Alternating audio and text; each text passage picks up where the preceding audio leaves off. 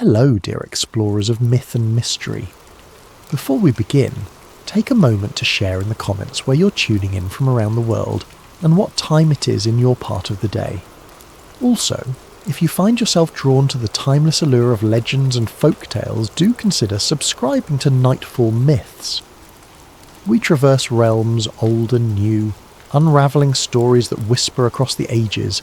Now, prepare to journey into a time before human footsteps shaped the ground, when only one man and his faithful cow roamed the newborn earth.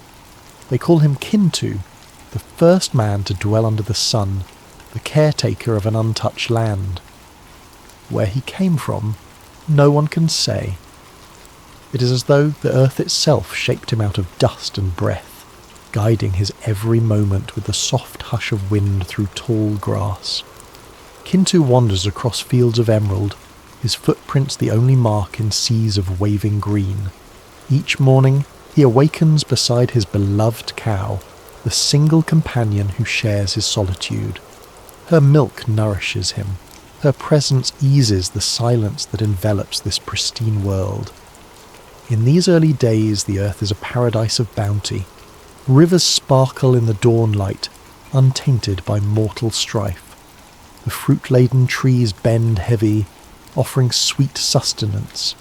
Kintu speaks little, for there is no one to converse with, only the cow, who gazes at him with calm, dark eyes. Yet in that quiet, an unspoken exchange passes between them. He is caretaker, she is friend, and the land flows in gentle harmony around them both. At night, Kintu sleeps beneath a canopy of brilliant stars. They twinkle more brightly than any city light known in modern times. There is no haze of industry to dim their splendour.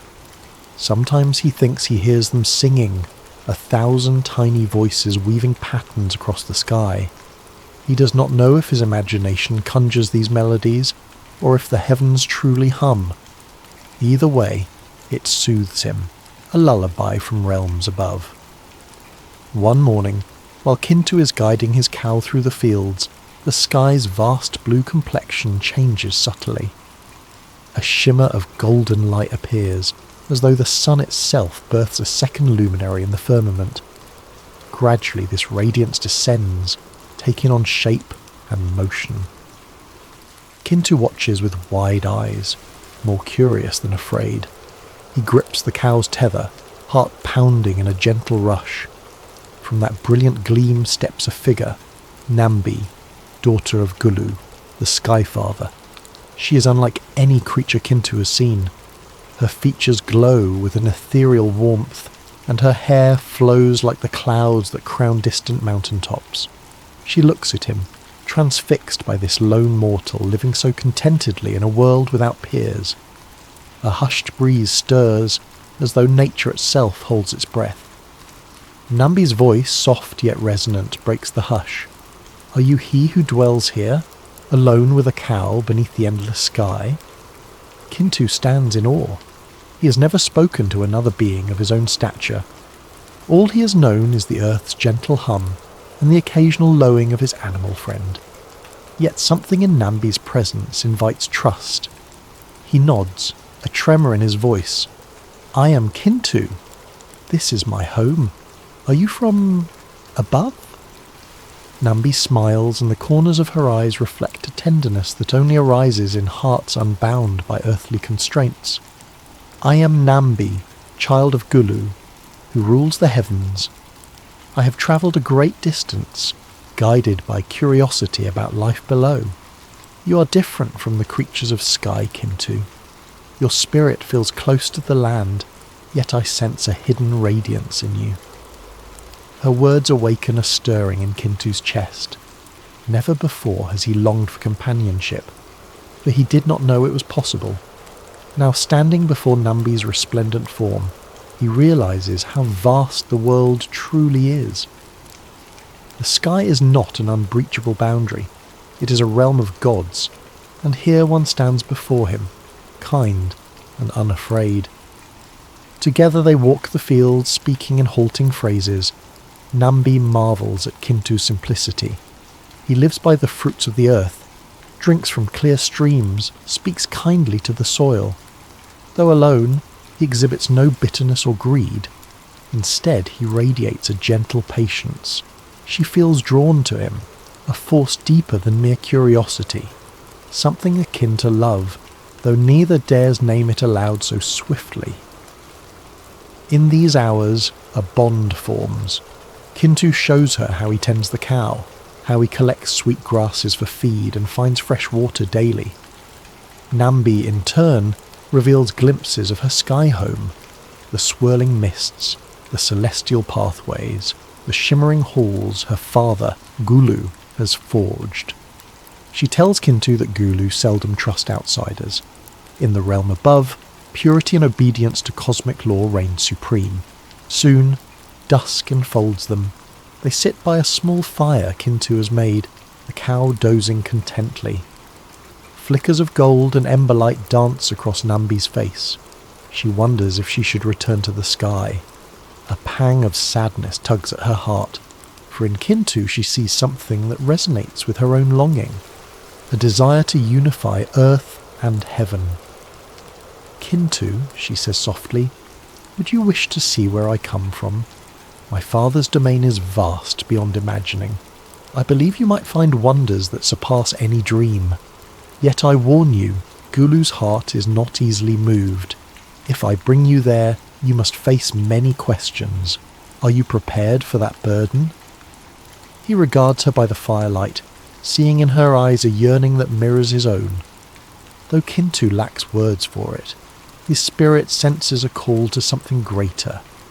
He has lived in peace with the earth, but something about Nambi's presence awakens his soul to the possibility that humankind is meant for more than solitary existence.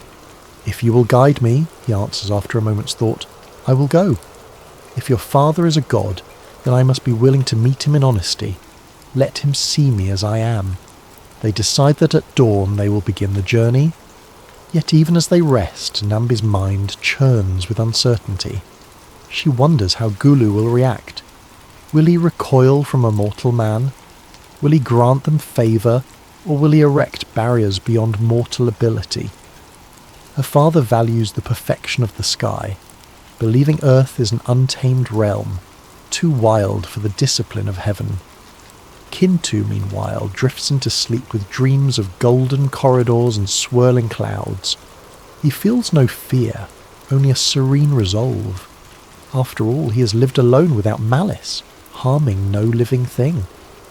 If the gods demand virtue, he will show them the humility of the land, the humility that forms mountains from patient accumulation of dust, and that nurtures forests from mere seeds. With sunrise they depart. Nambi's radiant aura envelops the cow as well, carrying it along. Kintu cannot bear to leave his faithful companion behind. In a burst of celestial light, they ascend. The air grows thin, and the sky transforms from a tranquil blue to a realm of vibrant mist. Kintu feels an exhilarating rush, as though stepping into a dream made real. Clouds pass around them like soft living creatures. In Nambi's gentle grip he senses assurance. Thus begins Kintu's fateful venture into the sky kingdom of Gulu, a realm no mortal has entered, where tasks beyond comprehension await. A hush falls over the earth below, as though holding its breath for what lies ahead. For in this crossing, destiny will be shaped, union of earth and heaven, or a schism that sows consequences everlasting. The sky opens like a vast tapestry of shifting blues and whites. Kintu, cradled in Nambi's ethereal glow, gazes in astonishment at swirling cloud bridges and pillars of shimmering air that extend infinitely above. He can hardly fathom the marvel of it. Corridors woven from starlight, streams of cloud water, and hidden pockets of luminescent flowers. Nambi leads him gently onward, her presence both comforting and charged with excitement. Far below, he sees the earth recede until it's but a patchwork of green and brown, with winding rivers and shimmering seas. Soon they approach Gulu's domain, an expanse of floating terraces crafted from pure sky stone. Translucent walkways reflect cosmic patterns beneath their feet. Light filters through, forming prismatic halos that ripple across walls made of wind-hardened crystal. At the heart of this domain stands the grand hall of the sky god, towering above all else, ringed by swirling currents that appear as living sculptures.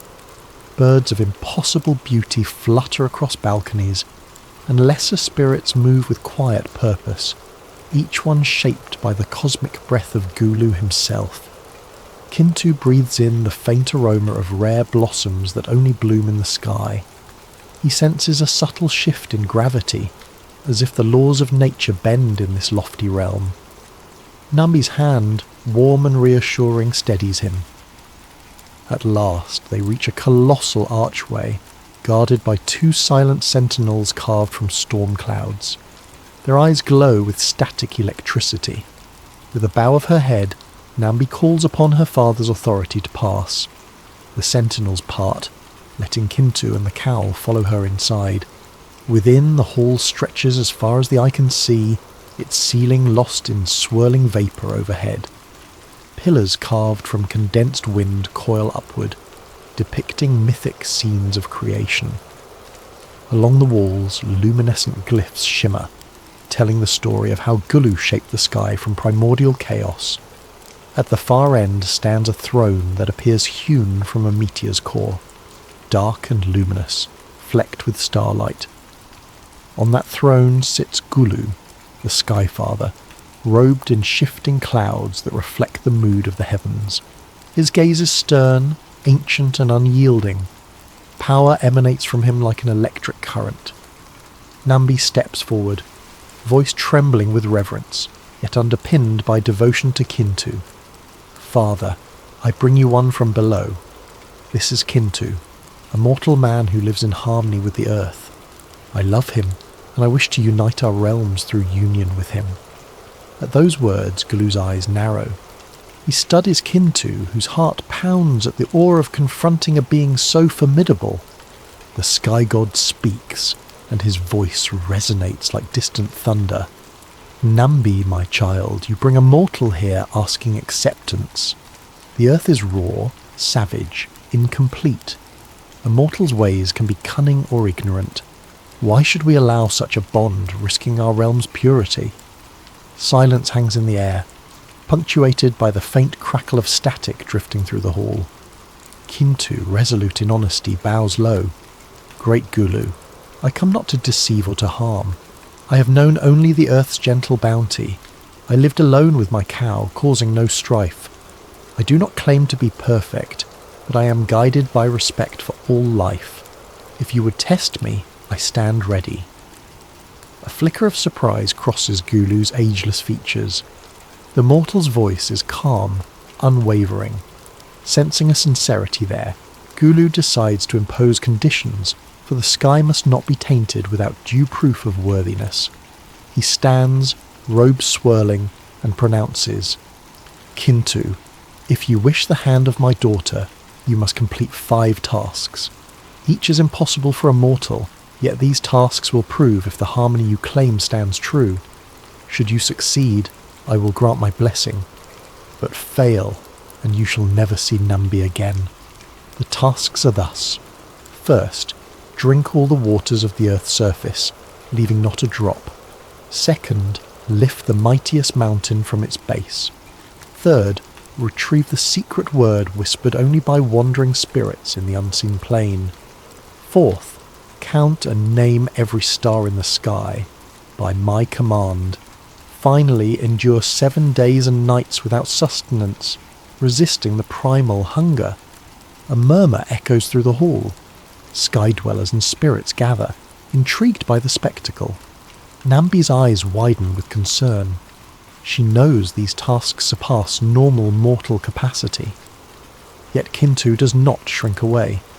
He bows again, humility in every line of his posture. I accept, great Gulu. If it is your will, I shall undertake these tasks, trusting in Earth's wisdom. Though Gulu's expression remains stern, a trace of curiosity flickers across his brow. Very well, you'll begin at once. My children will observe and ensure you do not cheat. If you accomplish the impossible, only then shall you be deemed worthy. Thus the sky realm mobilizes. Spirits flit about, preparing vantage points to watch each trial. Nambi stands to the side, heart pounding with both admiration and fear for Kintu. She yearns to help him, but knows these tasks measure his inner essence. Her father would not accept victory by interference. The first test, drinking all Earth's waters.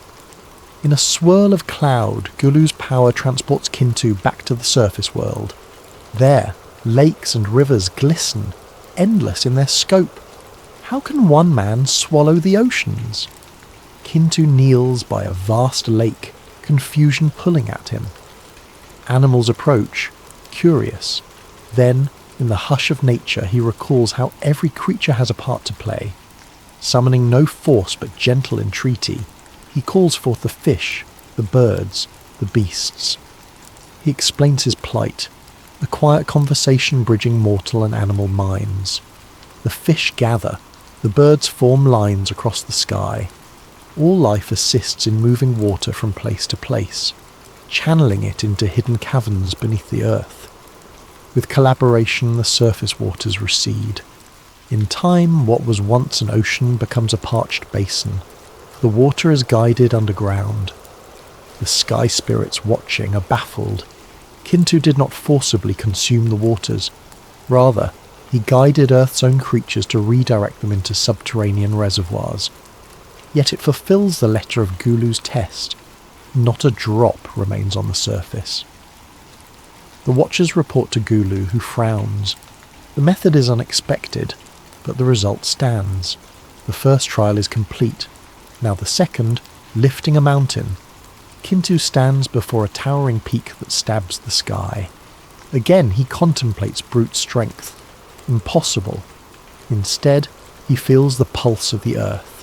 Stones shift underfoot, and the mountain resonates with an ancient slumbering spirit. Kintu hums a soft tune, a lullaby for rock and soil. Slowly, the foundation loosens, and the mountain spirit awakens. Boulders and gravel swirl in quiet dance.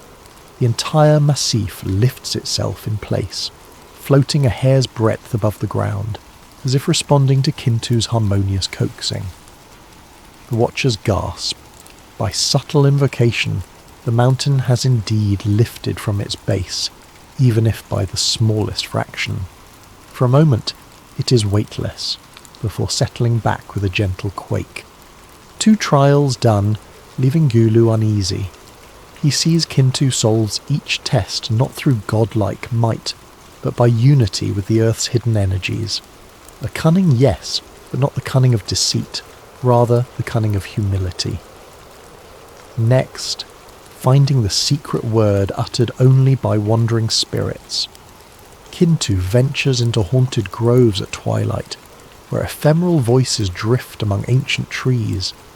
He sits in meditation for days, letting the wind's whisper pass through him. A lesser man might cower or try to command the spirits. Kintu only listens. He offers them respect, promising to share any blessings with all living things.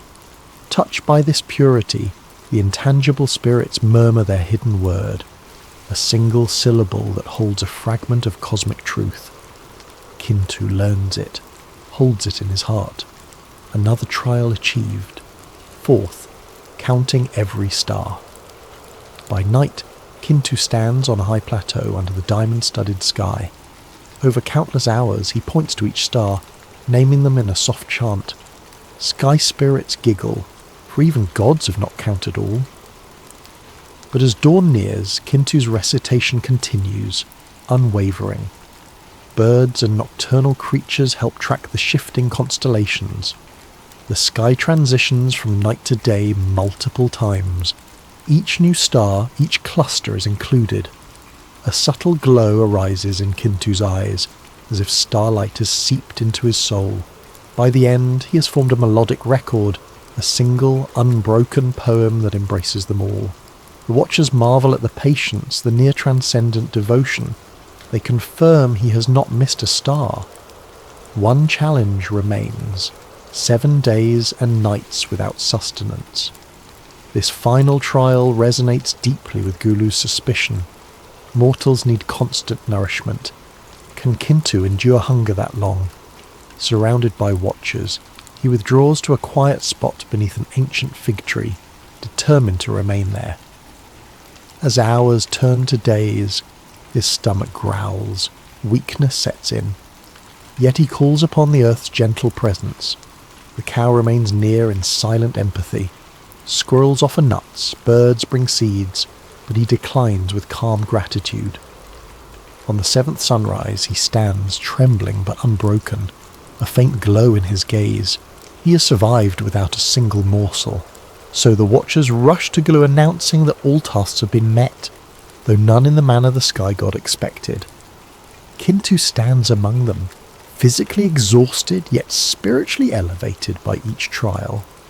Nambi's eyes gleam with joy and relief. The hush in Gulu's grand hall is profound as father and daughter stand face to face. Thus ends the second part of our tale, with the mortal man surpassing every challenge. Yet Gulu, though astonished, remains wary. Can a union of earth and sky truly endure? Gulu's grand hall fills with onlookers, sky spirits, lesser deities, and luminescent avian creatures perched along the pillars. All have gathered to witness the verdict. Kintu, spent from his trials, stands before the sky god. Nambi is at his side, her hands clasped tight in hope. An undercurrent of tension crackles through the air, a tangible hush that begs resolution. High upon his meteor throne, Gulu's stern face betrays traces of turmoil. He cannot deny Kintu's success. The mortal man overcame tasks deemed impossible. And more astonishing than each deed is the manner in which they were performed, not by raw power, but by gentleness, synergy, and unwavering faith. It gnaws at Gulu's preconceived notions that earthly life is brutish. Perhaps there is purity below that the sky realm has overlooked. Yet a father's protectiveness lingers. Gulu addresses Kintu in a voice like distant thunder. You have passed my trials, though in ways I did not anticipate. I sense no deception in your methods, therefore I must honour the agreement. Nambi, my daughter, you are free to wed this mortal if you so choose. But heed me, crossing between earth and sky invites peril. My final command is this: once you depart for earth, do not return. The boundary is fragile. Return and you risk unravelling fates not meant to mingle. A wave of relief sweeps the hall. Nambi rushes forward, radiating gratitude. She kneels at her father's feet, pressing her forehead to the crystal floor. Thank you, father. I vow we shall be mindful of your warning. Then rising, she embraces Kintu, 2 realms forging a sacred bond. The watchers murmur approval, though a few remain wary. Preparations for the union commence. Heavenly artisans weave garments from star silk for Nambi, while Kintu is anointed with rare oils that reflect cosmic luminescence. Even the cow is garlanded with ethereal flowers that shimmer in blue and white. There is a sense of wonder in the air, for seldom has the sky realm beheld a wedding that merges mortal essence with divine lineage. In the midst of these festivities, another figure observes from the shadows. Walumbe, Nambi's brother, known as the spirit of death and suffering. He stands at the periphery, face half lit by the glow of swirling lamps.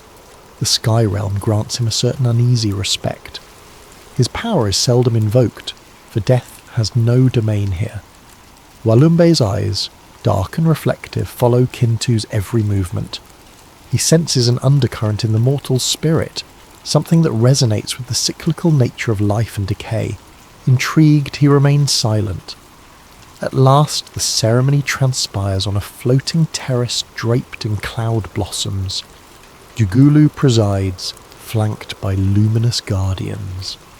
Nambi and Kintu stand at the centre, hands entwined. Soft music, played on instruments shaped from wind and starlight, echoes among the onlooking spirits. The vow is simple: echoing the primal bond forming between earth and sky, to cherish, to protect, and to uphold harmony between realms.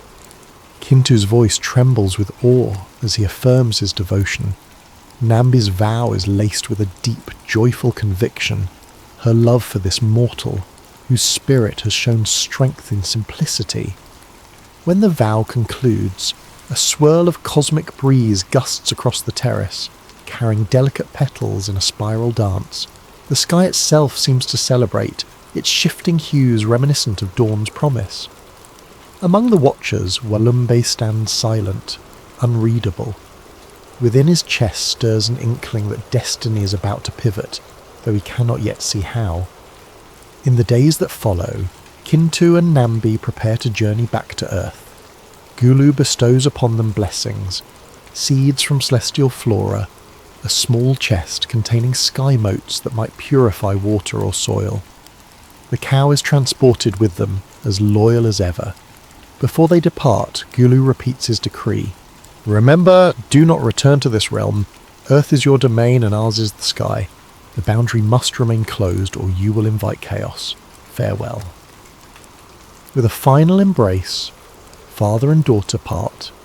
Nambi's eyes glisten with emotion. The newlyweds descend through shimmering cloud paths. On Earth, they land upon a sunlit field near a quiet forest. The sense of homecoming fills Kintu's heart. This is the land he knows, but now enriched by the companionship of a goddess. Nambi steps onto grass with wonder, feeling the earth's pulse beneath her feet. Life flourishes. By day, they explore meadows and rivers, blending celestial knowledge with the earth's rhythms. They plant the seeds Gulu gave, and wondrous plants sprout, providing nourishment more bountiful than ordinary crops. Birds gather in joyous flocks, sensing the serenity emanating from this union. Even the animals approach without fear, drawn to Nambi's gentle presence and Kintu's kind spirit. Earth's hush transforms into a soft symphony of coexistence. In time, they have children, an unprecedented fusion of mortal clay and divine spark. The children inherit facets of both realms, robust in body, luminous in soul. Their laughter resonates with Earth's heartbeat, hinting at new possibilities for humankind. Kintu's daily tasks revolve around farming, tending animals, and cherishing family. He remains deeply grateful to the earth that nurtured him. Nambi, for her part, teaches them bits of sky lore, small wonders that spark imagination. All seems idyllic, until one dawn, as Nambi prepares to cook a meal, she realizes they have left an essential cooking utensil in the sky realm, an item Gulu gifted for safe food preparation. Without thinking, she laments to Kintu, "If only we had that pot from my father's hall, our meal would be tastier and done more quickly." Kintu frowns, recalling Gulu's strict warning. "We can manage without it," he suggests gently.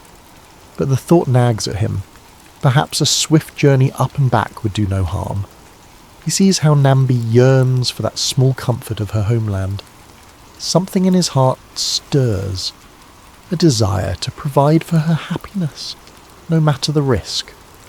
Despite Nambi's caution, Kintu insists, "I will go alone. It will be quick. I shall retrieve the pot and return at once." She wavers, reminding him, "Father forbade it. If you break that command, who knows what might follow?" But Kintu, moved by love and the innocent assumption that a quick errand cannot hurt, reassures her, "All will be well, beloved." Thus he sets off. Finding the place where they first ascended, he calls upon the memory of those swirling winds. At first, the sky seems reluctant to open, as though Gulu's warding is in place. Yet Kintu's recollection of the path, combined with the faint residue of divine blessing, allows him to slip through. He emerges once more in the sky realm, creeping through silent corridors in search of the pot. Unbeknownst to him, Walumbe has sensed this breach. The spirit of death glides in the shadows, curious about what draws Kintu back. Observing the mortal rummaging in Gulu's hall, Walumbe realizes this is an opportunity. He recalls a primal law. What belongs to Earth must remain on Earth or the cycle is disturbed. Walumbe, embodying the potential for decay and end, wonders if it's time to claim a place in that realm of mortal life. Kintu locates the pot, overjoyed he can bring a piece of comfort to Nambi. As he turns to leave, Walumbe steps forward, silent as a falling leaf. The spirit's eyes, dark as a moonless night, bore into Kintu's. A subtle dread creeps over the mortal man. He senses that something is wrong, that he has violated the boundary Gulu set. Yet Walumbe does not attack. Instead, in a disconcertingly soft tone, he addresses Kintu. "Why do you return here, mortal? Has your new life on Earth wearied you so soon?" Kintu stammers. I came only to fetch an item for my wife. I will leave now." "Then I shall follow," Walumbe murmurs. "I've seen enough of the sky. Perhaps Earth needs my presence too." Kintu attempts to dissuade him. "No, Gulu forbade any crossing again. Please, remain in your realm." But Walumbe's spectral form drifts closer, intangible. "You open the way. Let us see how the Earth's tapestry weaves with the thread of my essence. Mortality has been too stagnant. Perhaps I bring necessary balance." A sly, sorrowful smile crosses his lips, as though he knows a cosmic secret that Kintu cannot fathom. Fearing confrontation with Gulu, Kintu rushes out, carrying the pot. Walumbe follows, unseen, a wisp of shadow. The path to Earth encloses them in swirling cloud. Kintu feels dread mounting, for he knows now he has transgressed the cardinal rule. When they arrive, Nambi is waiting, relief in her eyes, but it fades to horror when she senses Walumbe's presence behind her husband. So concludes the third segment, with the boundaries sundered and Walumbe crossing into mortal territory. The stage is set for a dire shift. Mortality beckons, drawn by a single act of disobedience. The golden sun overhead belies the sudden chill that grips Nambi's heart. Walumbe emerges fully onto Earth, a presence that unsettles the tranquil fields. Though intangible in form, he radiates a subtle heaviness, as if the air thickens around him. Kintu clutches the sky pot, realizing the weight of his error. He tries to speak, but words fail. Nambi stands close, dread mounting in her eyes. Walumbe gazes across the lush expanse, forests swaying, rivers glinting, birds weaving overhead. The ghost of a smile touches his lips. "So this is Earth, the cradle of mortal life. How vibrant. Yet you, Kintu, have undone the boundary. Whatever follows cannot be blamed solely on me. It is your choice that opened the door." Nambi grasps Kintu's arm. "What do we do? Father will sense this. If Walumbe remains here, what might happen?" Kintu's thoughts race. He recalls Gulu's grim caution. Returning to the sky might bring ruin. Now, ruin stands in corporeal form, staring them down. Guilt gnaws at Kintu's core. He wonders if there is a way to force Walumbe back or to entreat Gulu for help. Suddenly, the ground shivers, as though reflecting the disturbance in cosmic law. In the distance, animals raise anxious calls. Walumbe's intangible shape flits from place to place with eerie grace, sampling the earth. He bends near a flower, inhaling its scent. It wilts slightly, its petals losing colour. A passing bird falters mid-flight, dropping a feather that drifts downward. An intangible darkness creeps across the land, subtle but unmistakable. Nambi, tears brimming, steps forward, voice trembling. "Brother, please, you have no place here. Return to Father's domain. Do not sow your influence among these innocent creatures. The earth is fragile compared to the sky. But Walumbe only shakes his head. Sister, you romanticize Earth as some pure sanctuary, but mortality lacks a cycle if it does not include an end. I am that end, the complement to birth, ensuring renewal. Perhaps it was inevitable that I find my way here. Kintu, pressing the pot to his chest, steels himself. If the boundary is broken, let us mend it. I will go to Gulu, confess my fault. I will do anything, beg, plead for Walumbe's removal. But Nambi seizes his hands, shaking her head vehemently. Don't you see? Returning again is precisely what Father forbade. We risk compounding the damage. Let me think if there is a different path. Despite the tension, Walumbe's presence is strangely calm. He wanders, observing insects crawling, grass bending in the breeze. Each living thing, upon contact with his aura, seems to waver, like a candle flickering. Uncertainty saturates the air. Meanwhile, Kintu's children approach from afar, drawn by the commotion. Nambi hastily waves them away, a silent command to keep distance. She cannot risk exposing them to Walumbe's energy, though they remain ignorant of the threat. Hours pass, the sun arcs lower. The livestock sense something amiss, milling about restlessly. Walumbe lingers in the yard, as if acclimating to the physical realm. Evening descends, colouring the sky in streaks of rose and orange. At last, Kintu musters the courage to address the unspoken crisis.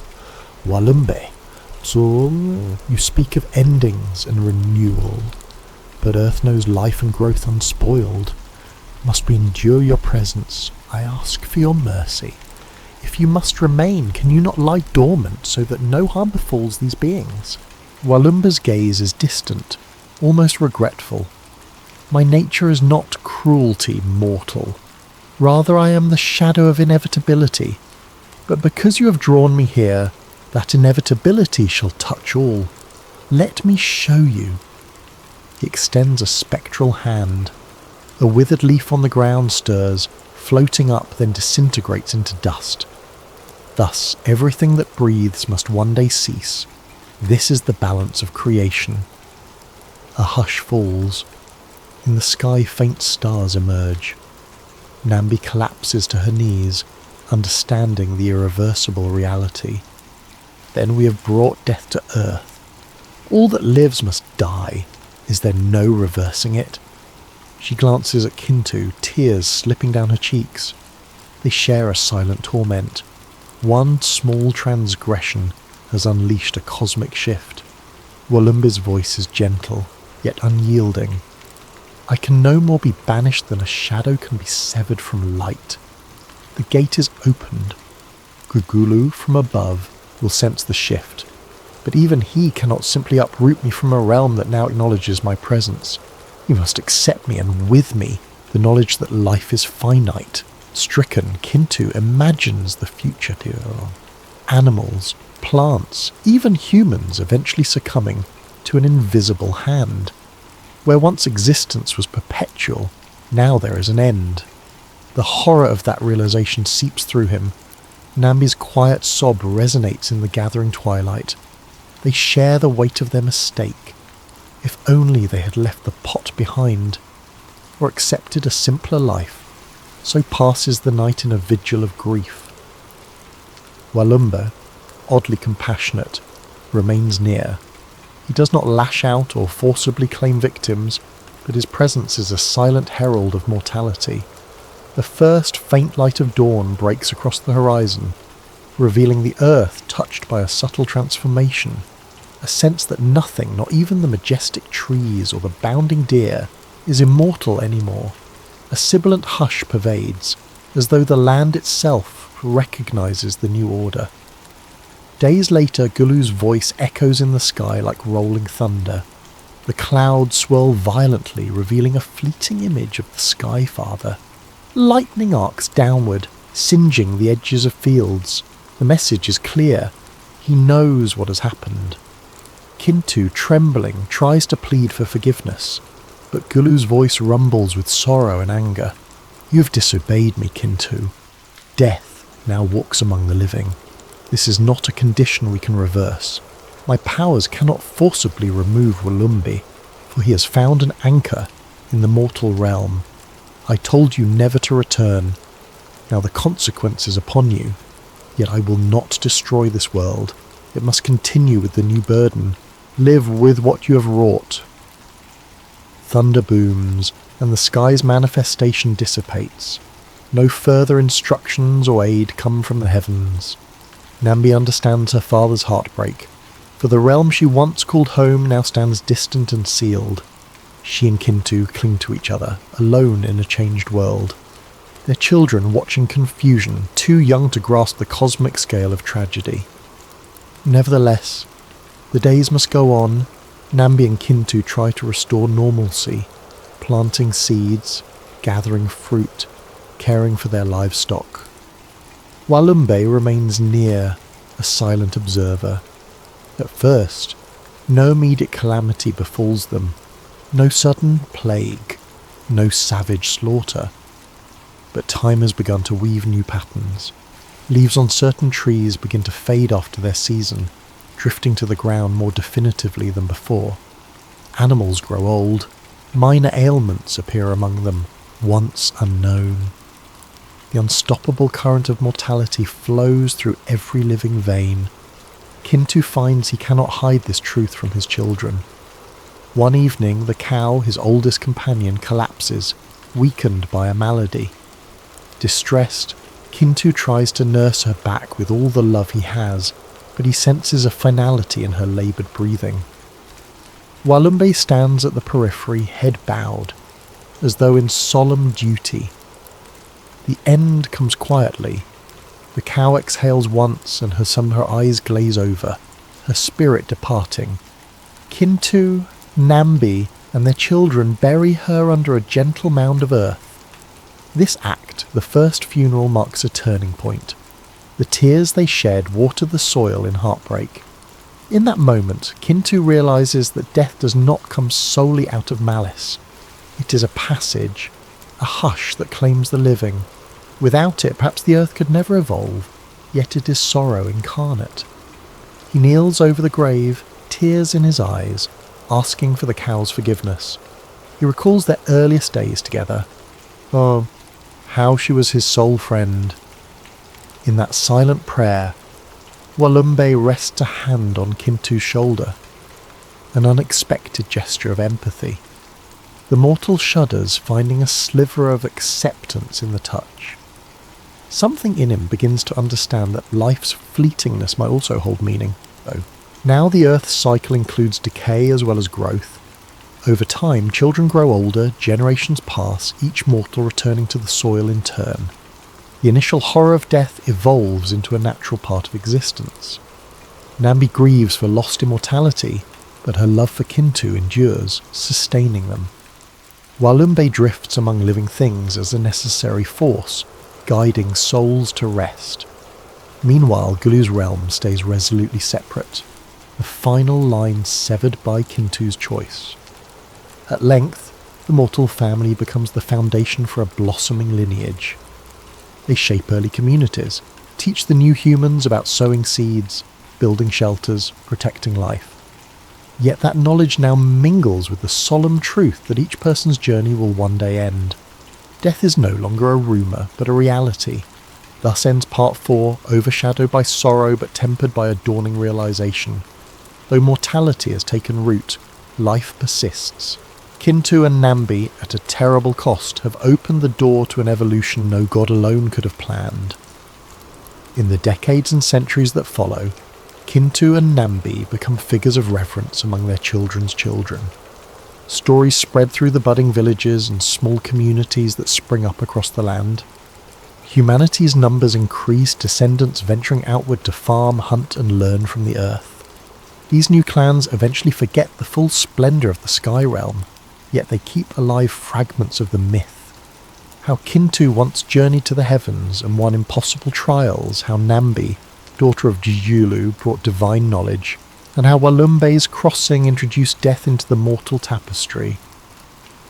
Kintu himself ages slowly, retaining a measure of vigour, perhaps due to the faint residue of heavenly blessing. Nambi likewise remains youthful in spirit, though her heart bears the weight of nostalgia for the sky she can never revisit. The children they raise exhibit wondrous gifts. Some can speak with animals, some harness subtle healing abilities.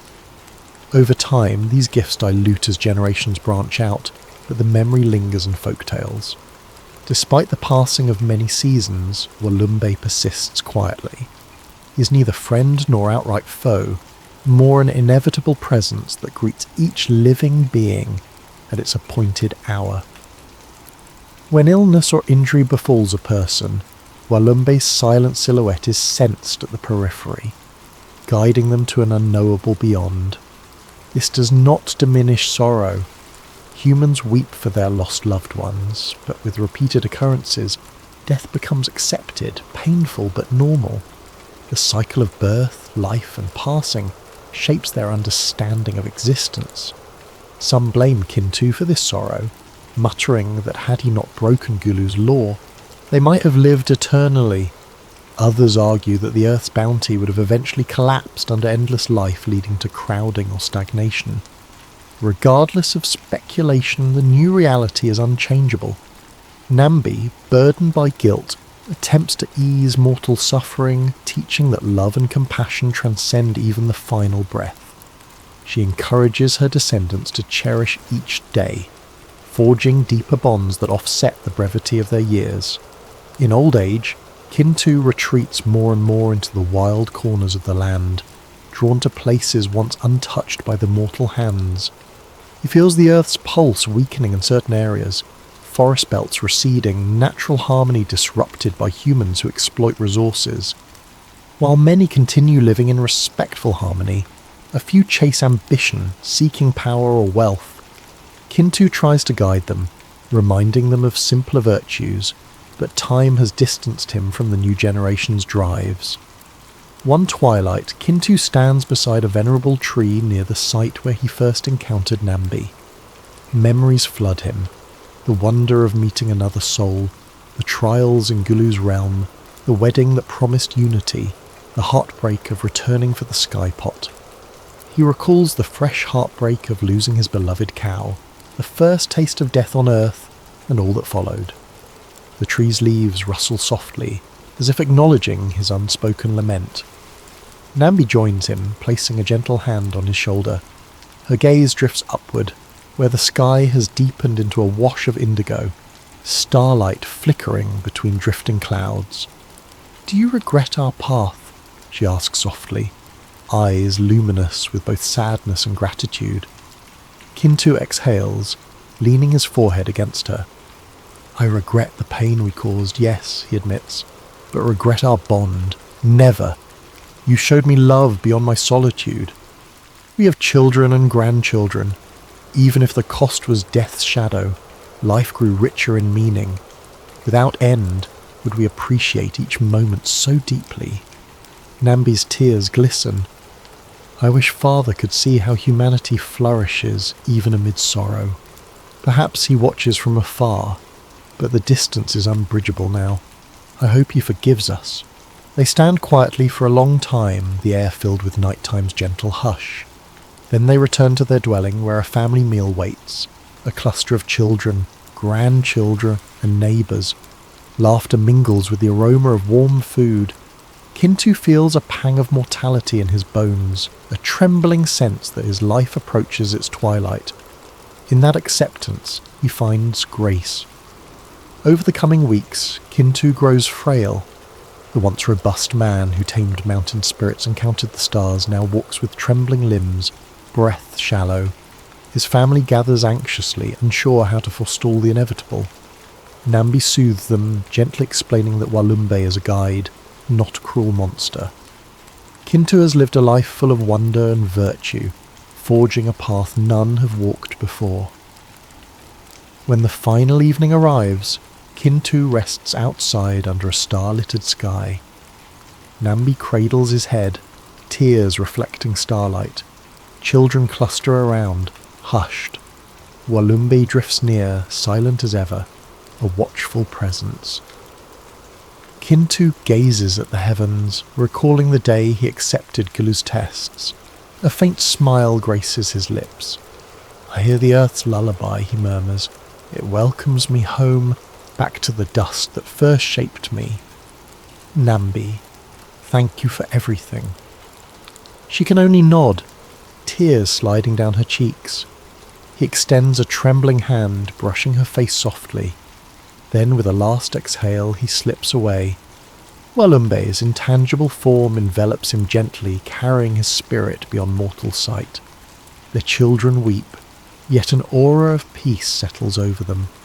In that quiet, Nambi senses Gulu's distant presence, like a faint resonance in the air. No thunder or condemnation arrives, just a subtle cosmic acknowledgement that Kintu's journey has ended. She kisses his brow, feeling the hush of a final farewell. Kintu's funeral becomes a sacred event. The clan gathers to bury him beneath a revered tree, where his beloved cow was once laid. They chant prayers, mindful that Kintu's life bridged earth and heaven, forging humanity's legacy. Flowers and seeds from the sky realm are placed at the grave, symbolising the union that gave rise to all their lineage. Walumbe stands at the periphery, respectful. He does not claim more than his due. The cycle continues. In the centuries after, Kintu's name becomes legend. Tales of his communion with nature, the impossible trials, and his marriage to a sky goddess spread beyond his clan. People speak of him as the father of all mortal life, the one who introduced both the gift of divine heritage and the sorrow of death. Some revere him as a revered ancestor or even a demigod, leaving offerings at certain sacred groves, hoping his spirit might still bestow guidance. Nambi remains on earth, raising their children's children, weaving a tapestry of wisdom that ties each generation back to the story of how love bridged two realms.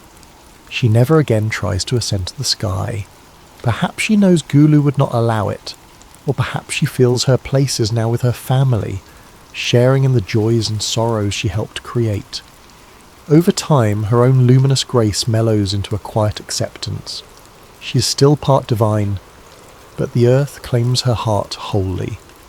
Walumbe's presence endures, quietly shaping mortal fate. Over eons, humans adapt. They build rituals to honour ancestors, to ease the passage from life to death. They develop deeper empathy, for they recognise that every moment is precious. In this manner, death becomes not just a tragedy, but a teacher, urging them toward kindness and communal bonds.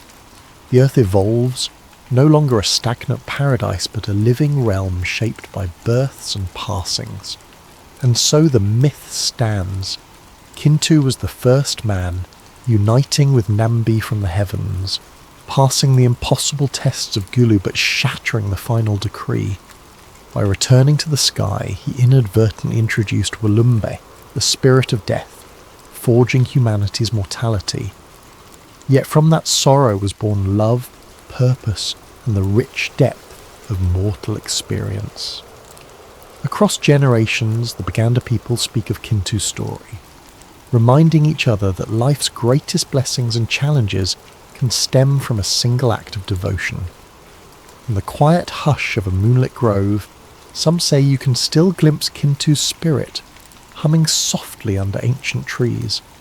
Others claim they hear Nambi's gentle laughter on the breeze.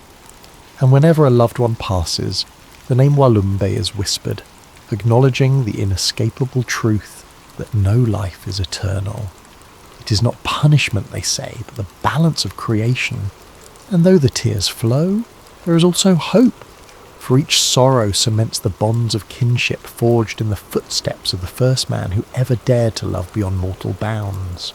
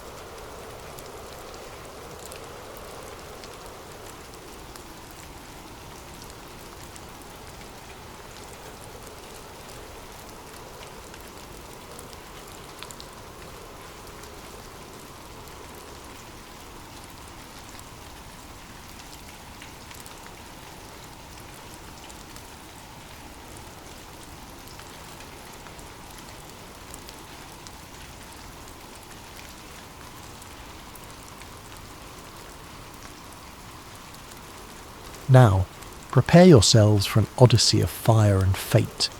Let us embark on part 1 of the Flame of Theos.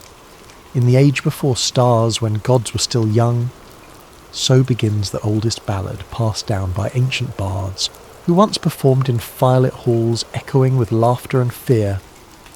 In those primordial days, the newly formed world was a land of shifting wonders. Mountains rose as if startled from slumber, and rivers carved their way through stone to find the sea. In this time of awe, the Sky-Father looked upon the mortal realm and found it cloaked in a gloom that weighed on every living soul. Yearning to pierce this darkness, he ignited a piece of the cosmic furnace at the heart of creation, and placed it upon the highest peak. So was born the Flame of Theos. Older than memory, more potent than any flickering torch, the flame shimmered in unsettling hues of gold, crimson and sapphire, as if it contained the entire spectrum of the cosmos. Legends claim that anyone who touched it would receive divine knowledge. But such a gift was not granted lightly, for the flame was as much a trial as it was a blessing. It was said that only one mortal soul in each age could truly seek its fire. Those who approached without that sacred calling found themselves scorched, hollowed out, and transformed into statues of glimmering glass. Through these centuries, stories of heroes, villains, and fools alike circulated, each tale a testament to the flame's awe-inspiring power. For many generations, mortals pondered why the Sky-Father had chosen to set such a demanding test. Was it a reward to the humble, a lure for the ambitious, or a punishment for the prideful? Depending on the teller, the Flame of Theos was either a beacon of salvation or a herald of doom. Mothers warned reckless children not to dream too grandly, while wandering minstrels sang songs of souls who dared to climb Mount Kerith in search of the fire, only to vanish in a final agonized flash. Kings and queens, hearing of the flame's promise, often dispatched their bravest knights, yet those warriors returned as silent shards, reflecting the sorrow of their unworthiness. Still, the legend endured that once in every age, one mortal could withstand the flame's trial. Such a seeker would inherit not just knowledge, but also the power to shape destiny for good or ill. This possibility ignited countless aspirations. Many saw the flame as a path to immortality, others saw it as a portal to ultimate rule. Yet the curse that shadowed the gift remained. Hubris would be burned away, as would any ambition that placed personal gain above the greater balance. In this precarious dance between divine insight and mortal folly, few dared to tread. Within the realm's annals stood testimonies of a handful who did survive. One legend told of Althea the healer, who cradled the flame in her hands and brought healing arts to her entire kingdom. Another rumour spoke of Varus the tyrant, who seized the flame and unleashed wars of annihilation, until the fire spirit turned its wrath upon him. Whether these tales were truth or mere cautionary fables, no one could say for certain. What all accounts agreed upon was the presence of the mysterious guardian, Theos, an entity whose form and purpose transcended mortal comprehension. Theos, the ancient spirit embodying the eternal flame, manifested differently depending on the seeker's heart. Some beheld a regal stag wreathed in blazing antlers, hooves striking sparks upon the ground. Others glimpsed a swirling tempest of embers that spoke with crackling thunder. Yet there were those with gentler hearts who saw a glowing child radiant with innocence. Theos was neither inherently benevolent nor malevolent. It existed as a balance, a test, and a mirror to human souls. In some obscure texts, Theos was described as the very voice of the Sky-Father, an emissary meant to reveal the sincerity or deception in all who approached the flame. But despite these stories, centuries passed where no champion emerged to claim the gift. The mortal realm fell into a routine of common struggles and fleeting triumphs, wars that erupted over land and pride, alliances formed out of desperation, and heroes celebrated in the wake of conflict. The flame of Theos perched upon the mist-shrouded summit of Mount Kerith, became a remote legend that few dared to believe might still be real.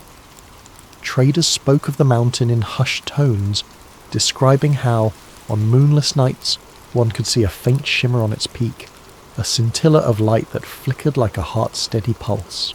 At the foothills of distant mountains, in a small village mostly unremarkable to kings and lords, lived a blacksmith named Kalin. He was young, though his strong arms and soot-stained cheeks spoke of countless hours forging steel. Known for crafting tools and occasionally the finer swords demanded by local knights, Kalin nursed a secret ambition. Though he hammered weapons for war, he despised their purpose. Each clang of metal on metal resonated in his chest as a reluctant drumbeat to conflict, a cry that he yearned to silence. But what could a single smith do to quell the endless cycle of violence? Kalin's mother had once told him stories of the flame of Theos, recounting the same myths that enthralled wandering minstrels. As a child, he thought them mere fables, yet a restless spirit always stirred inside him, sparked by a desire to do more than just arm men for bloody battles. Night after night he gazed into the heart of his forge's fire, imagining it held the same cosmic brilliance as the legendary flame on Mount Carith. With each sword he shaped, he contemplated how that metal might serve to protect rather than destroy. One fateful evening, as Kalin dozed by the dying embers of his forge, he found himself enshrouded in a vivid dream. He saw the silhouette of a colossal stag, outlined in swirling fire. Sparks drifted around the creature like stars in a crimson sky. When he tried to move closer, his dream vision shifted, and the stag was gone, replaced by the image of a pale child who spoke without moving lips. "Seek the flame of Theos," the child's voice echoed in Kalin's mind, carrying an urgency he could not ignore. A sensation like molten metal pouring into his veins jolted him awake. In that moment, Kalin knew he had been given a sign. When dawn broke, he was determined to depart. Close friends and neighbours urged him to abandon this mad quest, warning him that even kings with their retinues of warriors had perished on Mount Carith. If those mighty ones failed, an old villager cautioned, how could a mere blacksmith hope to succeed? Despite their concerns, Kalin remained resolute. He sensed that the dream was more than a fancy of the sleeping mind.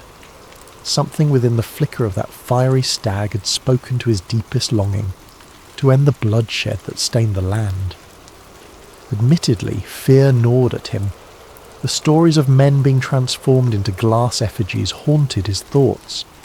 Yet something stronger than fear propelled him forward. Hope.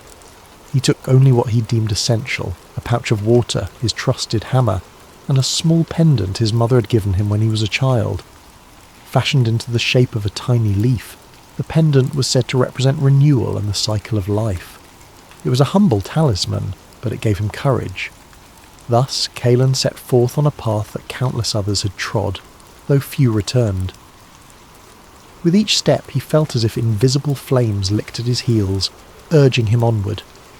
The early morning sun rose behind him, casting his shadow long across the dusty road that stretched to the horizon. In his heart the memory of the dream still smouldered, a promise that if he reached the summit, he might learn how to forge a blade that could sever war itself. Little did he know that a far greater power was already stirring from its slumber. Far to the north, in an opulent palace wreathed in the banners of a mighty empire, Queen Naria stirred from her own dream. Hers was not a vision of peace, but a prophecy of dominion. Soon, she too would set her sights on Mount Carith, igniting a chain of events that would test Kalin's resolve, reveal the nature of Theos, and decide the destiny of all. For whether through pure intent or ravenous greed, the flame of Theos called to those fated to seek it. Thus ended the quiet days of a humble blacksmith. The storm that would shape an era had only just begun to gather on the horizon. A single question burned in the wind. Who would be judged worthy when at last they stood before the flame? Stay with us for part 2 of The Flame of Theweaver, as Kalin takes the first steps of his perilous ascent. driven by a hope unlike any the realm has seen.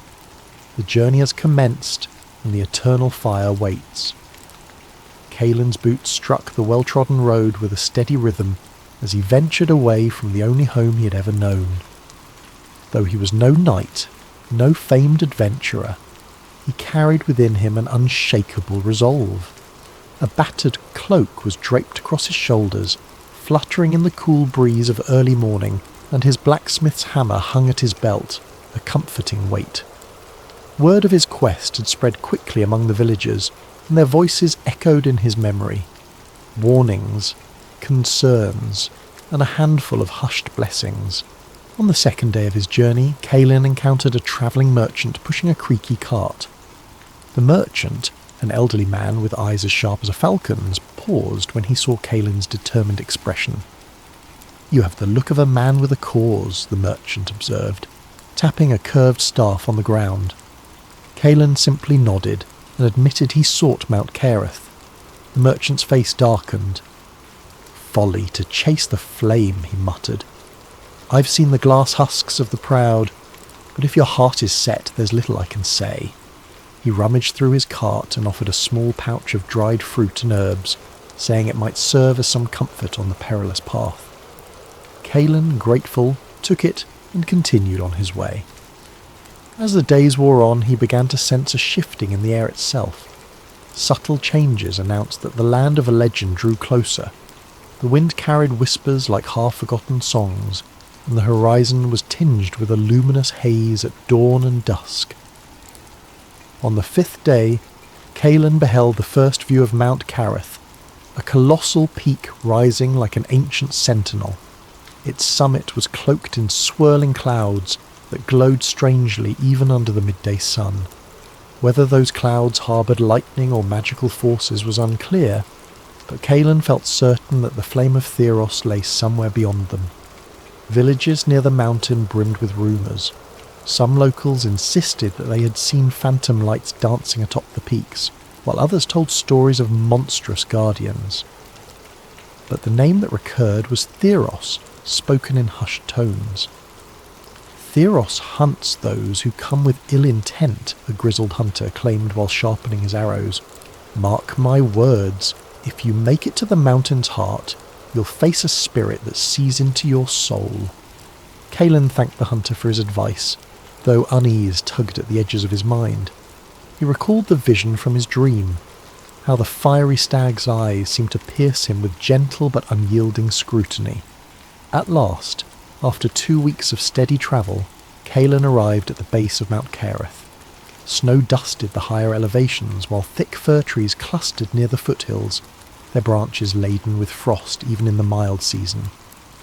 A narrow path led upward through craggy outcroppings and dense underbrush. The first step felt monumental, an echo of every folk tale about intrepid heroes or foolish wanderers who dared climb these slopes.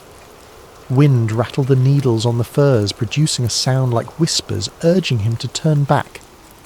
But he moved forward, each step a quiet statement of will. Before long, the ascending trail opened into a wide valley known as the Echoing Wind. According to rumour, this was the place that tested one's resolve through intangible voices. As Kalin ventured into this valley, the wind intensified, howling between jagged rocks. It was not long before he heard it, faint at first, then growing more distinct, as if countless voices called his name. They were the voices of people he knew, family, friends, even the blacksmiths he had trained under.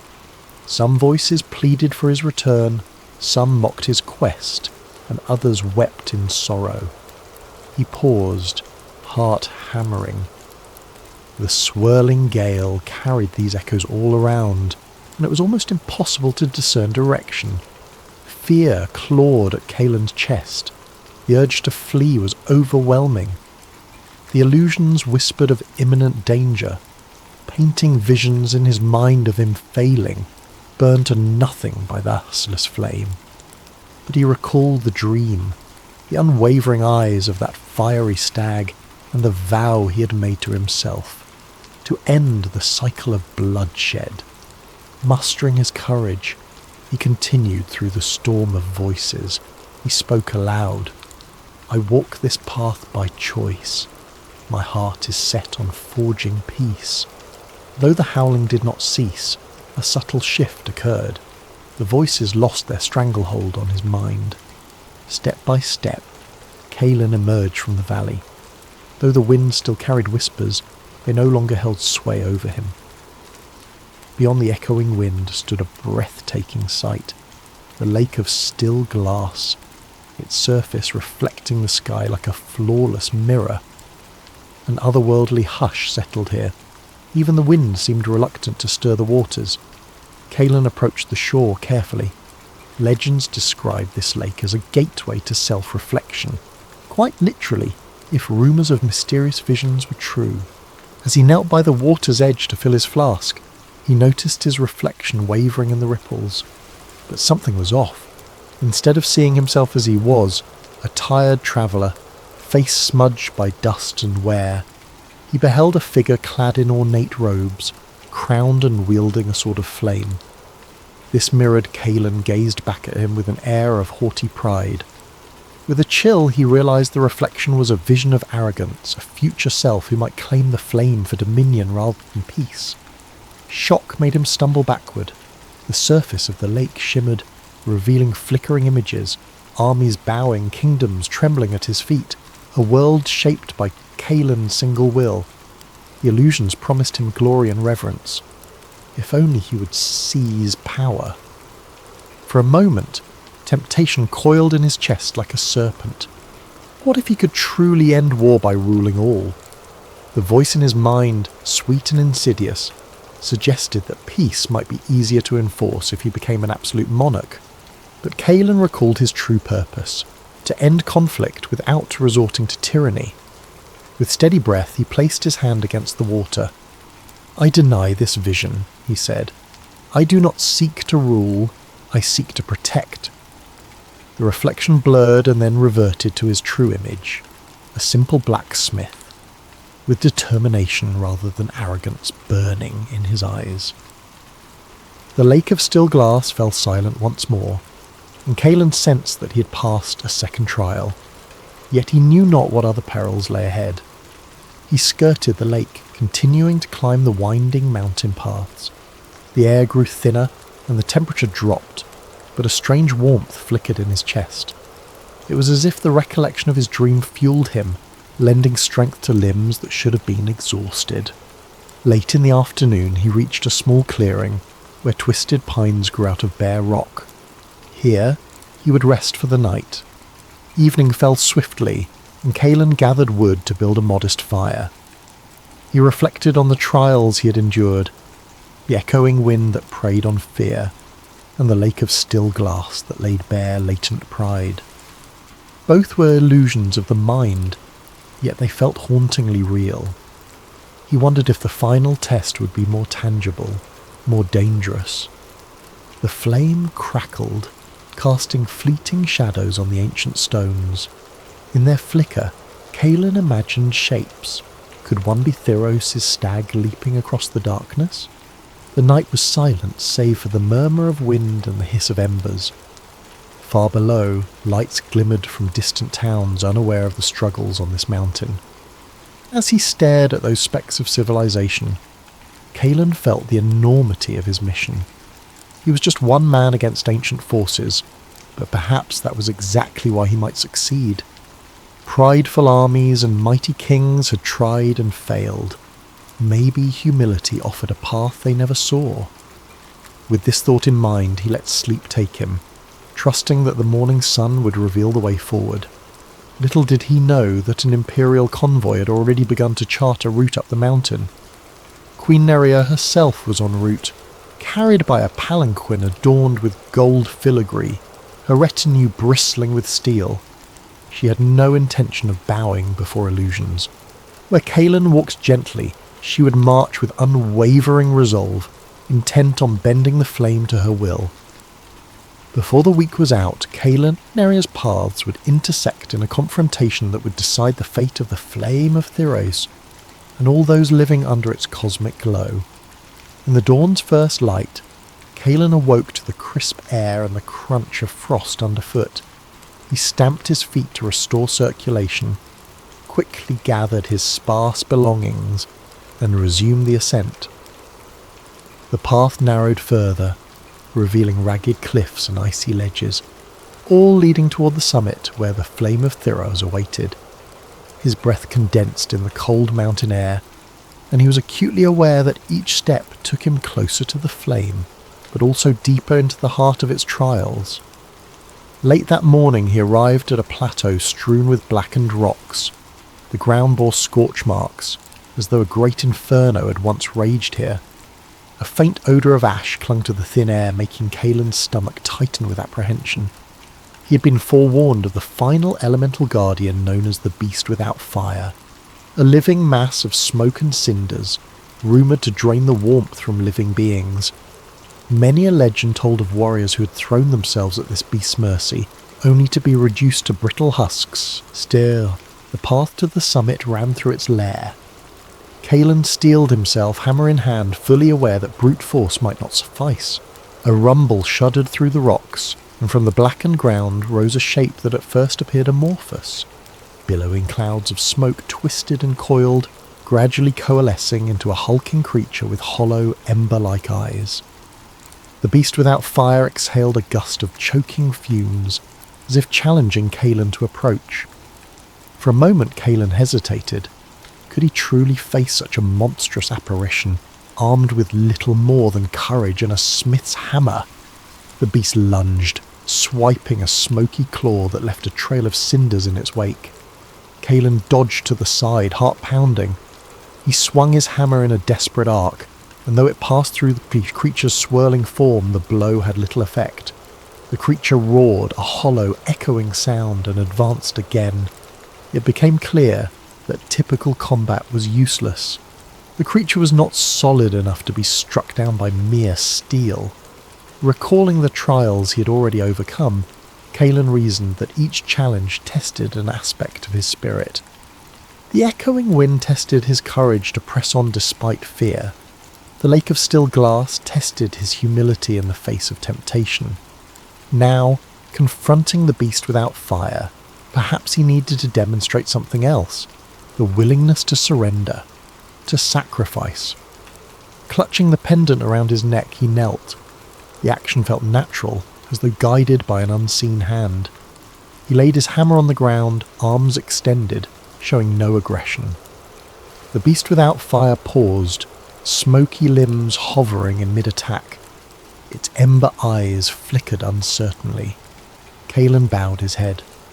"I do not come to conquer," he said softly, "but to learn. I surrender my pride and my weapons." Tension crackled in the air as the beast loomed above him. For what felt like an eternity, neither moved. Then slowly the swirling smoke receded. The beast's form became smaller, as if shrinking into itself. Finally, with a final swirl of ash, it dissipated entirely, leaving only a scattering of faintly glowing embers upon the blackened ground. Kalin exhaled a shaky breath, realizing he had passed the third trial. He retrieved his hammer, but did not hoist it in triumph. Instead, he felt a profound sense of gratitude. Every step of this pilgrimage had demanded he relinquish some fragment of vanity or fear. The trials were not about defeating foes in battle, but about purifying the intent that burned in his soul. With the Beast Without Fire vanquished, the path to the summit lay open. He pressed on, the air growing colder as the day wore on, though a warmth smouldered in his chest. Before nightfall, Kalin reached a narrow ridge that edged along a sheer cliff. From this vantage point he glimpsed the peak of Mount Kareth, an expanse of rock and ice crowned by a pulsating glow. Although distant, it cast dancing hues against the sky, a silent testament that the flame of Theos indeed burned beyond mortal comprehension. Yet as he inched along the precarious path, Kalin's eyes were drawn to a glimmer of torchlight far below. A line of soldiers ascended a different route, their armour catching the dying sunlight. At the head of this procession, carried in a luxurious palanquin, was Queen Naria. She wore robes of black and gold, her hair braided with gemstones. Even at this distance, Kalin sensed her aura of commanding authority. Seeing her host, he felt a pang of alarm. Rumour held that Queen Naria was a woman of unyielding ambition, rumoured to silence or banish all who dared question her. Why did she seek the flame now? The answer was as clear as any: the pursuit of power, or perhaps the ability to shape prophecy to her will. A chill ran through Kalin, not just from the cold wind, but from the possibility that the Queen's arrival might spell peril for the realms below. With urgency igniting his steps, Kalin navigated the final stretch of the ridge. He slipped once on loose gravel, nearly tumbling over the edge, but caught himself against a boulder. Panting, he pressed on, determined to reach the summit before night claimed the sky. Eventually, the path levelled out into a wide plateau strewn with pale stones that glowed faintly. An unnatural hush reigned, as though the world itself held its breath in the presence of something sacred.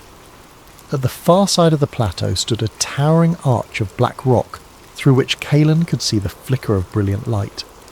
Kalin stepped under the arch, and there it was, the flame of Theos.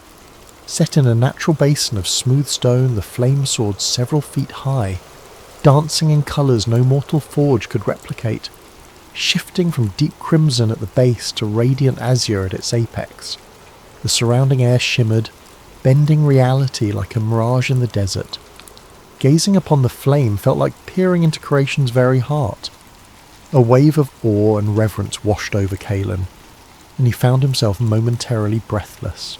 He glanced around for any sign of Theos, the mysterious spirit said to judge all who approached. Yet the only immediate sign of movement was the flame itself, gracefully swaying as though acknowledging Kalin's presence. With tentative steps, he moved closer. Heat emanated outward, but it was not the scorching burn of an ordinary blaze. Instead, it felt strangely inviting, like standing in a warm hearth on a winter's night. Still he was wary, for many had been reduced to glass in its presence. An unexpected voice, soft as a whisper yet resonant as thunder, spoke behind him. "Do you truly know what you seek?" Kalin spun around to see a figure enveloped in an ethereal radiance. At first it resembled a child wreathed in luminous flickers, but its features were indistinct, shifting like molten metal. "Theos," Kalin breathed. He sank to one knee out of reverence, though he sensed that such formality might be needless. The entity circled him, embers trailing in the air. "I see your journey has tested more than your strength," Theos said.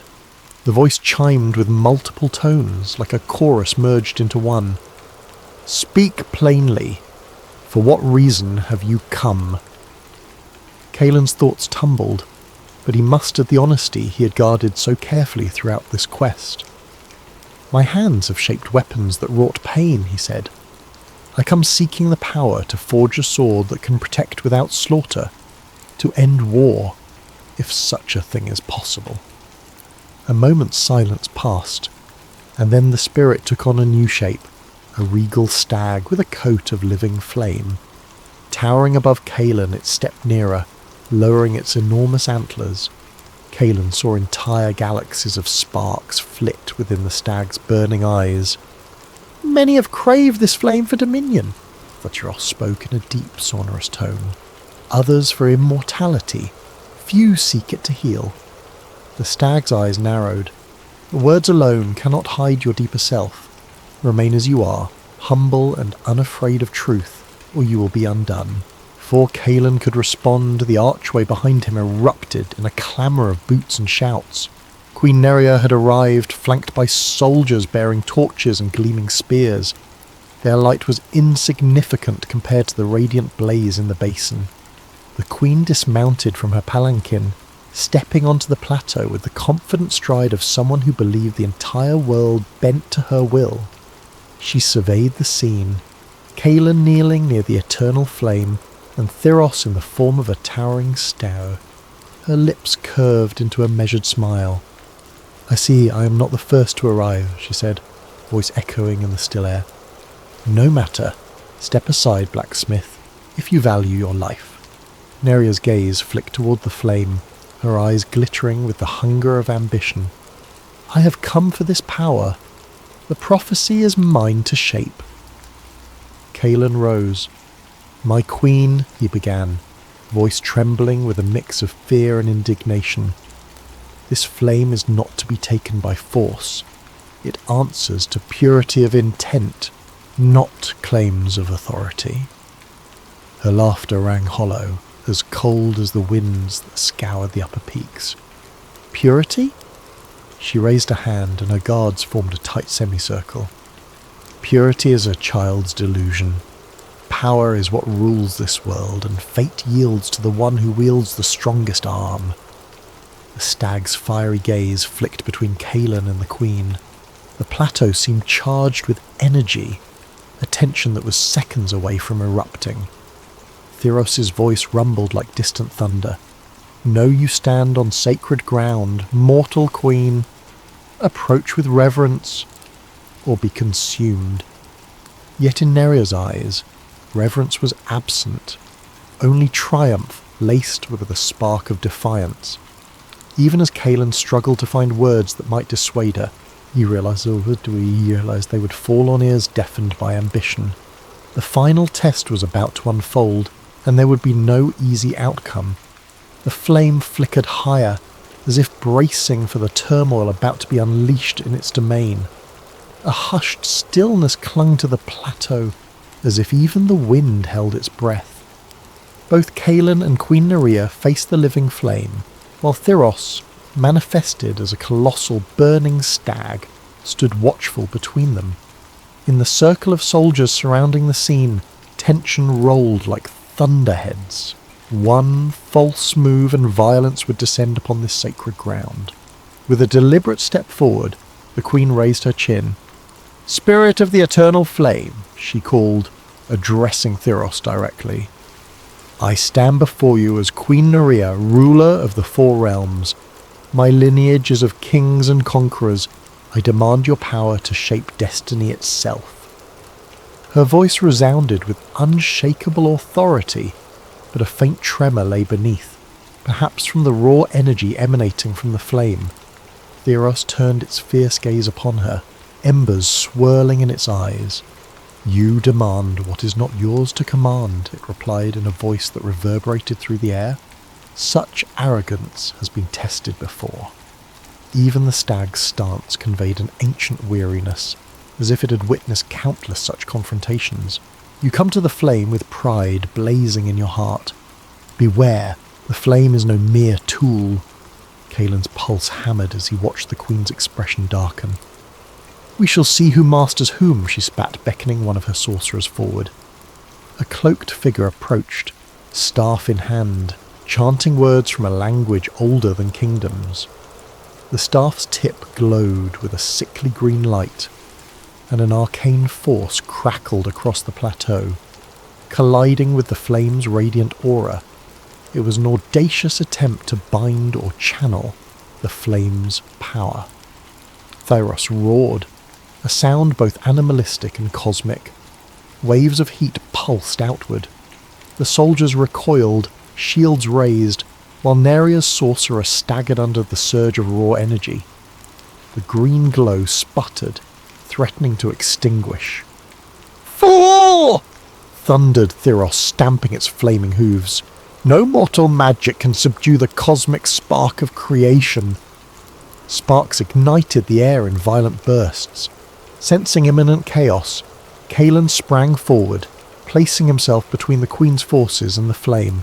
"Stop this!" he pleaded, hammer trembling in his grasp. "The flame of Theos cannot be conquered by force. It is a gift, not a prize. If you press on, you will be undone, just as so many were before you." Queen Naria cast him a withering glare. "You dare instruct a queen? Stand aside, blacksmith, lest I shatter your bones where you stand." With a flourish of her hand, a trio of armoured knights advanced on Kalin, swords drawn. The blacksmith gripped his hammer, uncertain whether the ideals that had carried him here would survive a clash of steel. Before he could even think of defending himself, the ground quaked. The flame of Theos surged higher, unleashing a scorching burst of energy that forced everyone to shield their eyes. From within that dazzling brilliance stepped another form of Theos. Gone was the stag. In its place stood a child bathed in shifting firelight. Clad in a simple tunic that glowed as though woven from embers, this fiery child held up a small hand. Instantly the knights halted, their blades rattling as if weighed down by an unseen force. "Spill no blood on this plateau," the child's voice intoned. Though softly spoken, it carried a finality that froze every warrior in place. Kalin stared, heart pounding. He wondered if this gentle facade concealed the spirit's full might. Clearly it did. He saw the queen's eyes narrow, frustration warring with awe. Whatever she had expected to face atop this mountain, it was not an entity that could shift forms so freely. The flaming child turned to Kalin, gaze solemn. "You came in humility. Sit now in the presence of one who craves dominion. Share your truth." As it spoke, sparks drifted around its small figure, dancing like fireflies against the evening sky. Taking a breath to steady himself, Kalin lowered his hammer. He felt the combined weight of centuries pressing down on him, the hopes of those who had yearned for an end to war, the warnings of elders who spoke of glassy husks. Still, he stood firm. "I have no desire to reign," he said, voice unwavering. "I only wish to forge a blade that can protect without furthering the cycle of bloodshed. Let me be worthy of this flame so I can bring peace to my people." Silence descended. Queen Naria's features hardened, as though she could barely contain her disgust at the notion of relinquishing power. She stepped forward again. "You are a simple-minded dreamer, blacksmith. Peace is shaped by conquest, by forcing chaos to submit. If the gods themselves wish to stand in my path, let them tremble." She extended her hand toward the flame, eyes ablaze with fervour. In that instant, Theos's childlike face reflected immeasurable sorrow. The flames around the basin pulsed with white-hot intensity, as if they had recognised something irredeemable in the queen's heart. Even Kalin could sense an unimaginable tension crackling in the air. Time itself seemed to slow.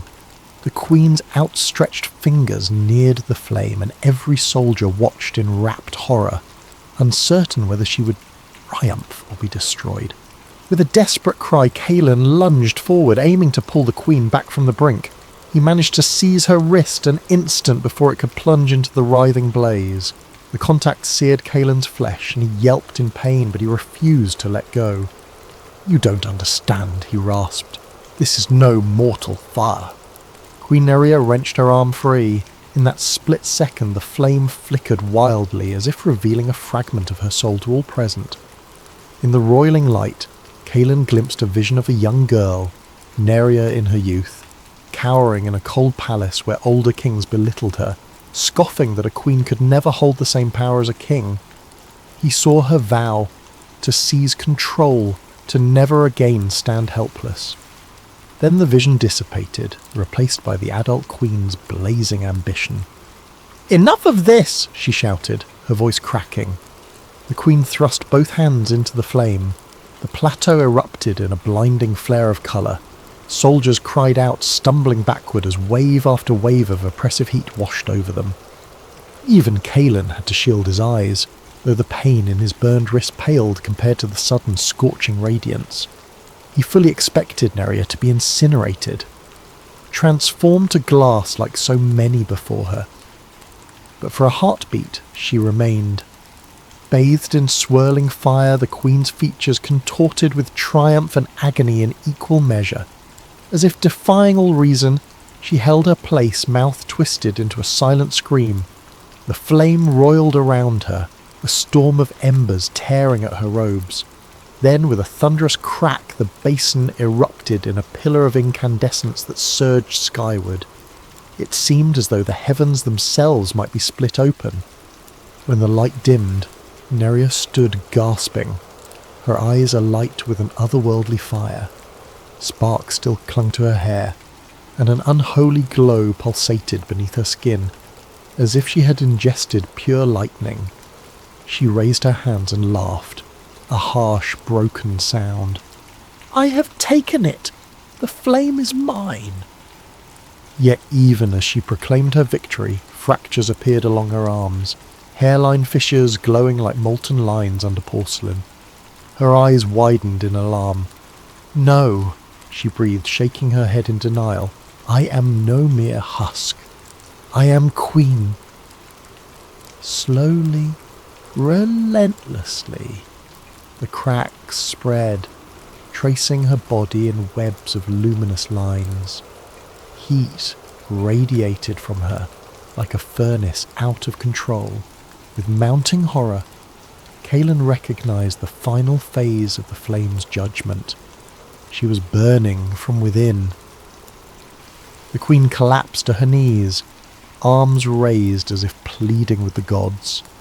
Soldiers scrambled to help her, but could not get close without singeing their own flesh.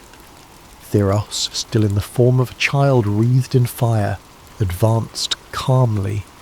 Its expression was sombre, like a judge pronouncing a sentence. Naria reached out to it, but her fingers disintegrated into glittering ash. Her eyes flashed a desperate mix of terror and fury. "I will not submit," she cried, voice cracking. One last burst of brilliance enveloped her, and then she was gone, disintegrated into particles that shimmered like broken glass on the wind. A hush settled, a hush that felt like the silent echo of centuries of failed ambition. Kalin dropped to one knee, head bowed. The queen's forces, now leaderless, could only stare, struck dumb by the incomprehensible power they had witnessed. Weapons clattered to the ground as men and women realized how close they stood to a force that did not bend to mortal will. Some turned and fled, while others simply sank to their knees, trembling. Only Kalin remained steady, though his heart pounded in disbelief. He looked upon Theos. The child's fiery eyes met his, and in that gaze Kalin read neither triumph nor rage, but a quiet sadness for yet another soul consumed by pride. Slowly Theos turned back toward the blazing flame. Kalin understood that his own moment of reckoning had arrived. He swallowed, stepping forward. "Spirit of the eternal flame," he said gently, "what must I do to bring peace, to forge the blade that ends wars?" He offered his open palms, one of which still bore the raw burn from trying to save Naria. "I have nothing but this dream." The child's form flickered, shifting with the swirl of embers around it. "You would ask that which few ever ask," Theos murmured. "You show humility, yet also conviction. Know that with this fire comes choice, to protect or to destroy. Are you prepared to bear the cost?" Kalin's breath caught in his throat. He nodded, tears burning at the corners of his eyes, uncertain whether they were from the scorching heat or the gravity of the moment. "Yes," he managed, "I'll pay whatever price is demanded." With that, Theos reached into the flame and withdrew a single glowing ember. It floated like a tiny star above the child's palm. The radiance was dazzling, but Kalin felt no fear. He opened his hands, and the ember drifted toward him, settling just above his skin. Warmth coursed through it, an indescribable sensation that felt akin to holding a living fragment of hope. Queen Naria's grand ambition had ended in ashes, yet here he stood, entrusted with a spark of the same blazing power. "Go," Theos commanded softly. "Use this gift wisely. Remember, the fire does not discriminate. It will reflect what lies within your heart." The plateau fell silent. Soldiers still stood in shock, gazes locked on Kalin as he carefully cradled the ember. He bowed to Theos, who offered no further words, only a nod that spoke volumes. Then Kalin, with tears drying on his cheeks, turned and walked away from the basin. Behind him, the eternal flame still burned, unchanging and undiminished, as it had for eons. The queen was gone, her ambition immolated by the very power she sought to enslave. The mountain winds carried the faint echoes of her final cry, yet in Kalin's hands lay the possibility of a different future, a future shaped not by fear, but by the courage to do what was right, no matter the personal cost. Kalin descended Mount Carith with the glowing ember snugly contained within a leather pouch close to his chest. Though the route was treacherous, he felt guided by an unseen force, as if the mountain itself recognised he carried its sacred secret. The trials he had passed seemed distant memories, overshadowed now by the enormity of the gift and the burden he bore.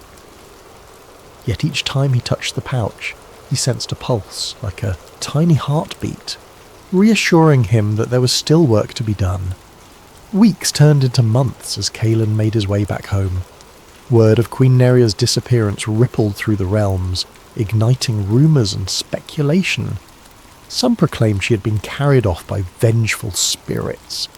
Others whispered that she had ascended to godhood. Kalin knew the truth. She had been undone by her own hunger for power. In the Queen's stead, her armies fractured, and the throne passed to uncertain heirs. The domain she once held in an iron grip was now a patchwork of trembling territories and rebellious factions. Chaos threatened to surge through the land like a rising tide. Arriving in his home village, Kalin found comfort in familiar faces. Yet he sensed he was no longer the same blacksmith who had departed months ago. Townsfolk noticed the subtle change in him, his posture straighter, his eyes steadier. Some asked if he had truly found the legendary flame. In response, he only smiled gently and said, "I have found a path and a duty." Behind closed doors in his modest workshop, he revealed the ember to his old mentor. The elder blacksmith bowed his head, awestruck by the living glow that seemed to pulsate with cosmic significance. Kalin wasted no time. He built a new forge, one capable of withstanding intense heat beyond normal fires. Its structure was reinforced with rare metals and lined with special stones rumoured to harness the energy of the earth. Upon completing it, he fed the glowing ember into its heart. The forge flared to life with an otherworldly brilliance, bathing the workshop in shifting hues of gold and sapphire. Outside, villagers paused in their daily tasks, gazing in wonder at the strange radiance emanating from Kalin's humble abode. At last, the time came to forge the blade he had long dreamed of. Gathering the finest ore from the local mines, an ore known for its purity and resilience, Kalin placed the raw metal in the mystical forge. As the ember's energy coalesced around the material, he used his blacksmith's hammer, the same one he had carried up the mountain, to strike the metal with rhythmic precision. Each blow sent sparks dancing into the air, illuminating the workshop with fleeting constellations of light. Sweat beaded on Kalin's brow, but it was not simply from physical exertion. It felt as though he was channeling the life force of the flame of Theos into every stroke. Night after night, he toiled. The metal responded like no alloy Kalin had ever worked with, taking shape as if guided by its own purpose. The forging process became a meditative dance, his hammer meeting the blade in perfect unity. With each strike, he silently offered a vow that this sword would not be a vessel for conquest, but a beacon of truth and protection.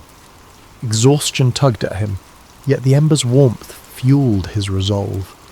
At times he fancied he heard Theros' voice in the forge's crackle, reminding him of the choice that comes with fire, to warm or to burn. Finally, under the pale light of a waning moon, the sword was finished. Its blade shimmered with a subtle radiance, neither blinding nor dull, but alive with a gentle luminescence that seemed to respond to Kalin's touch.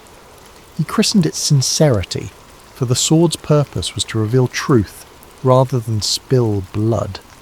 Running his hand along its edge, he felt no malice in the metal, only a quiet readiness. To test the blade's nature, he invited a weary traveller from a distant kingdom into his workshop. The traveller had once served under Queen Naria's banner, but deserted after witnessing the violence that followed her conquests. When the traveller lifted sincerity, the blade glowed softly, reflecting a sense of relief as though empathising with the man's weariness. Then Kalin asked a local troublemaker, a thief known for lying, to grip the hilt. In the thief's grasp, the blade turned cold and dull, refusing to shine. Astonished, the thief dropped it, eyes wide with fear. Word spread quickly. Kalin's sword could pierce through deceit itself. It didn't take long for the newly crowned regent of Naria's former kingdom, a young prince wrestling with civic unrest, to send for Kalin. The blacksmith journeyed to the royal court, accompanied by the elder blacksmith who had taught him everything. There he demonstrated sincerity before lords, knights, and courtiers. Some grew uneasy under its glow, while others gazed in awe. Sensing that this blade could serve as a linchpin for restoring order, the regent proposed a grand alliance. Let sincerity be the symbol that bound warring factions to truth. Representatives from neighbouring realms travelled to witness the sword. Treaties were drafted, sealed not by wax but by the solemn ritual of each signatory touching the blade. Liars could not hold it. Would-be tyrants could not bear its shining presence. As the months went on, something extraordinary happened. Where once warlords vied for power, negotiations took hold. Skirmishes were settled by oaths made while holding sincerity. Disputes that would have led to bloodshed were now resolved by a simple test of integrity. Kalin travelled widely, carrying his sword and forging peace. He saw battered towns rebuilt, fields replanted, and families reunited. Time after time, the sword's quiet glow exposed lies, forcing leaders to confront their own duplicity. Peace, long elusive, began to take root. In distant lands, minstrels sang of the blacksmith who had ascended Mount Careth and returned with a blade that could reveal the soul's truth. They called him the Keeper of Sincerity, a title Kalin accepted only reluctantly. He never forgot the trials he faced, the valley of tormenting whispers, the lake of mirrored pride, and the beast of smoke that demanded surrender. Nor did he forget Queen Naria's tragic end. Every time he held the sword, he was reminded that power corrupts when harnessed without humility. Decades passed, and Kalin aged, his once powerful arms growing lean. Yet his spirit remained as steadfast as when he first gazed into his forge. With peace flourishing across the land, Kalin felt his purpose nearly fulfilled. He eventually returned to the foot of Mount Careth, accompanied by a handful of trusted companions who believed the journey might reveal a new chapter for the realm. They climbed partway up the mountain, carrying sincerity with reverence. Near the echoing wind, Kalin paused, recalling the haunting voices that had once threatened to break his resolve. There, beneath the watchful peaks, he planted the sword firmly in a cairn of stones. Let this blade remain here for those who truly need it, Kalin declared. May it stand as a testament to the cost of greed and the reward of humility. Though they urged him to keep it, he insisted on leaving sincerity behind. The realm had known peace for many years. The sword's radiance deserved to guide those who might face future darkness. After placing the blade, Kalin pressed a calloused palm to the hilt one final time. A soft glow radiated from the sword as if offering him its silent gratitude. With that, he and his companions descended the mountain. Legends say the sword stayed there, sometimes shining at night to signal travellers lost in storms, guiding them to safety and truth. Others claim that in times of great turmoil, the blade vanishes from its resting place, reappearing in the hands of a new champion. Such are the mysteries left by those touched by Theos' flame. And what of the eternal flame itself? High atop Mount Careth, it still burns, untouched by wind or time. Theos remains guardian, awaiting the next soul brave enough, or humble enough, to seek its power. Sometimes, on the darkest nights, villagers say you can see a faint spark at the summit, reminding the world that true wisdom comes not from bending fire to one's will, but from letting its light reveal what lies hidden within. In the twilight of his life, Kalin settled once more in his home village, forging simpler items, horseshoes, ploughshares, cooking pots. Children gathered around his hearth to hear his stories of the flame, the trials, and the forging of sincerity. Wide-eyed and curious, they hung on every word, and he taught them that the greatest power in the realm was not raw strength or cunning, but the quiet courage to confront one's own weaknesses. When Kalin finally passed away, villagers lit a small pyre in his honour, a humble fire, nothing like the one atop Mount Carith.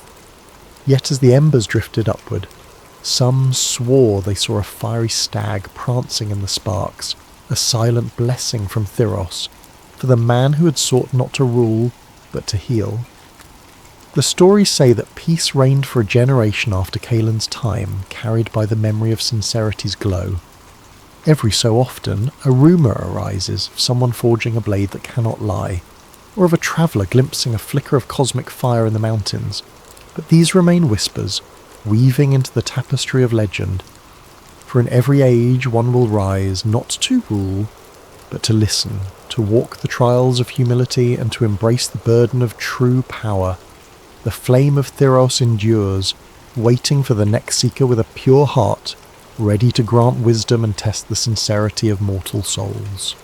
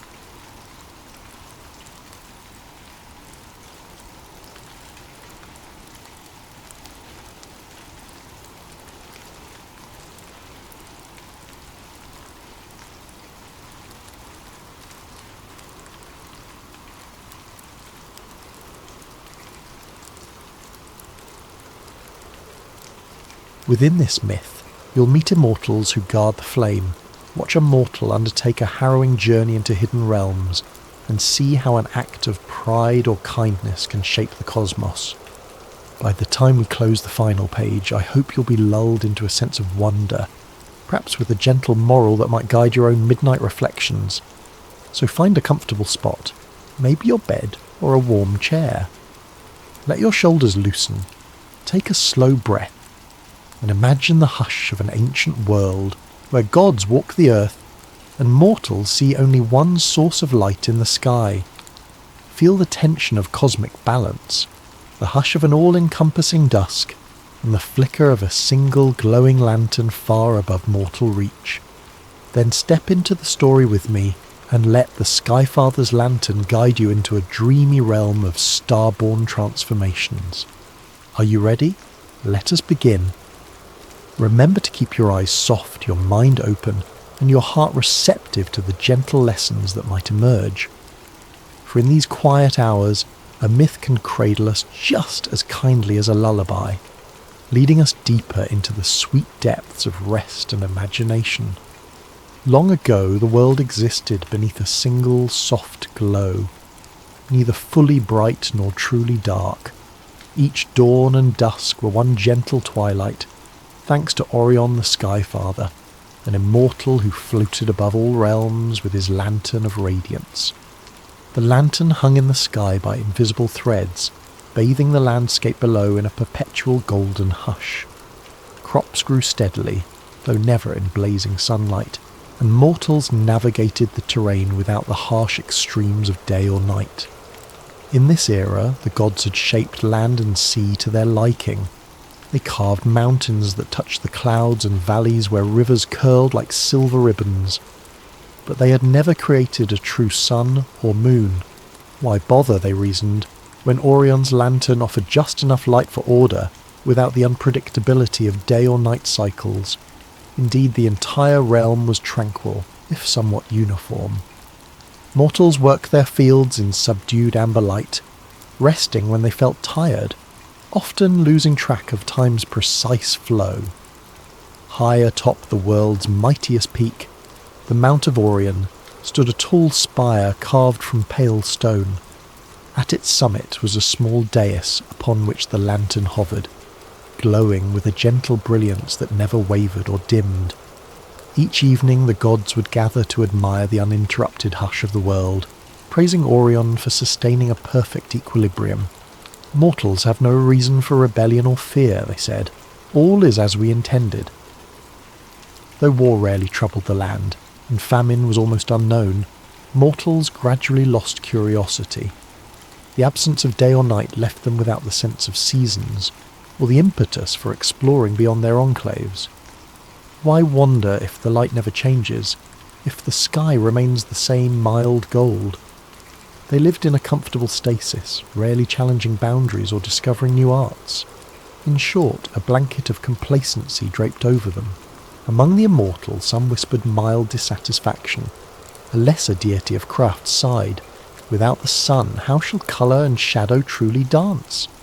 Another deity of music wondered, what if darkness too is needed to make mortals appreciate the ephemeral?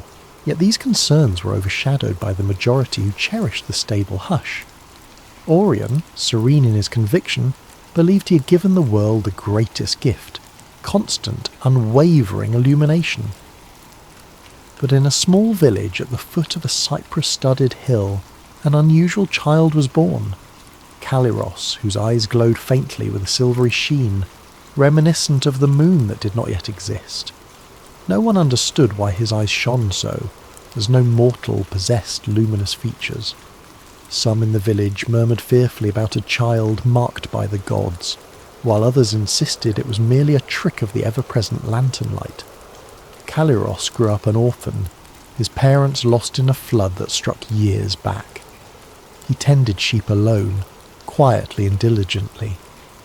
Many mortals in this age might accept their fate passively, but Caliros's luminous eyes saw the world's subtle changes, like how the grass near the village outskirts was tinged with deeper colour. or how the sky sometimes shimmered with a faint hue that no one else seemed to notice. Curiosity budded within him, but to whom could he turn? The village elders offered no new knowledge, only repeating that Orion's lantern was all the world needed. Late at night, though night was but a gentle dimming of the lantern, Caliros would climb the cypress hill to gaze upward, attempting to peer beyond the glow. Once he imagined a great expanse beyond Orion's domain, an emptiness in the sky that might hold wonders unseen. The mild twilight revealed no hints, though. He tried shading his eyes with a piece of slate, but saw only a deeper amber. Nonetheless, he remained convinced that something lay beyond the single light. In time, rumours of Caliros reached the gods. They heard of a boy with strange eyes, too curious for his own good. Some gods scoffed. What threat could a single mortal pose to their placid dominion? Others grew uneasy, recalling that cosmic shifts often began with a mere question in the mortal realm. Orion himself was intrigued. One twilight, he descended from his lofty spire to the cypress hill, disguised as a wandering hermit. He found Caliros gazing at the horizon, half lost in thought. The disguised Orion asked, "Child, why do you stare so intently at the lantern's glow? Is it not enough that it blesses us with constant light?" Caliros started at the sudden presence, but answered in a soft voice, "It is enough to see by, but I feel a hush in my heart that wonders what lies beyond that glow. Why is there but one flame to guide all creation? Are we not capable of forging our own lights?" His simple words startled Orion. No mortal had ever questioned the singular authority of the lantern's flame. They were content to abide in its consistent radiance. A flicker of caution stirred in Orion's mind. He disguised his reaction, nodding. "A curious question. Might you desire to see the lantern up close?" Caliros' eyes widened. "If the gods permit, yes, I long to see how it truly shines." So the disguised Orion led him toward the mountaintop, winding up rocky paths. The boy's eyes, lit by that subtle moonglow, easily navigated the faint shadows under cypress branches. At the summit the lantern floated, a vessel of translucent gold swirling with an eternal flame. Caliros trembled at its majesty. Orion, still in mortal guise, observed the boy's fascination, torn between wonder at the mortal's boldness and the risk that such curiosity might unleash unforeseen consequences. They parted ways with Orion offering only cryptic words. Sometimes the flame that illuminates also blinds. Caliros returned to his village, brimming with thoughts. Meanwhile, Orion ascended the spire again, pondering the significance of this unusual mortal who dared to wonder if the single flame was indeed the limit of cosmic light. In that hush of a starless world, the seeds of change had been planted, for a mortal had glimpsed the seat of divine power and had not been cowed. Rather, he harboured deeper questions. Soon enough, these questions would ripple across both mortal hearts and the realm of immortals, igniting a chain of events that might unravel the twilight stasis. And in the end, the very nature of the sky would shift from the hush of a single lantern to a grand tapestry of stars, sun and moon, though at a cost none yet dared to guess. The morning after his visit to the mountaintop, Caliros woke early with a vibrant sense of purpose.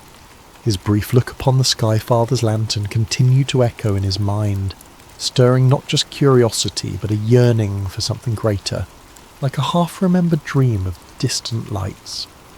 Tending his sheep felt mundane compared to the cosmic hush he'd witnessed. Yet the village recognised no difference. They lived their routine under that single unchanging gleam. Caliros, however, now knew the lantern was no mere glow in the sky. It was an object, anchored by divine choice.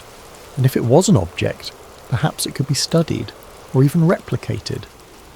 He tried to share these revelations with a few neighbours, only to meet polite dismissal. "That's the gods' domain," they would say. "Mortals have no place meddling." Some even chided him for questioning the perfect arrangement. Life is good, the fields yield enough. Why upset the balance? They asked. This complacency pained Caliros, but he swallowed his frustration. Meanwhile, from the vantage of the gods, rumours spread that Orion had invited the mortal boy to see the lantern. Several immortals stirred in dissatisfaction. They warned Orion that mortals, once shown a taste of divine secrets, often crave more. Orion, proud of his unbroken record of cosmic stability, brushed off their concerns. He believed in controlling the flame from the vantage of calm oversight. The boy was no threat. He's but an orphan shepherd, Orion said. His curiosity, if anything, might remind us to watch for mortal wonder. Still, Orion kept a subtle eye on Caliros, sometimes sending small breezes to swirl around the boy, or shaping cypress branches to rustle with hidden watchers. The mortal child felt occasionally watched, but pressed on with his daily tasks. He practiced a simple pastime, making mini lanterns from clay and cloth, trying to see if any captured the flicker of magical light. Of course none held more than a mundane glow from a mild flame. He realised the god's flame was different, some cosmic essence laced into it. One twilight, as he herded sheep by the forest edge, a stirring in the undergrowth startled him. Out stepped a minor goddess, a messenger of Orion, named Thessa. She wore a cloak of swirling blue threads, eyes shimmering with faint starlight. Though no real stars existed yet, her eyes seemed to reflect some unborn cosmic tapestry. Thessa approached gently. "Caliros, you've glimpsed the lantern, and lived to dream of it," she said softly. "Orion's watchers note your restlessness. They wonder if your thirst for knowledge might overshadow your place." Caliros knelt, confusion swirling. "I mean no harm. I just feel there must be more to light than a single source." Thessa studied him a moment, then offered him a small token, a silver fragment shaped like a curved mirror. "Keep this close," she whispered. "It may reflect truths you cannot see alone. But heed the god's caution. Pride in mortal hearts can spark chaos, especially when they toy with cosmic power." Then she melted into the shadows, leaving Caliros with an object that glinted like a half-formed question. In the days that followed, Caliros discovered that if he angled the silver fragment just so, focusing the lantern's overhead glow, it produced intense, he said, beams, like miniature rays that could ignite dry twigs or cause flowers to bloom faster. This miniature demonstration of harnessed light thrilled him, yet he recalled Thessa's words about pride. He tried not to let it go to his head. Still, a part of him yearned to present these findings to Orion, to prove mortals, too, could steward the flame responsibly if only given a chance. Fate soon intervened. Orion appeared at the village outskirts in broad twilight, though seldom did gods descend so openly. Many villagers trembled, scurrying to kneel. Orion, radiant in a mantle of gold threads, summoned Caliros forth. In a voice that rumbled like distant thunder, Orion offered, "You have shown earnest wonder about the flame. I invite you to serve upon the mountain, to watch the lantern in my stead, learning how to tend it. Perhaps you will see the burden it entails." The crowd buzzed in awe, a mortal caretaker of the sky's only light. Unheard of, but Orion's will was law, so none argued. Thus, Caliros left the village and ascended the mountain in the company of two lesser immortals. At the summit, Orion guided him to a small dwelling near the spire's top, a place with minimal comforts but a direct view of the lantern. "Here," said Orion, "you shall keep the vigil, ensuring no stray gale or mortal attempt disturbs the flame. You will see how it demands constant watch." Caliros bowed, gratitude and trepidation swirling. He'd fantasized about drawing near the lantern's flame again, but the reality of official guardianship weighed on him. If he failed or disrespected the gods, the consequences might be dire. And so, each day as the world lingered in twilight, Caliros performed small rituals. He polished the spire's stone so that dust wouldn't drift into the lantern's aura. He gently inspected the invisible tethers that anchored it in place. He learned to recite chants that harmonized with the lantern's hum, though the meaning was unclear. Orion would occasionally appear, nodding in approval or offering mild corrections. Meanwhile, other immortals rarely approached, uncertain how to treat a mortal in such a divine role.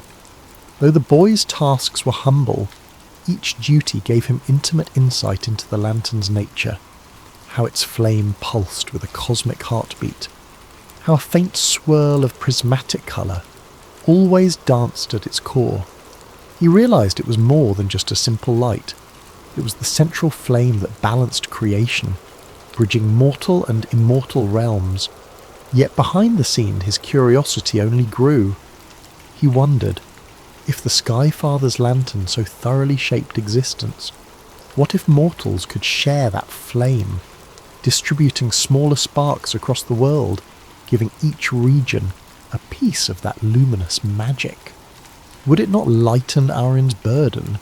Might it awaken new creations, new forms of life or expression?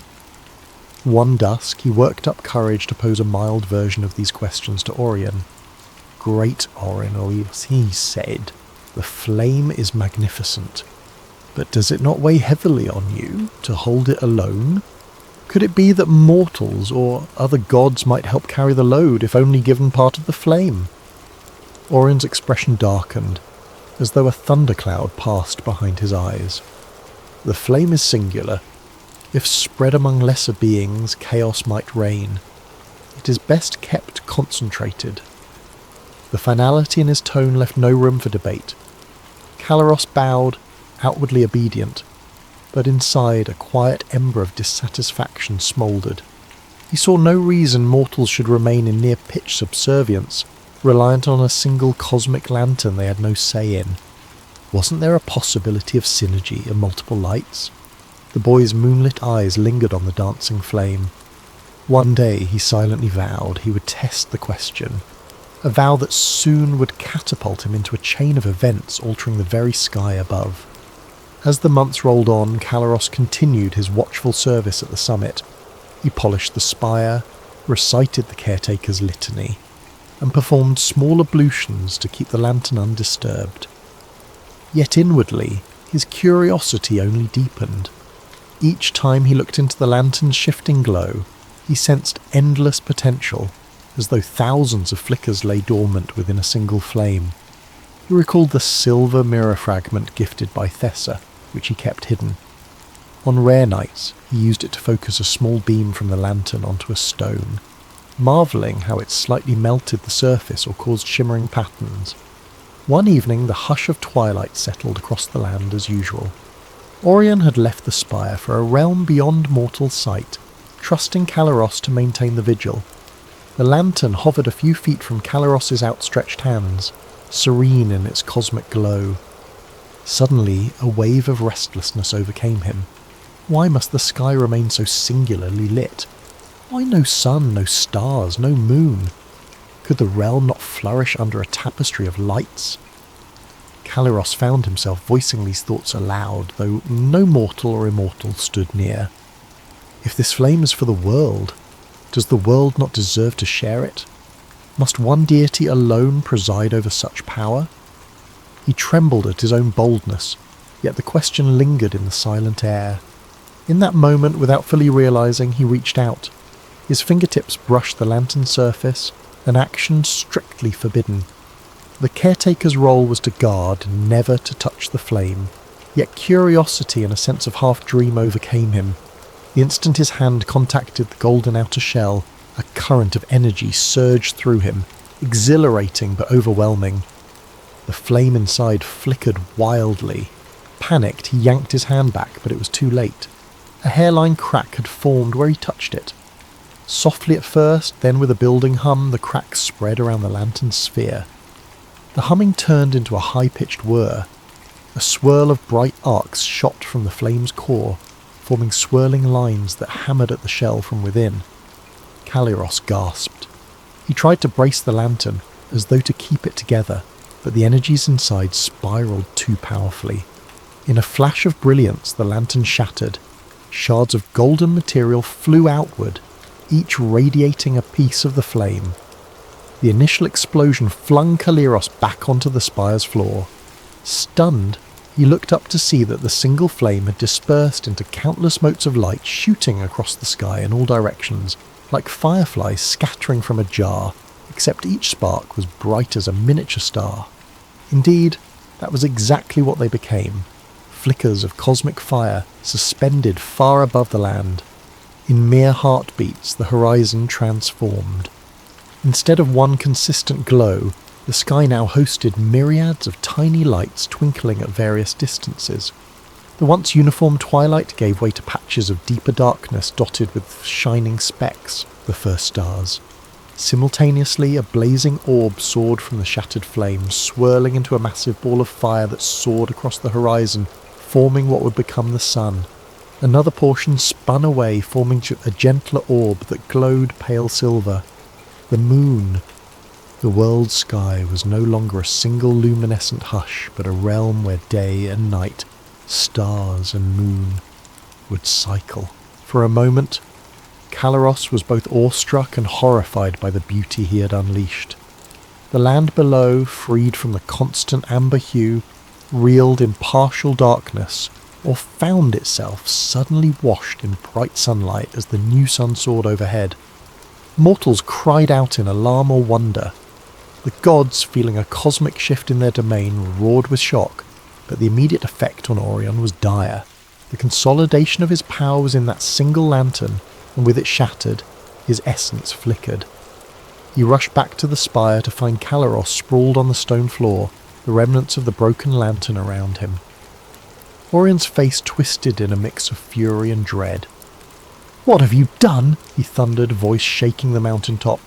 "You have undone the sky's perfect balance, splintering the flame across the cosmos."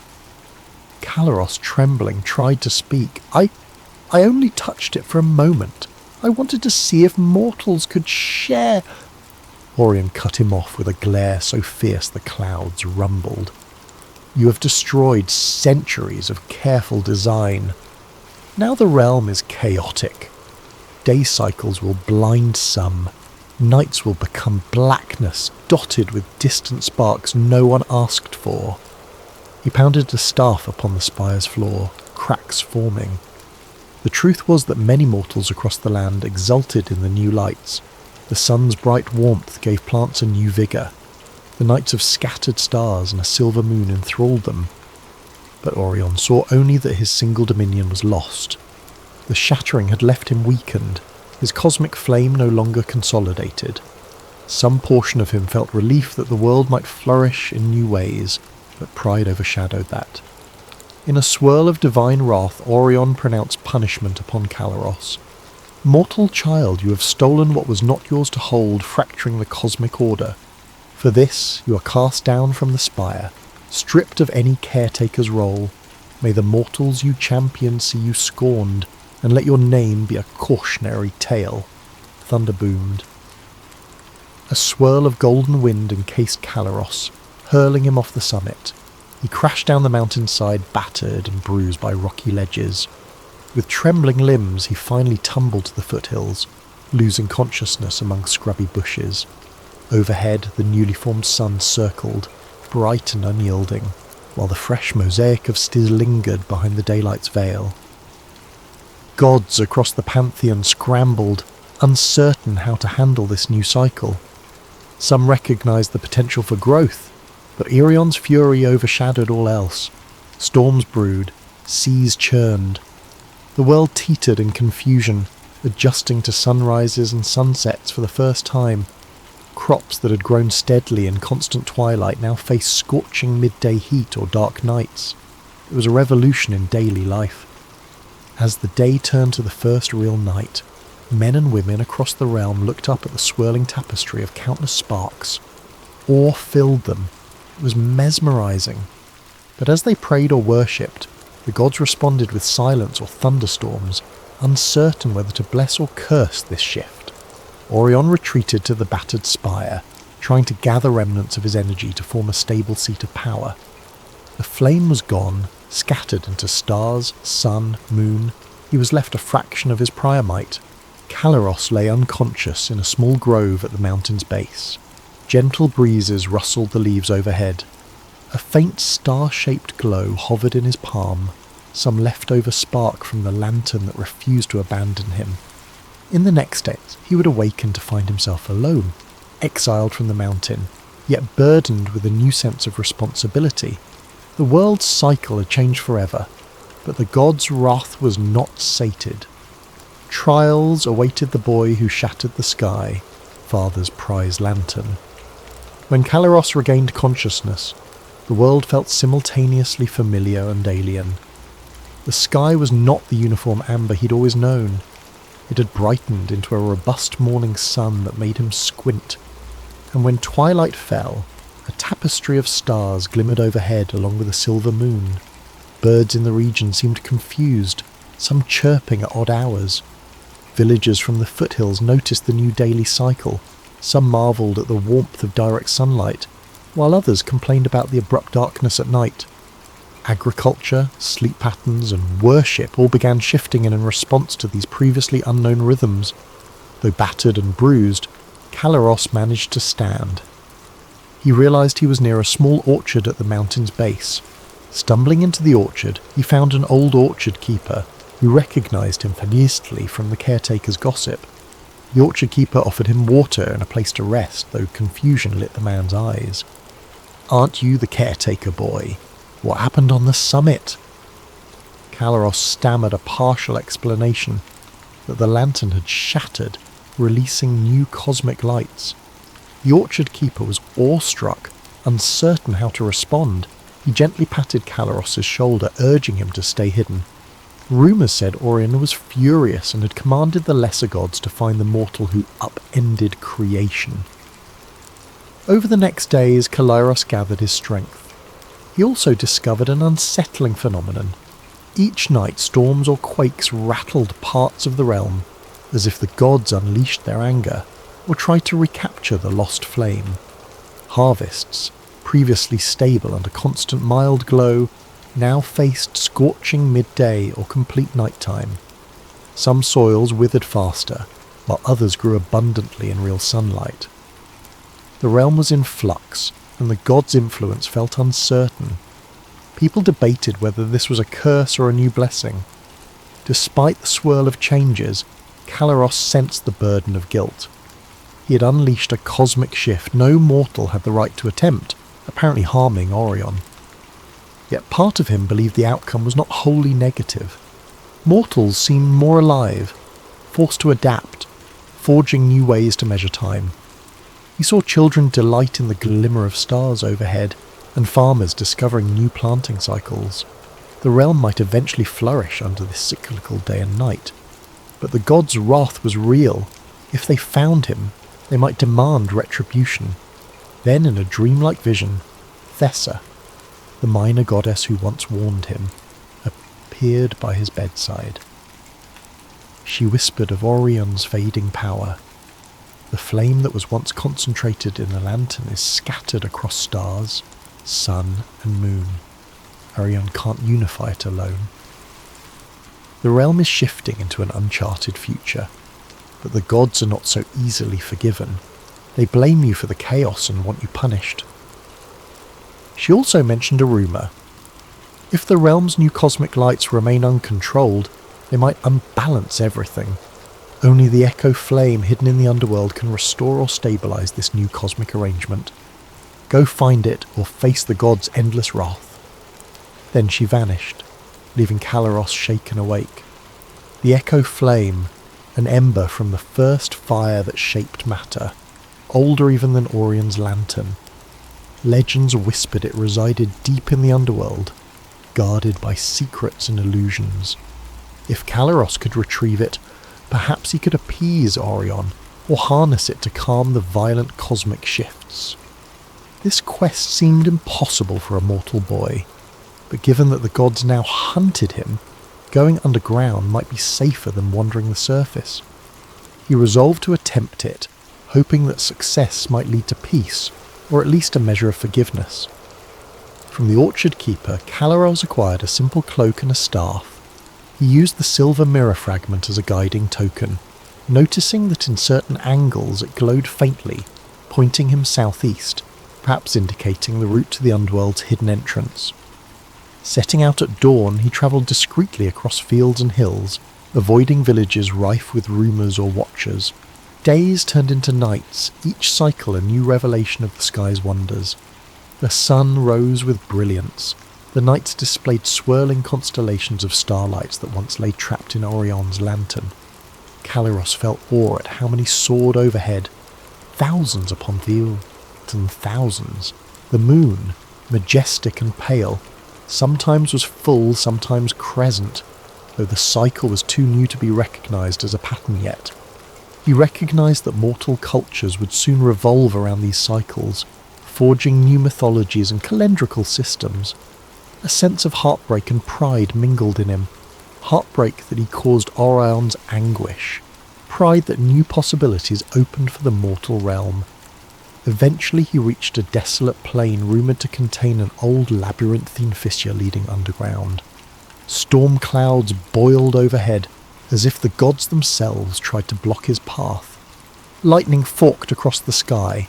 Monstrous gales whipped at him. Yet he pressed on. At the plain's bar's centre lay a gaping crevice ringed by pillars of obsidian, scorching to the touch. The legend said this was an entrance to the underworld's lesser-known corridors, the place where old embers might still lie in slumber. Caliros inhaled, stepping into the darkness, guided by the faint silver mirror fragment's glow. The path spiraled downward into a realm of dripping stalactites, eerie echoes and a slow, pulsating heat. Shadows flickered across the damp walls, and the air smelled of mineral tang. He realised that if the echo flame was truly here, it might be guarded by illusions or traps set by the gods long ago. Sure enough, the deeper he went, the more he felt an otherworldly hush. A sense of spiritual weight pressed upon him, urging him to turn back. But he continued, driven by a faint hope that bridging this flame with the scattered cosmic lights might rectify the chaos. Perhaps he'd be able to unify Orion's wounded essence, or show that mortals too could hold cosmic power responsibly if guided by humility. In the labyrinth's gloom, his footfalls echoed. He wondered what trials awaited. The old myth said any who sought the echo flame faced mirrored illusions of their worst fears or their deepest pride. He recalled Thessa's warning about trials, but he had no choice. The mortal realm was in precarious flux, and a final confrontation with Orion or the wrathful gods was inevitable. Clutching the staff and the silver mirror fragment, Caliros pressed forward, stepping deeper into the hot darkness with every breath. Deep within the underworld's maze, Caliros walked for what felt like days, though time was difficult to track in that dim half-light. The air shimmered with a residual heat, reminiscent of a forgotten forge. The labyrinth's corridors twisted, branching into dead ends or echoing chambers. Occasionally, faint illusions flickered, the form of Orion's stern gaze or villagers' faces contorted in fear. Caliros recognised these as tests, ephemeral illusions conjured by the labyrinth to probe his resolve. Eventually he emerged into a cavernous chamber lit by a red glow emanating from a central pit. At the pit's edge an ancient dais rose, carved with swirling runes, each signifying aspects of primal flame. The dais thrummed with a heartbeat-like rhythm. This had to be the heart of the labyrinth where the echo flame might dwell. Stepping onto the dais, Caliros felt an electric tension. The silver mirror fragment in his hand glowed fiercely. Then from the swirling shadows, 3 distinct figures formed, representing the labyrinth's guardians, the 3 trials that Thessa had warned about. First came the silence of the depths, a spectral presence that manifested as a swirl of black mist. It surrounded Caliros in oppressive quiet, blocking his senses. No sound reached his ears, not even his own heartbeat. In this silence, dread rose. Without external reference, it felt like pure oblivion. Memories threatened to fade, submerging him in claustrophobic isolation. The trial tested whether he could keep faith in his mission, without any external affirmation. Caliros closed his eyes, recalling how mortal life had blossomed since day and night emerged. He remembered the orchard keeper's kindness, the villagers' new sense of wonder. He recalled the hush on the mountaintop when he first glimpsed the lantern. The moral impetus that had driven him forward flared in his heart. Summoning that conviction, he overcame the panic. Gradually the swirling blackness receded, undone by his unwavering sense of purpose. The trial parted, acknowledging he'd endured the silence without losing himself. Next, the mirror of flame. A shining reflection materialized before him, shaped like a robed figure with Caliros' own face but flickering as though made of flame. This reflection spoke in a voice that dripped with pride. "You, who toppled Orion's singular domain, are you not the new star-bearer? Should you not claim the echo flame for yourself, become as a god?" The reflection invited him to see how mortals might worship him if he harnessed the flame's power fully, forging new cosmic wonders. The temptation seduced him briefly. He imagined being the champion of all mortal curiosity, free from Orion's overshadowing authority. But then he recalled the harm done, Orion's pain, the realm's turmoil. He realized that taking the flame solely to elevate himself would repeat the cycle of absolute control. With a shudder he turned away from the reflection. "I seek not dominion, but balance. Let that remain my truth." At his words, the reflection hissed and dissipated, conceding that Caliros had renounced the path of pride. Lastly, the voice of the wind, a gentle breeze that coalesced into a feminine silhouette, neither menacing nor grand, but deeply sorrowful. She whispered, "Your final step is to relinquish your own light. The echo flame demands a sacrifice, your personal spark. Only by giving up your claim can the realm be fully mended." This trial cut deep, for it suggested that to restore cosmic harmony, Caliros must surrender something essential, maybe his existence or his illusions of stepping back into normal life. He bowed his head, tears brimming. He had come so far to correct the chaos unleashed by a single touch. If offering his own spark was the only path, then so be it. "I accept," he said softly. "If the realm can find peace, I give whatever it takes." The silhouette nodded, dissolving in a swirl of gentle wind. The dais below him brightened, revealing a small flame upon a pedestal, the echo flame. It glowed with a colour that encompassed the entire spectrum, from deep reds to glimmering violets. Weary yet resolute, Caliros approached. He cradled the echo flame in his hands, feeling warmth that pulsed in harmony with his own heartbeat. Then he turned to ascend, guided by a new path that opened in the labyrinth's wall. Like the realm recognised he had passed the trials. Emerging back into the mortal world, he discovered the sky in greater turmoil. Strange weather battered the land, the sun swirling with irregular flares, the moon shifting phases unpredictably. Orion's attempt to forcibly reorder the cosmos was clashing with the new star-laden night. Mortals cowered in fear, uncertain how to cope with these cosmic flails. Caliros climbed the mountain once more, the echo flame held before him. Storm winds tried to blow him off the path, but he persevered, each step a struggle. At the summit, Orion stood, eyes blazing with a fraction of his prior majesty. The spire was cracked, bits of gold shell from the old lantern still strewn about. Orion levelled a scornful glare at Caliros. "You dare return, mortal?" Yet, as soon as Orion beheld the echo flame in Caliros' hands, his voice faltered. He recognised an ancient force that even he, in his prime, had revered. Caliros bowed, tears in his moonlit eyes. "Great Orion, I come not to claim your throne or defy the new stars, but let us unify this realm once more, so day and night can exist in harmony. The sun and moon revolve gently, and the stars remain a comfort to mortals. Take this echo flame, but let it be shared among the cosmos." At that moment the lightning-laced sky parted. Orion, touched by the mortal's humility, realised that perhaps this new cosmic order was not a curse, but a chance for deeper wonders. With trembling hands, Orion reached to accept the echo flame. As he did, a A final swirl of cosmic energy enveloped them both. The sun and moon steadied, the storms died. The star-filled night returned, but now with a sense of planet's cycle. In that swirl of light, the echo flame bridged mortal and immortal, forging a stable path for day, night, sun, moon, and countless stars to remain. Caliros felt his own essence unravel, as though the final trial demanded its due. He glimpsed Orion's sorrowful expression, even as the deity's power was restored, not to dominion over a single lantern, but to a gentler guardianship of the cosmic tapestry. Moments later, the swirling brightness faded. Orion stood alone on the spire, the echo flame integrated into the cosmic cycle. Where Caliros had knelt, only a faint swirl of stardust remained, drifting upward.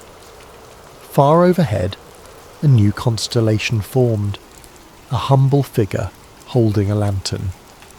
Mortals who looked up recognized the shape as Caliros, the boy with moonlit eyes, forever remembered as the one who dared to question the single flame and in doing so, gave them the gift of sun, moon and stars.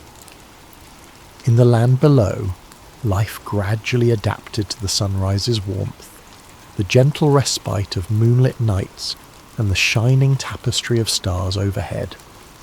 Orion no longer kept an iron hold on the flame's power, letting the cosmic lights remain as the realm's new normal. Immortals recognized that mortal curiosity had sparked evolution in the sky, and though regret lingered for the cost paid, quiet respect for mortal potential took root. So ends the tale of Caliros. For ages after, storytellers recounted how an orphaned shepherd's single question shattered an age of monotony, forging the first dawn and the nights of countless stars. The moral is whispered in every hush of twilight, that curiosity tempered by humility can reshape even divine decrees, and that the greatest lights in the sky may come from the smallest spark of mortal wonder.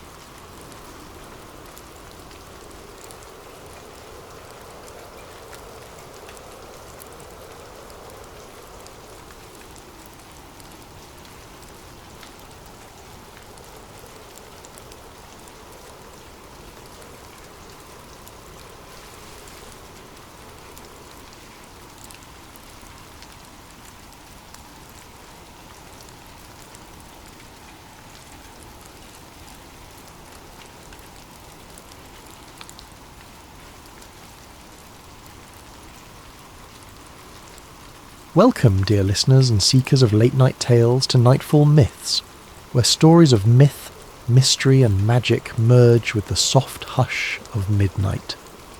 Whether you're joining us from a bustling city or a quiet village, I'd love to know where you're tuning in from and what time it is in your corner of the world.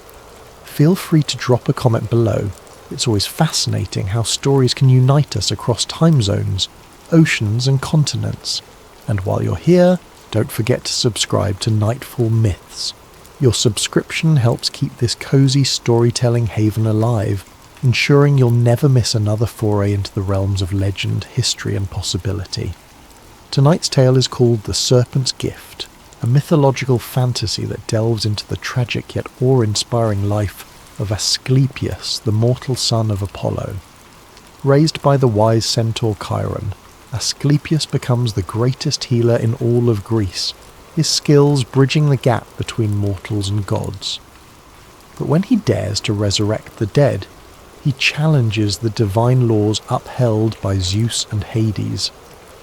What follows is a clash of compassion versus cosmic order, a story that questions how far mercy should reach when it teeters on the boundary of fate. Settle in, perhaps with a warm drink or a soft lamp glowing, and let the rhythmic cadence of these words guide you. We'll follow Aesclepius through 5 acts, each exploring a distinct phase of his journey, from the miraculous gift of healing to the fateful moment he defies the gods themselves. May it inspire reflection and wonder, and if you drift off before the end, worry not. This space is meant for gentle rest as much as it is for an epic telling. Without further ado, let us begin. In a quiet glade of Thessaly, beneath the dappled sunlight filtering through ancient oaks, a mortal cry pierced the hush of dawn. The infant was born in extraordinary circumstances, tethered by fate to 2 worlds, that of gods and that of men. His mother, the Princess Coronis, lay still beneath Apollo's watchful eye. She had erred, betraying the god who loved her, and in her final moments she bore him a child. Heartbroken yet determined, Apollo snatched the infant from the funeral pyre, rescuing him from mortal flames. Thus was Aesclepius saved from a cruel destiny at birth. Apollo, though torn by grief, saw in the child a spark of promise. The god entrusted him to the wise centaur Chiron, revered by heroes across Greece. Chiron dwelt in the foothills of Mount Pelion, where the pine forests whispered with old magic. There, Aesclepius grew in strength and mind, absorbing every lesson with tireless curiosity. From the moment he could toddle, he was drawn to living creatures, wounded birds, limping hares, even serpents with broken scales. Chiron watched with quiet pride as the boy cradled a small fawn, coaxing it back to health with salves and gentle words. No wound seemed beyond Aesclepius's compassion. His gift for healing was evident, an uncanny knack for mixing herbs, bandaging cuts, and soothing pain with a mere touch. Chiron taught him more than simple remedies. He spoke of the cosmos, of the golden chain linking gods and men, of the necessity of balance in all things.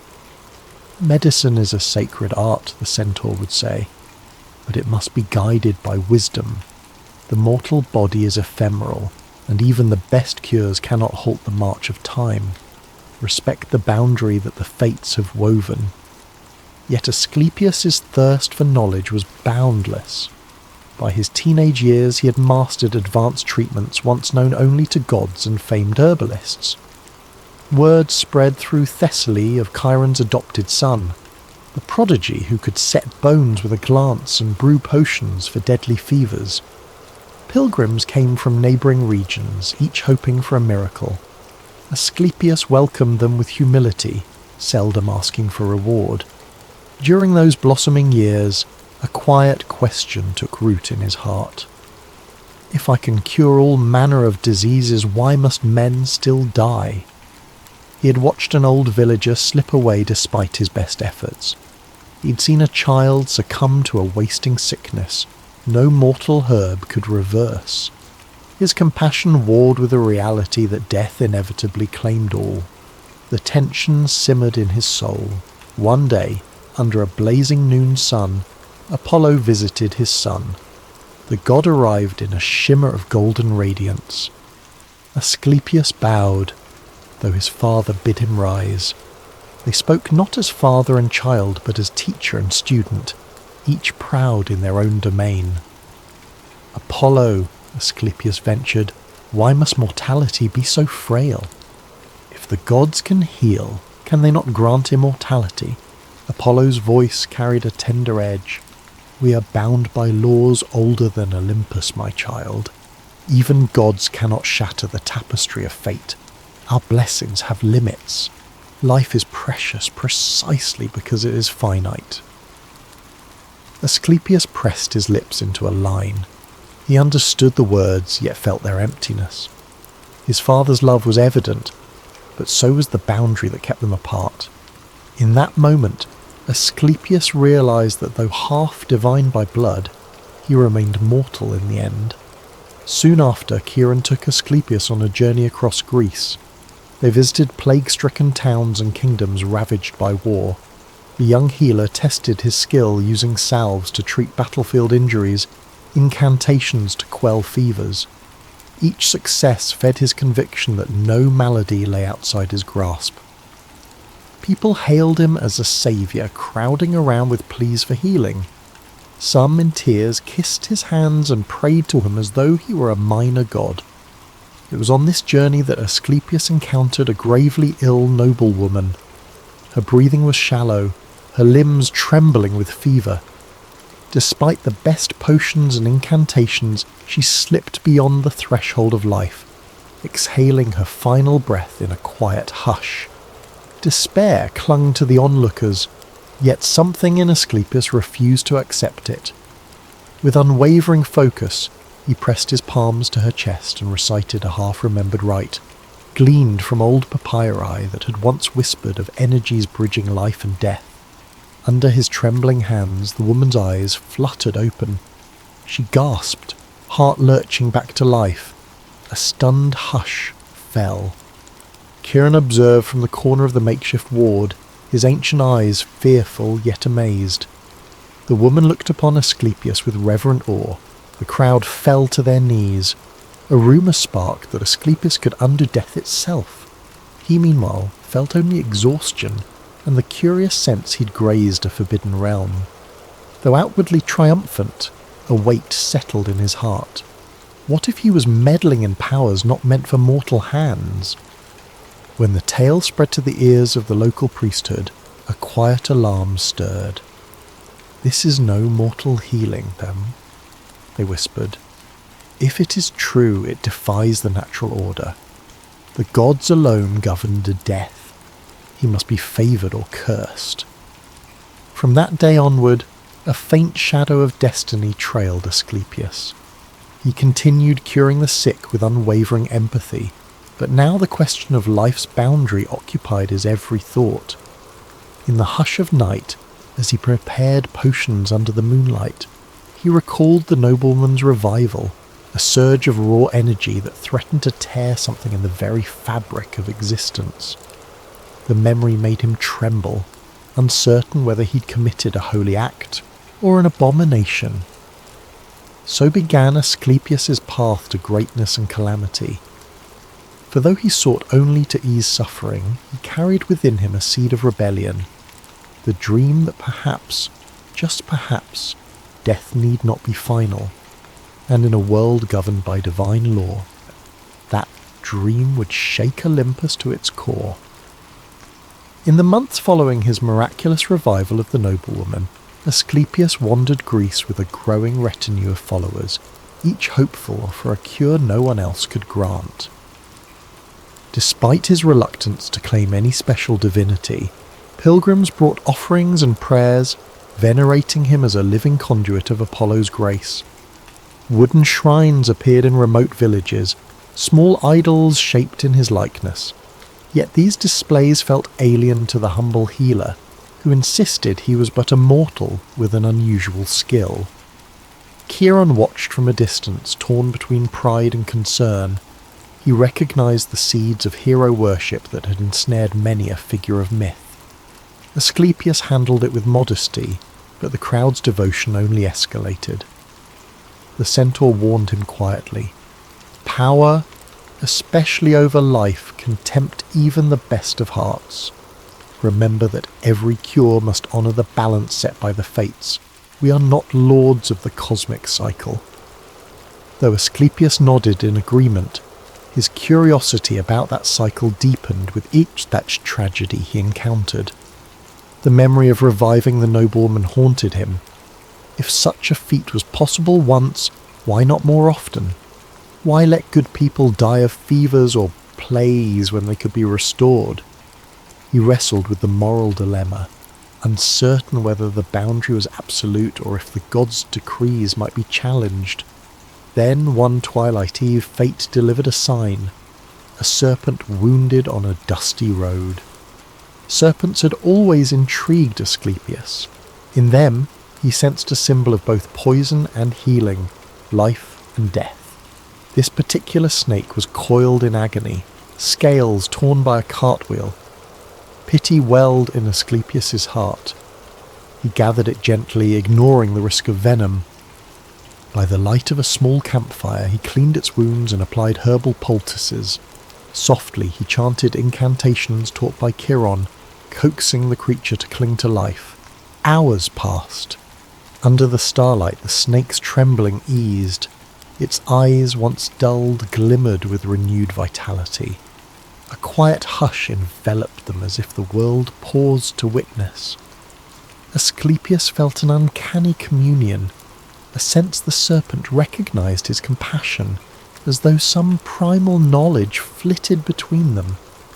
Then, in a moment that transcended logic, the serpent slithered around him, nuzzling a coil near his arm. Its tongue flicked out, almost affectionate. Aesclepius felt a rush of warmth, like an invisible blessing. In that instant, an unfamiliar voice whispered in his mind. No language, yet he understood. The serpent imparted knowledge beyond mortal ken, visions of archaic rites and hidden doorways to the underworld. Aesclepius's breath caught. He saw images of dark caverns, spectral shapes crossing a black river, luminous threads connecting souls to bodies. Among them were subtle keys to reversing the final step of death. It was as though the serpent's nature, its cyclical shedding of skin, its renewal, stood as a metaphor for returning life to the lifeless. Shaken, Aesclepius blinked, and the mental bridge closed. The serpent retreated into the shadows. Then, with a gentle flick of its tail, it glided off into the night, its wounds fully healed. Left behind was Aesclepius, heart pounding at the revelation swirling in his mind. It felt like he'd glimpsed a cosmic secret. Whether it was a gift or a curse, he couldn't say. Over the following weeks, the knowledge lingered, half-formed in his thoughts. Occasionally, in a dream or a moment of quiet reflection, he caught fragments of the serpent's insight, chants that might bind a soul to flesh, herbal concoctions that stirred dormant energies, sequences of divine runes that parted the veil. He tested them gently on animals, noticing subtle hints that once limp creatures recovered more vigorously than normal. A hush of awe pervaded him. Was he nearing the threshold of the actual resurrection? But fear accompanied his excitement. He recalled the words of Apollo. Even gods cannot shatter the tapestry of fate. He pictured the underworld guarded by Hades, that stern lord who would not tolerate his realm being robbed.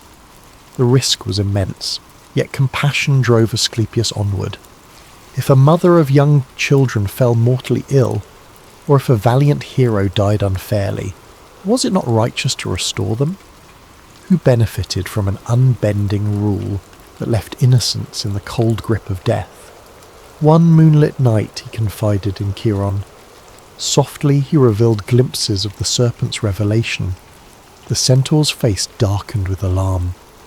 "My son, that is the most forbidden path. The boundary between life and death underpins the entire cosmos. Even Olympus respects it. If you cross it, you beckon the wrath of Hades, and perhaps even Zeus." Aesclepius lowered his gaze.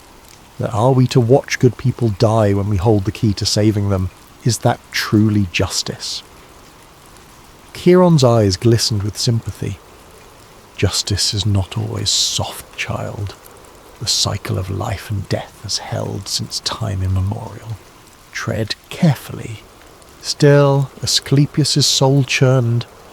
He recalled grieving families, the heartbreak in mothers' eyes.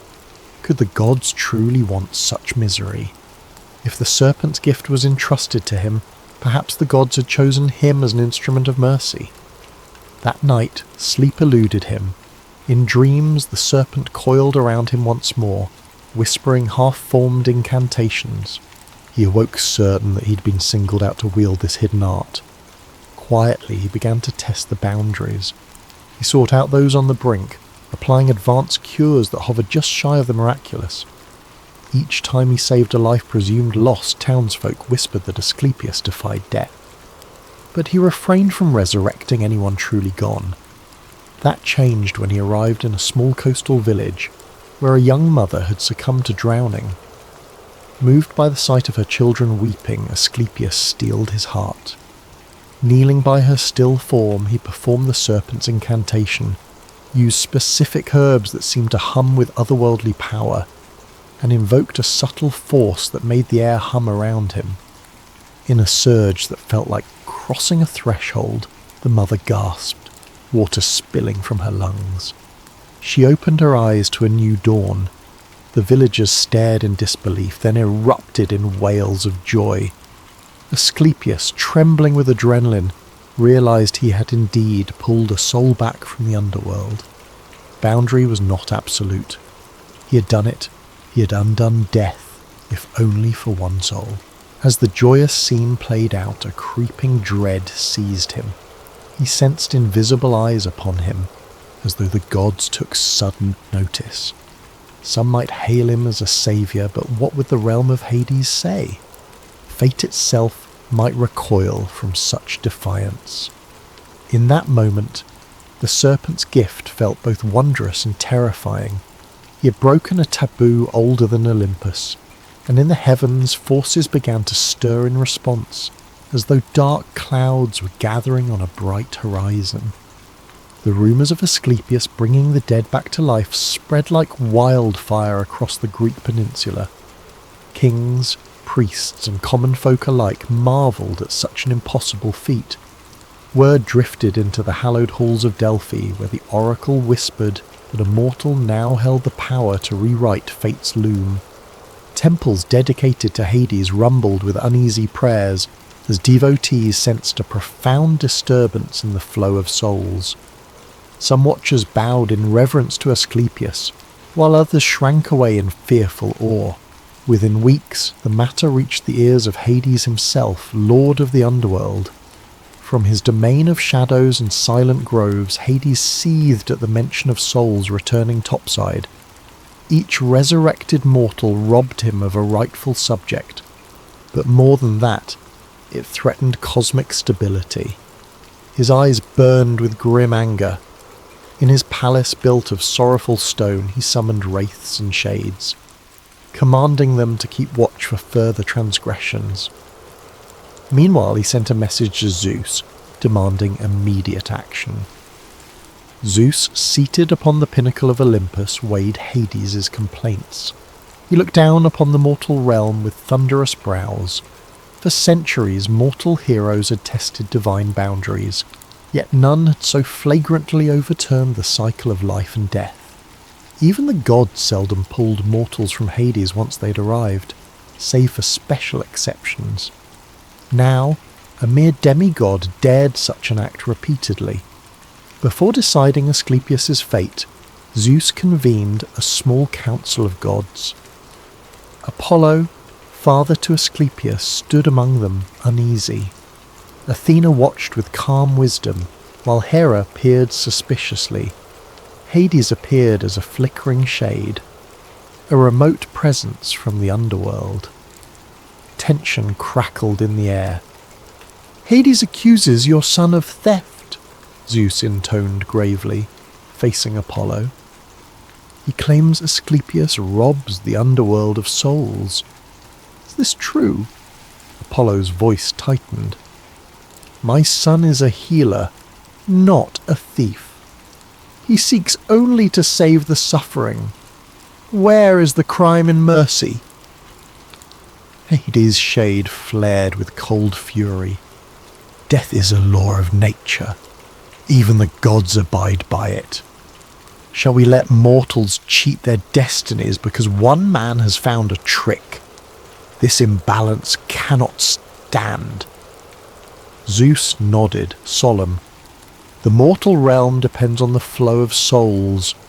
If Aesclepius can resurrect the dead at will, chaos follows. The living must eventually pass to the underworld. That is the cycle." Apollo's eyes flickered with paternal protectiveness. Yet is not compassion also part of mortal existence? Are we to forbid any measure that cures or extends life? Medicine itself is but an attempt to stave off death for a time. Aesclepius has advanced that art. Hades' voice was a hiss. "We do not speak of mere cures, but the reversal of finality. He is unbinding fate's threads. That power belongs to no mortal." Zeus paused in deep thought, thunder rumbling distantly. "We must assess Aesclepius' actions carefully. I will not pass harsh judgment without reason. Let me watch a while longer. If he violates the balance further, we will act." With that, the council ended. Hades withdrew, still smouldering, while Apollo left with a heavy heart, uncertain how to protect his son from this looming confrontation. Meanwhile, mortal adoration for Aesclepius soared. Tales recounted how he had returned a mother from drowning, how he'd undone a warrior's fatal wound, how entire villages prayed for him to resurrect beloved elders. Some rumours claimed he could grant immortality if he so chose. A small cadre of the devout even built shrines bigger than some built for the Olympians, chanting his name as if he were a deity of healing. Aesclepius felt torn between humility and the unstoppable tide of adoration. He never demanded worship, but people offered it freely, desperate for salvation from death's grip. This fervour alarmed priests of Zeus. One high priest confronted Aesclepius at a busy crossroads, voice echoing through the gathered crowd. "Why do you claim the power that belongs to the gods alone? Is your mortal compassion so vast it outweighs divine law? Are you healing or playing God?" Aesclepius, unsettled, tried to answer with humility. "I do not claim divinity. I act out of compassion. If the gods disapprove, let them guide me otherwise." The priest's glare was steeled. "They shall. Mark my words."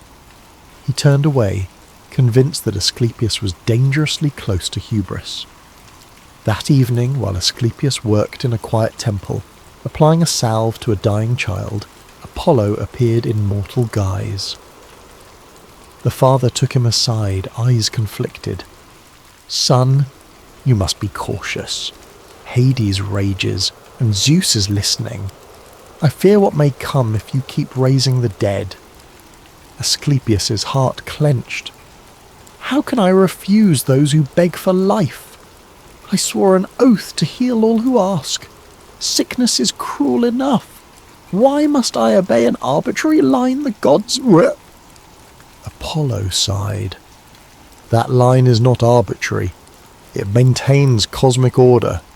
If your hand is forced, you may find Olympus itself turned against you. Even I, your father, might not be able to shield you from their wrath."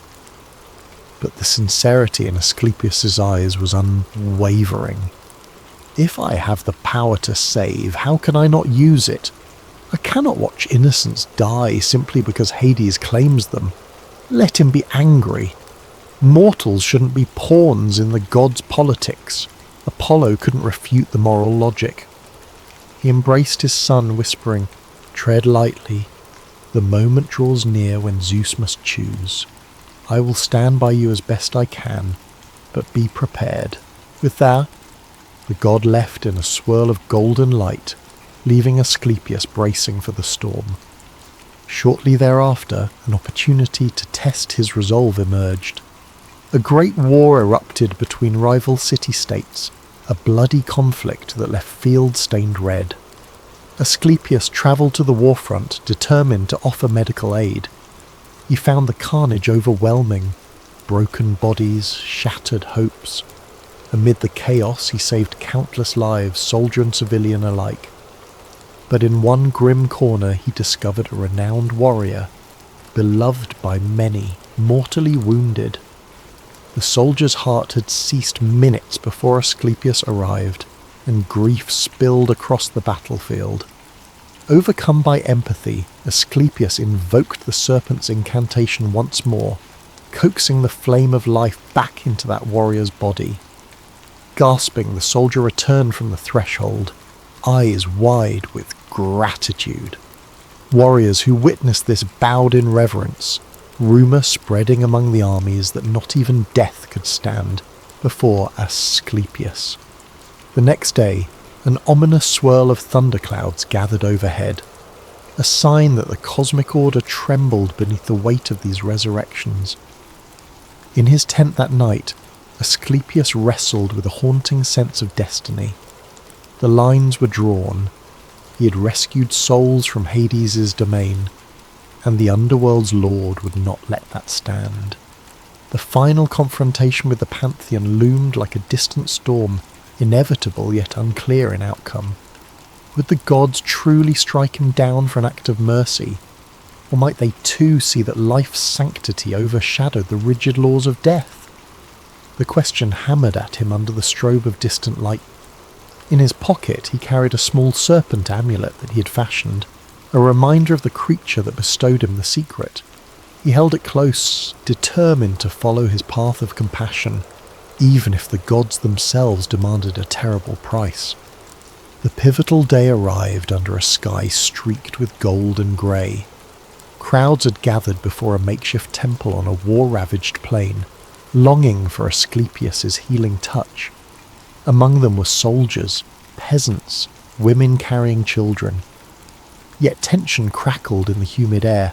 Some in the crowd murmured that divine retribution would descend for meddling with the boundary of death. Aesclepius, weariness etched into his features from endless nights of healing, emerged to greet them.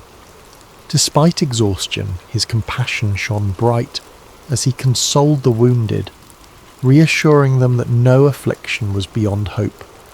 He carried vials of potent herbs, bandages, and a staff entwined with a carved serpent, his personal symbol of healing. The staff had become a beacon for the desperate, but the sense of foreboding couldn't be ignored. The sky darkened, thunderheads gathering unnaturally fast. Priests of Zeus, observing from the distance, exchanged uneasy glances. They felt the heaviness in the air as though the storms themselves were drawn by the friction of mortal and divine conflict. Suddenly, the crowd parted, gasping. A swirl of brilliant white light materialized. Zeus himself descended in a cloak of thunderclouds, eyes ablaze with cosmic authority. Lightning crackled around his form, illuminating the assembly. In that crackling hush, onlookers fell to their knees in awe and dread. Aesclepius's heart pounded. He sensed this was the final confrontation that had loomed over him. Behind Zeus stood Hades, presence manifested like a shadow. Apollo also arrived in a rush of golden warmth, placing himself near Aesclepius, though his face was lined with worry. The entire plain grew silent. Even the wind stilled as the gods gathered in mortal space to pass judgment. Zeus's voice boomed, reverberating across the plain. Aesclepius, son of Apollo, mortal yet crossing the threshold of the divine, you stand accused of wrenching souls from the domain of Hades, upsetting the balance of fate. Speak in your defence. Heart pounding, Aesclepius forced himself to meet the god's gaze. I have done what any healer would do, yet on a greater scale. I have mended the wounded, saved the dying. Is it truly wrong to restore life? My compassion led me here, not ambition. Hades stepped forward, dark eyes burning. Compassion cannot justify breaking cosmic law. The dead belong in my realm. Each resurrection you perform is a theft of what was decreed by the Moirai. Death is an immutable boundary. Apollo interjected, voice laced with paternal pride and worry. Father Zeus, he does not do this for gain or glory. He heals from the purest heart. Let us not punish that which is good. But Zeus's gaze was cold. This surpasses mere healing. You have undone fate's final chord. If mortals can cheat death, the underworld empties and the cycle collapses. Our rule is built on balance. Even immortals tread carefully around the boundary of life and death. Aesclepius bowed his head, trembling. I meant no harm to the order. I saw only suffering. If the gods have it in their power to rescue some from tragedy, why is it forbidden for me? A hush followed. Some in the crowd wept, uncertain whether to plead for mercy or stand in silent witness. Hades' expression remained resolute, unwavering in condemnation. At last Zeus lifted a hand, thunder rumbling in the roiling clouds overhead. Your motive matters little, mortal. Compassion or not, you have usurped a domain not granted to men. You transgress the boundary of life and death. That breach cannot stand. For the sake of universal harmony, your power must be extinguished. A jolt of fear shot through Aesclepius. Even so, he mustered courage. If your sense of harmony demands innocent lives be lost, then I defy that law. My oath is to protect the living. Zeus's eyes narrowed. A proud statement. But we see only hubris. No mortal is above the cosmic design. The god raised a hand wreathed in lightning. A hush of finality settled on the plain. Apollo, desperate, stepped forward. Father, wait. If you must punish him, take away his gift. Don't kill him. He is my son. But Hades interjected, voice frigid. Anything less than final retribution leaves the door open. He has the knowledge now. He will not cease. The underworld is threatened. Zeus hesitated, torn between Apollo's plea and Hades' demand. Then, steeled by the imperative of cosmic order, he said, Apollo, your love is known, but we cannot half punish this offence. Aesclepius has become a threat to all. I have no choice. A thunderbolt coalesced in his palm, sizzling with raw power. Apollo cried out, No! And reached for his son.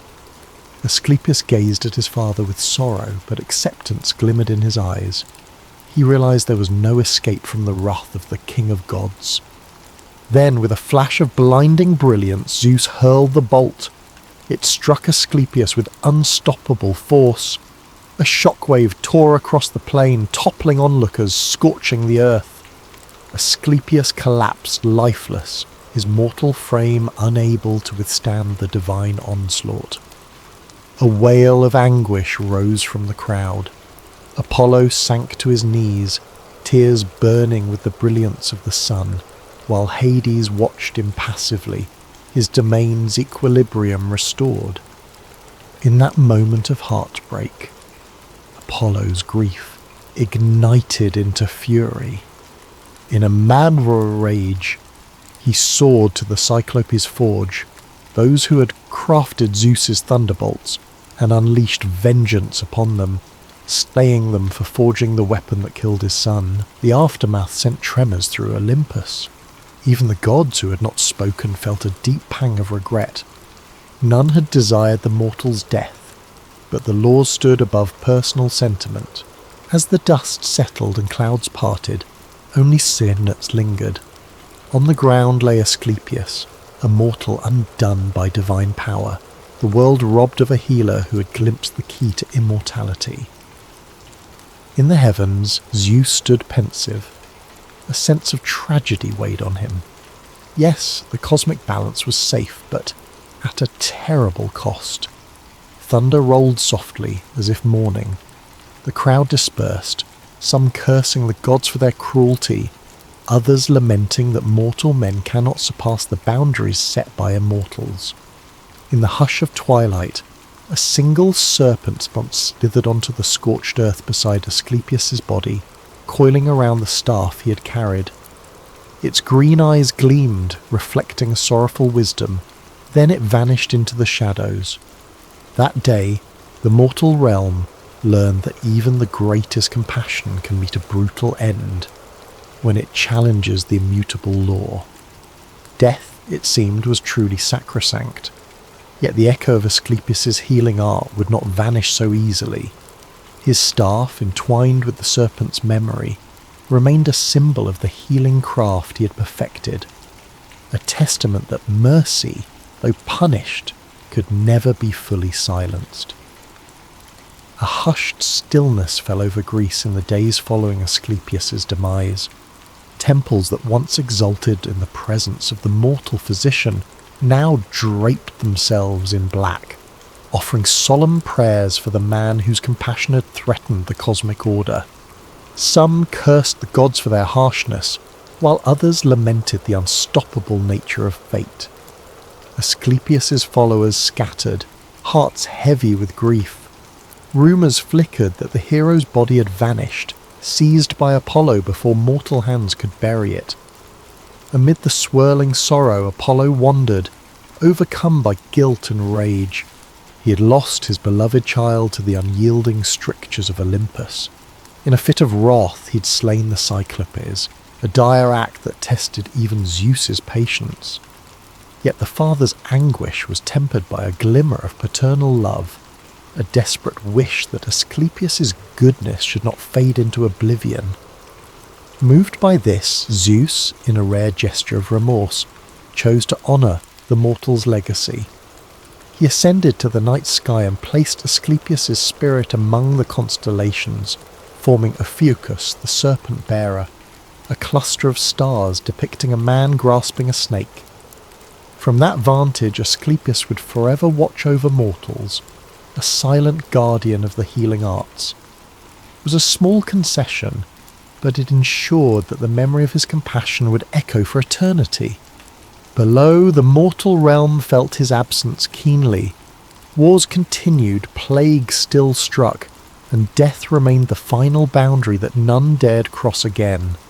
Yet Aesclepius's knowledge had not been wholly erased. He left behind a legacy in the form of children, Hygeia, Panacea and others, each embodying aspects of his healing philosophy. Hygeia championed cleanliness and prevention of disease, while Panacea symbolized the pursuit of universal remedy. They spread the flame of compassion their father had ignited, though they heeded the cautionary tale of his downfall, avoiding any attempt to resurrect the dead. In the decades that followed, priests built shrines to Aesclepius, ironically turning him into a minor deity of healing. Pilgrims travelled far to these sanctuaries, seeking cures for ailments. Many reported miraculous recoveries, attributing them to the gentle spirit of Aesclepius, who even in death refused to abandon his calling. The rod and serpent he carried became a symbol revered by physicians. Over generations, this rod of Aesclepius endured as the universal mark of medicine, a testament to the man who had once bridged mortal life and divine secrets. Across the underworld, Hades took measured satisfaction that order prevailed. Souls arrived as they always had, no longer plucked from his domain by a mortal hand. Yet a subtle tension lingered. On quiet nights, one might sense the underworld's gloom reflecting the faint regret that a champion of life had been struck down.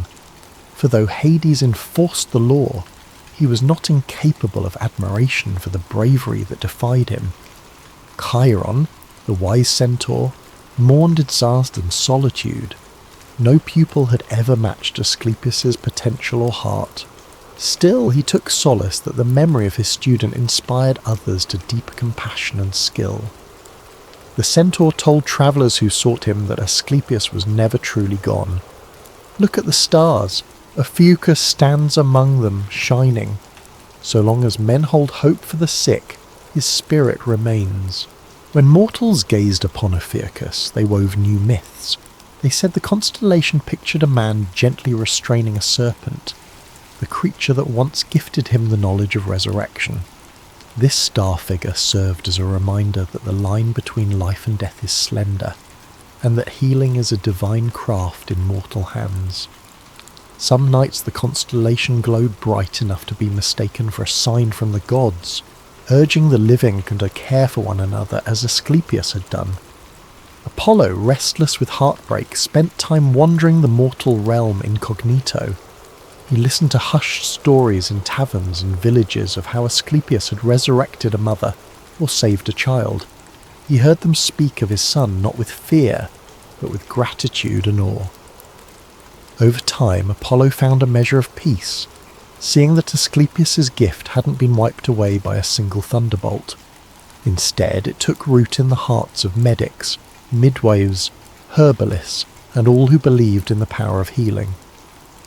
If the immortals demanded a sacrifice to preserve cosmic law, at least mortal compassion continued to glow, unstoppable. Legends say that on certain nights, in the hush of starlight, one can hear a faint stirring near Aesclepius's ancient altars, a serpent's whisper, carrying fragments of that forbidden incantation. None dare attempt it fully, for fear of incurring the same punishment. But the mere hint that resurrection was once possible keeps the flame of wonder alive in human imagination. Perhaps one day, in a moment of dire need, someone might gather the courage to pick up where Aesclepius left off. Or perhaps the tragedy of his downfall is warning enough. And so the tale of Aesclepius ends in both sorrow and hope. Sorrow because a mortal who dared to save too much was struck down, proving the gods' domain over death unassailable.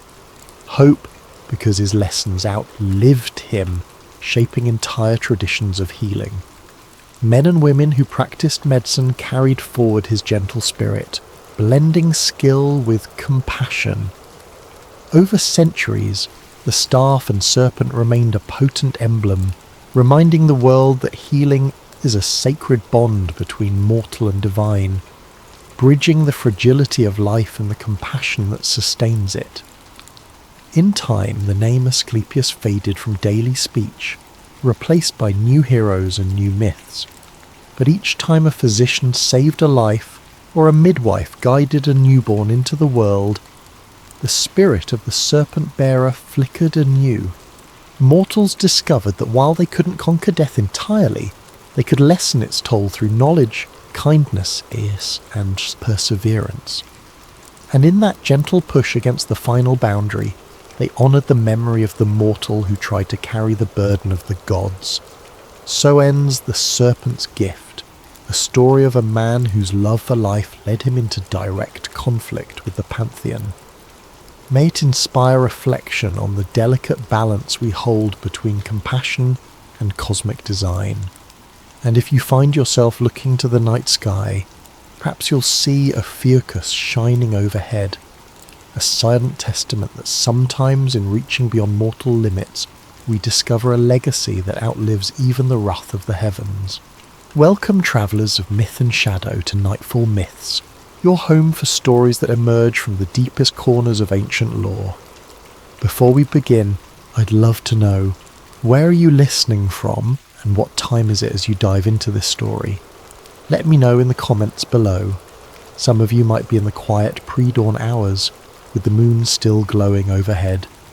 Others may find themselves under a blazing afternoon sun, or perhaps winding down in the peaceful hush of evening. Regardless of your place or time, we gather here to embark on a journey, one that blends the grandeur of Greek mythology with a tale often overlooked by mortals and gods alike. Tonight's story explores the life of Echidna, known in legend as the Mother of Monsters. This half-divine, half-serpent being has lingered in the background of countless myths, overshadowed by the heroic deeds of mortal champions and the quarrels of mighty gods. Yet behind every famed monster, from the multi-headed Hydra to the fire-breathing Chimera, lurks Echidna's imprint. She is a mother who once walked the boundaries between divinity and monstrosity, between nature and chaos. Her tragedy, her love, and her quiet fury shaped the legendary beasts that tested heroes across the ages. We'll venture through 5 parts of this tale, revealing the delicate threads that wove Echidna's fate. Born in the depths, rejected by friend and foe alike, she found companionship in Typhon, a storm god of unrivaled chaos. Their union birthed creatures of daunting power, children who would stand against the arrogance of both gods and humans. We will watch as Olympus wages war on these beings, seeking to crush them beneath the thunderbolts of Zeus and the cunning strategies of Hera. We will stand with Echidna in her final refuge, witness her curse on those who wronged her, and reflect on a legacy that endures long after she fades into myth. Before we begin, please subscribe to Nightfall Myths if you haven't already. Our world of myths and legends continues to grow, haunted by old gods, heroic mortals, and the monstrous children of hearts cast aside. Now, steel your spirit and hold your breath as we descend into a forgotten age, where darkness and wonder intertwine in the shape of a serpent's coils.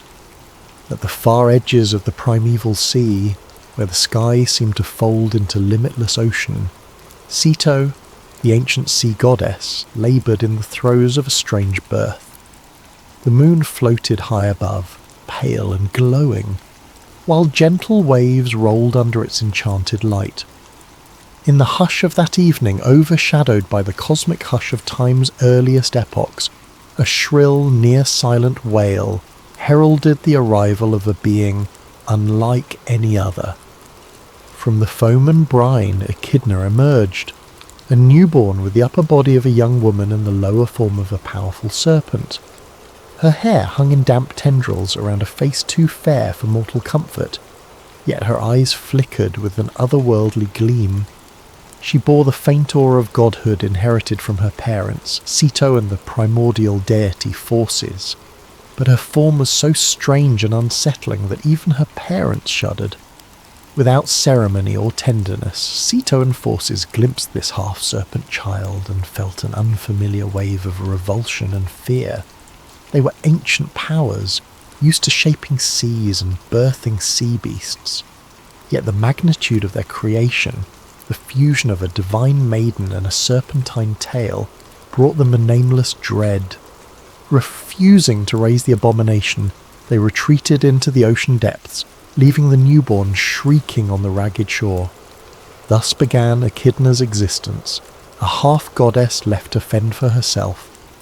In those first fragile days, she drifted along the rocky shore, sustaining herself on raw fish and water, her serpent tail coiled around seaweed, her childlike cries echoing in the lonely coves. Sometimes curious sea nymphs or lesser spirits would approach. At the sight of her monstrous form, they recoiled, whispering curses or pitying laments. Neither mortal nor fully divine, Echidna was an outcast from the moment she drew breath. As the moons passed, she discovered a small grotto carved into the cliffside. Inside lay a quiet hollow, shielded from storms and the eyes of intruders. There she learned to remain silent, creeping into the tide pools after sundown to catch fish with her swift, sinuous coils. In the faint reflection of starlight, she stared at her own face in the water. Her features were fair, her eyes large and curious, yet always that serpent's tail reminded her of her cursed half. In an age before most mortals had fully risen from primitive huts, the earth was dominated by gods who shaped the world with whim and thunder, and these gods, from the lofty peaks of Olympus to the undersea palaces of Poseidon, often told tales of new creatures emerging in the realms. Word of a monstrous half-maiden reached them, though details were scarce. Some believed she was just another sea monster. Others claimed she was an omen of darker times, but no one extended a hand in compassion. The Pantheon's eyes glanced her way only long enough to judge her unworthy. Yet within that lonely existence, Echidna found small comforts. She discovered the sweet calls of birds nesting among the cliffs, forging a strange friendship with a bold gull that regularly perched on her stony ledge. When the gull landed, she offered it scraps of fish. In return, the bird's companionship eased the silence. She'd hum lullabies to herself, half remembered from a cosmic lull in her earliest moments, or perhaps from the faint remnants of divine memory inherited through Ceto. Season after season she grew in size and understanding.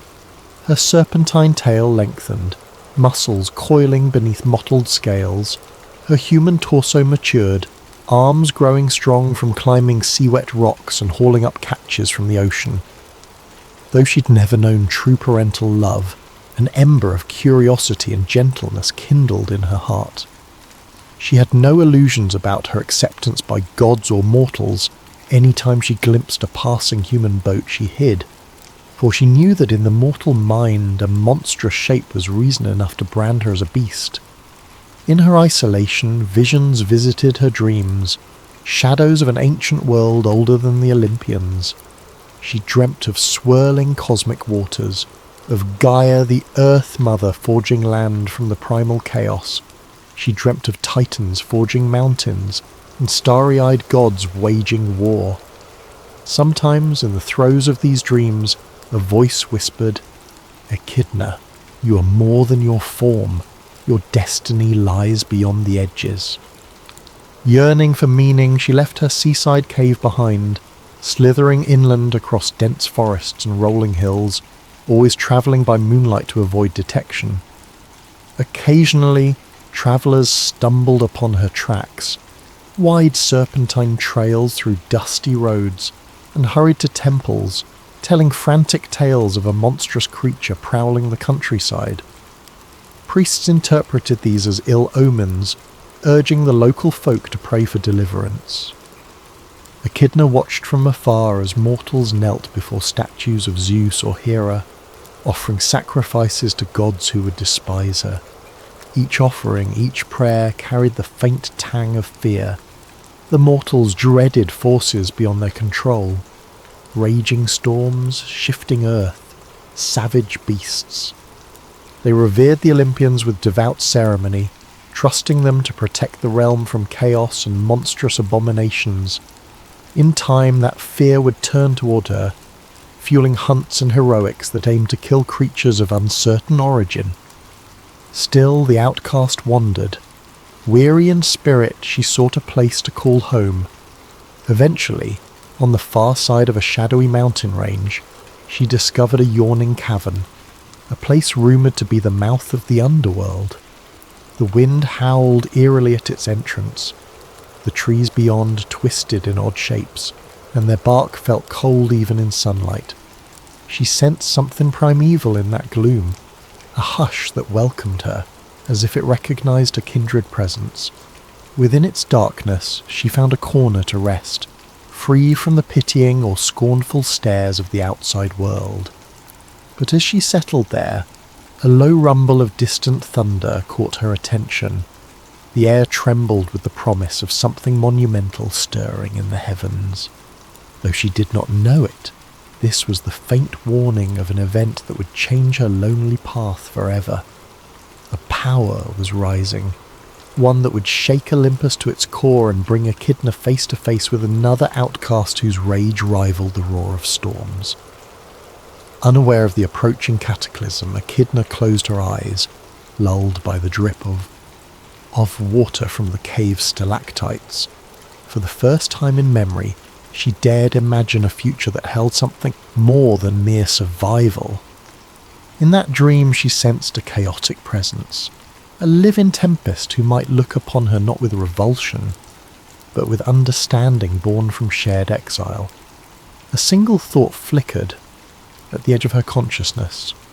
Change is coming. High above the mortal realm, the gods of Olympus lounged in their cloud-top palaces.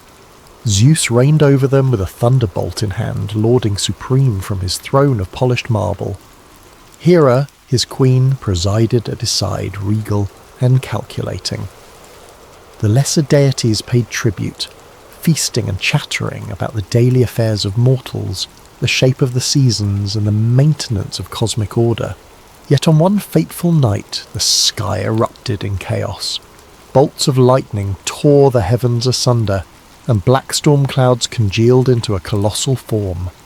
This figure expanded until it dwarfed even Olympus itself, swirling with thunder and spitting molten fire.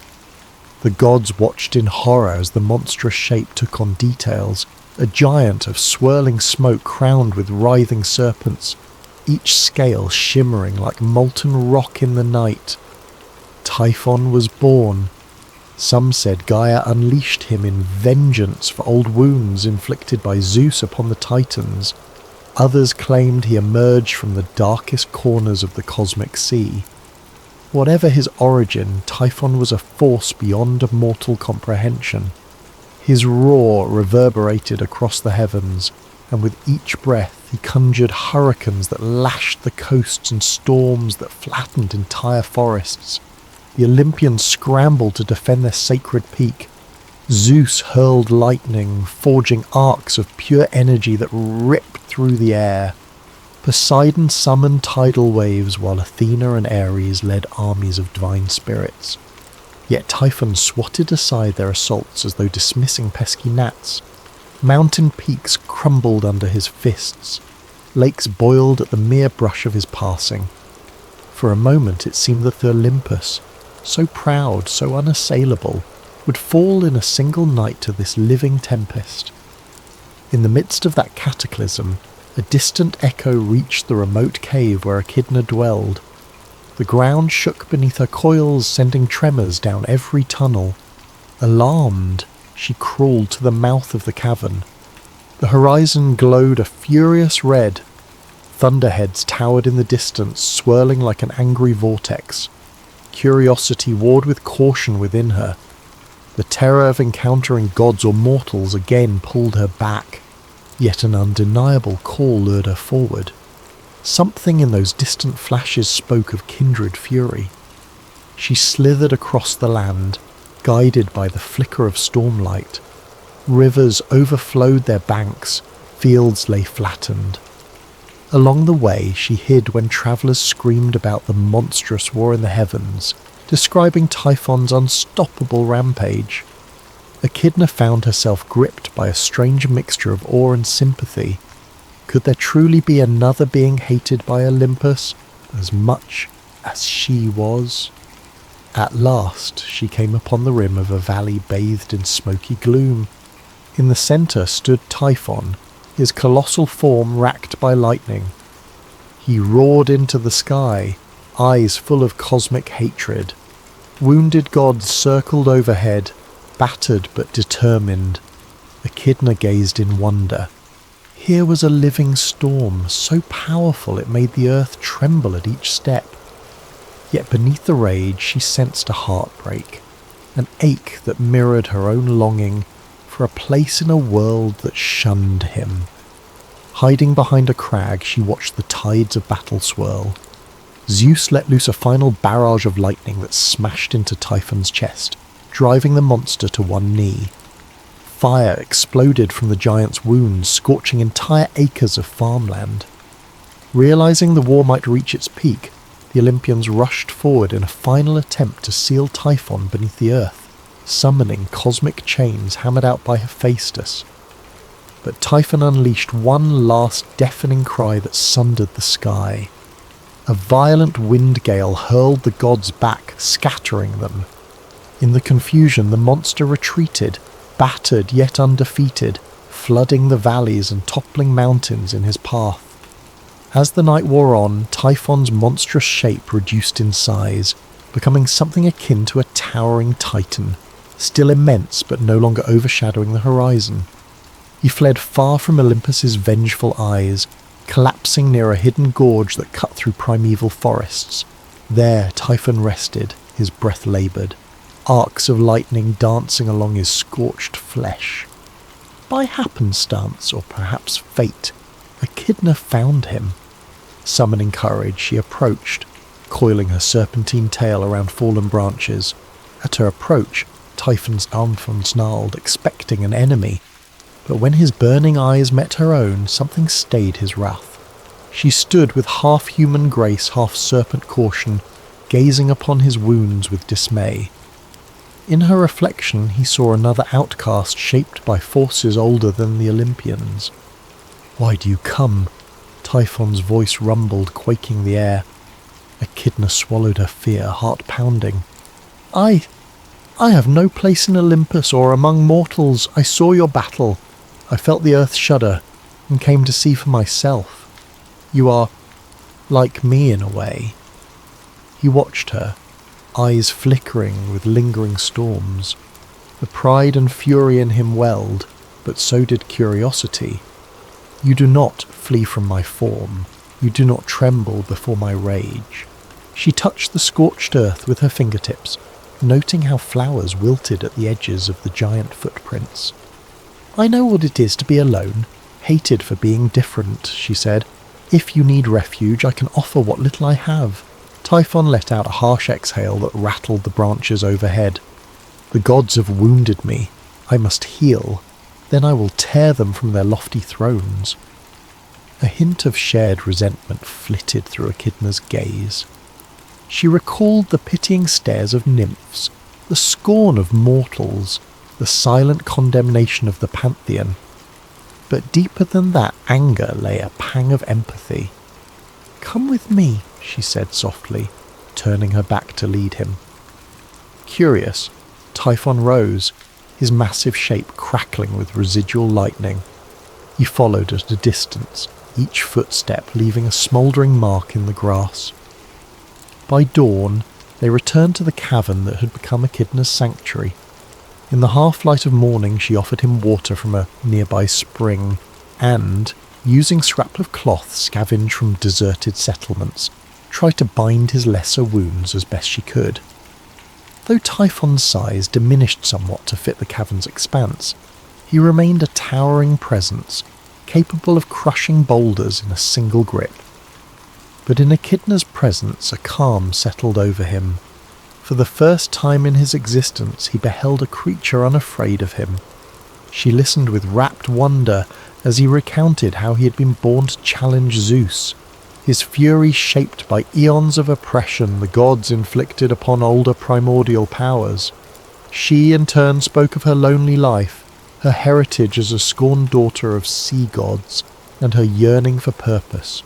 In each other's stories they found echoes of the same wound. Rejection by a proud pantheon who defined monstrosity by anything that broke their divine mould.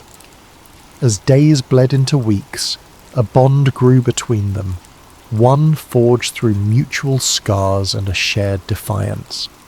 Typhon's destructive wrath found a gentler channel in the serenity of her presence, while Echidna's solitude softened beneath the warmth of his protective nature. Eventually that bond grew into something deeper, a love that defied mortal and divine law alike. The battered shape of Typhon, once an unstoppable storm, learned to cradle Echidna in his gargantuan arms without harming her. Her serpentine form coiled around his body in a gesture of trust. In hushed moments, they whispered hopes and fears, a dream of forging their own corner of the world, a place where neither Olympian nor mortal could scorn their union. Yet in the hush of those nights, an idea took root. If the gods insisted on rejecting them, if mortals trembled at their forms, then perhaps they could craft a legacy that transcended fear. They would create beings of their own, creatures that would stand apart from the pantheon's illusions of control. Children not born to kneel at the altars of Olympus, but to roam the realms with their own fierce independence. In the flickering torchlight of their hidden grotto, Echidna found her heart awakening to the possibility that she, the spurned half-serpent, might become a mother to new wonders. And Typhon, unstoppable storm incarnate, might serve as father to children who would one day shape the legends whispered by mortals around their fires. So it was decided. A cosmic vow passed between them, sealed in that cavern's silent darkness. Out of the seeds of their loneliness and anger, a monstrous brood would be born, beasts destined to test the gods themselves. The hush before a storm can be suffocating, and so it felt in the shadowy realm where Echidna and Typhon prepared for a new chapter of life. Safe from prying eyes, they fused their essences, weaving raw primal magic into living forms. One by one, eggs were laid in the cavern's depths, vast leathery shells that pulsed with uncanny life. The first to hatch was Hydra, a serpentine behemoth with multiple heads. Each head hissed in unison, exhaling poisonous breath that sizzled against the rocky floor. Next came Chimera, part lion, part goat, part dragon, its flaming breath capable of melting iron. Cerberus, a massive three-headed hound with eyes burning like embers, followed, bounding about with a fearsome, playful growl. Then Orthrus, the two-headed hound, smaller yet no less formidable. In time, other creatures emerged.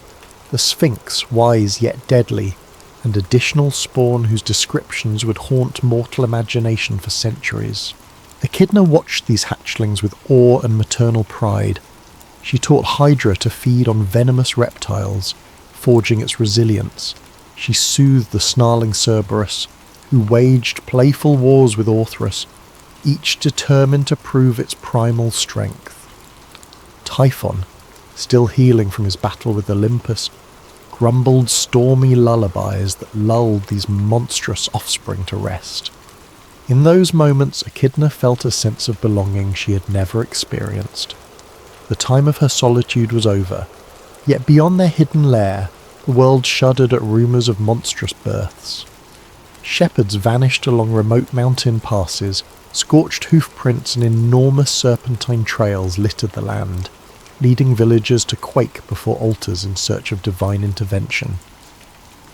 Tales of multi-headed beasts and monstrous hounds soon reached the ears of Zeus and Hera. Infuriated at the idea of Typhon regenerating and fathering new threats, the Olympians convened an urgent council. Hera in particular seethed at the notion of these abominations thriving beyond her control. These are no mere beasts, she warned. They are the spawn of Typhon, hatched from an unholy union. They endanger the balance we have fought to establish. Zeus clenched his thunderbolt. The memory of Typhon's assault on Olympus still stung his pride. We cannot allow them to roam unchecked.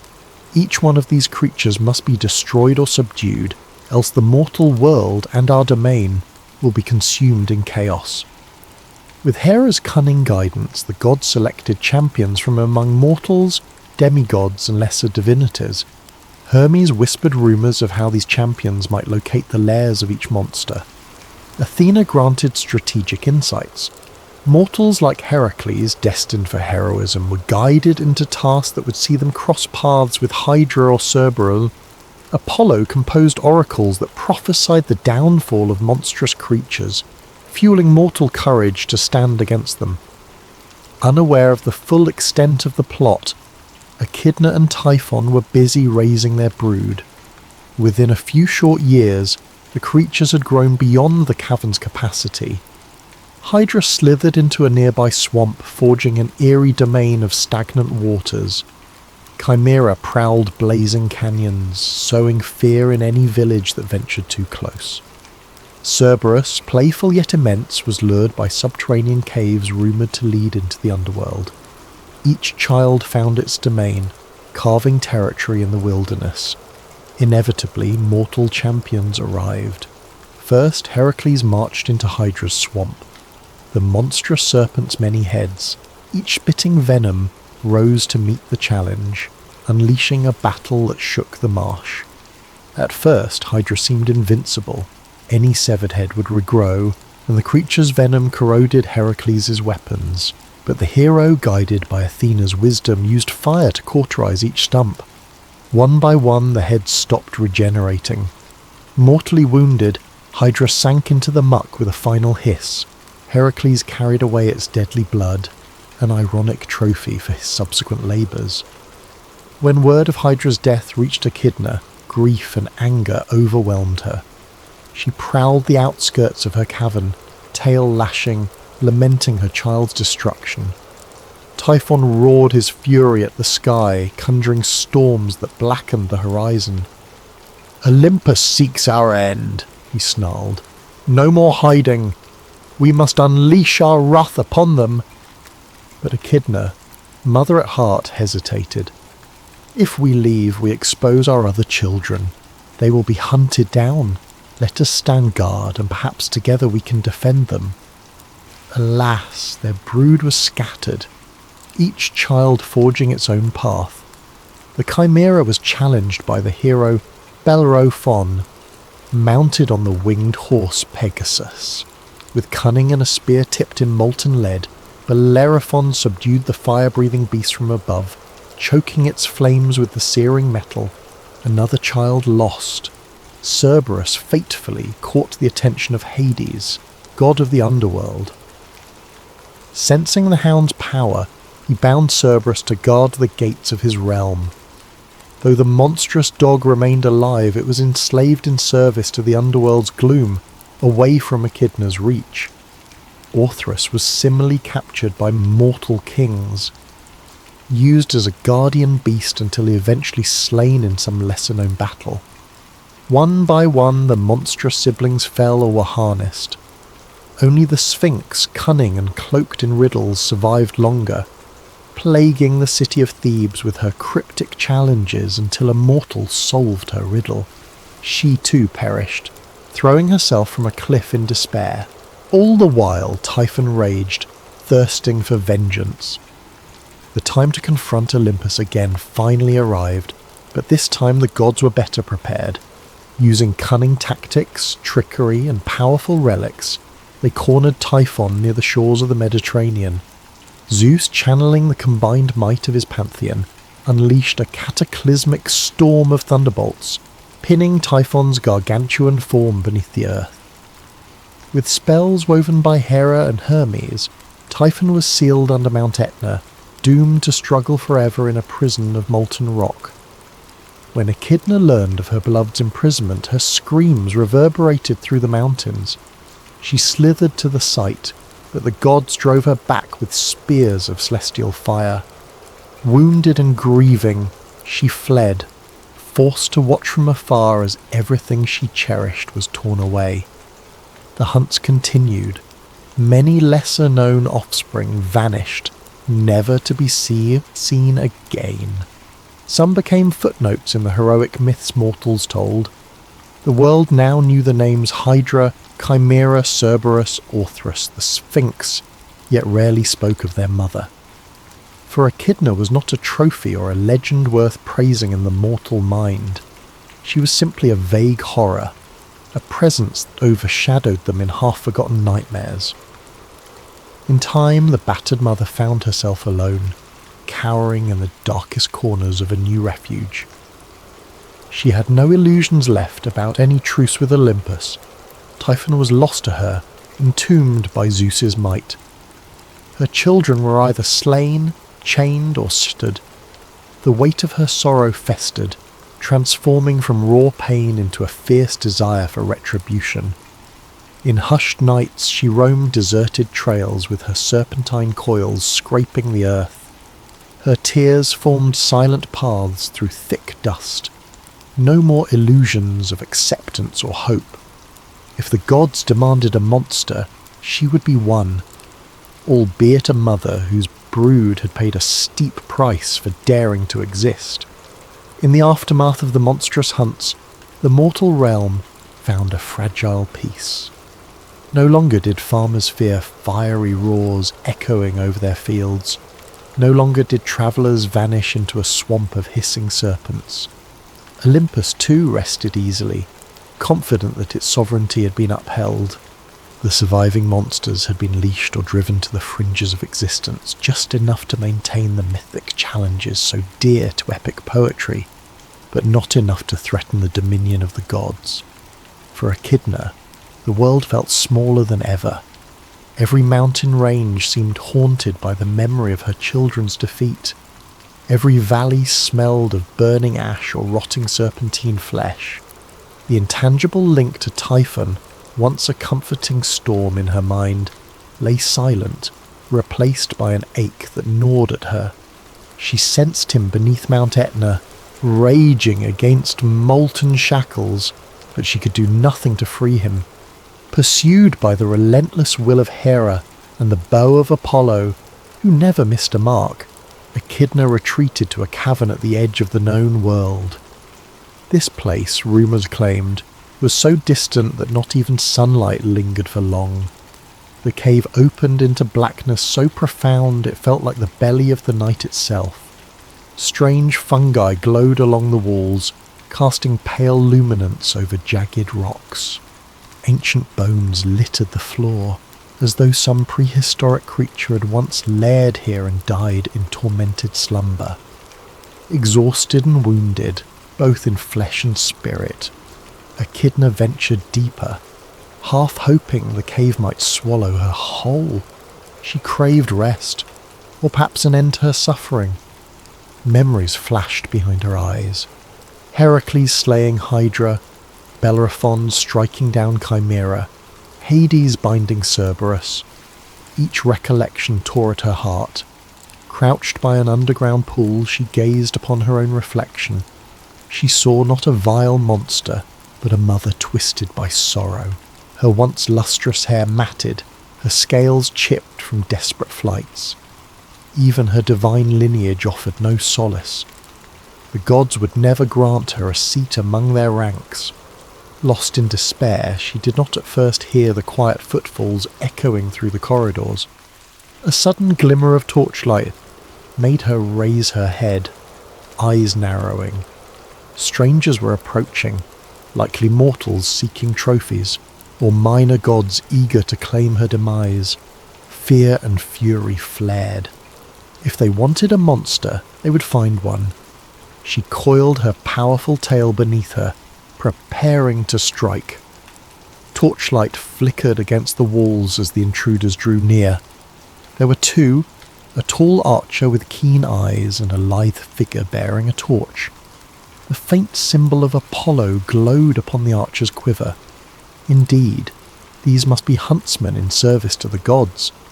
Before Echidna could lunge, an arrow whistled past her, striking the stone at her side. The archer's voice echoed, coldly confident. The goddess Artemis demands retribution for the beasts unleashed upon the mortal realm. Surrender or die. A bitter laugh escaped Echidna's lips. She had lost too much to cower now. Retribution for existing? For daring to bring forth life in a world that hunts all that is different? She darted into the darkness, trying to weave between stalagmites. More arrows soared, their tips glinting with god-blessed steel. One grazed her arm, burning with divine potency. Another lodged in her tail, drawing a hiss of pain that reverberated off the walls. Cornered at the precipice of a deep chasm, Echidna turned, chest heaving. The huntsman advanced, weapons poised. She felt her strength waning, her injuries compounding. Yet a fierce maternal rage roiled within her. Fueled by injustice, she swiped at the nearest intruder, sending him crashing against the cavern wall. The archer loosed one last arrow, burying it deep into her side. A wet gasp escaped her as fiery agony spiked through her body. Her vision blurred and she collapsed against the cold stone. The huntsman approached cautiously, certain their prey was finished. Summoning her final shreds of will, Echidna fixed them with a blazing stare. In that moment, it was not just the half-serpent mother lying there, but a primal force, a being shaped by ancient gods older than Olympus. She felt something stirring in her soul, a presence, perhaps an echo of Typhon's defiance, or a last spark of her own divine heritage. Her voice, though trembling, rang through the cavern. "Tell your goddess that her hunts will never end. I curse Olympus. For every hero you breed to do your bidding, a monster will rise to test them, born of fear, shaped by cruelty. There shall be no peace for gods or mortals, only the endless cycle of creation and destruction. You call me mother of monsters, you have made me so." The huntsmen looked at one another unnerved. The archer reached for another arrow to end her, but the ground trembled beneath their feet. Stalactites cracked overhead.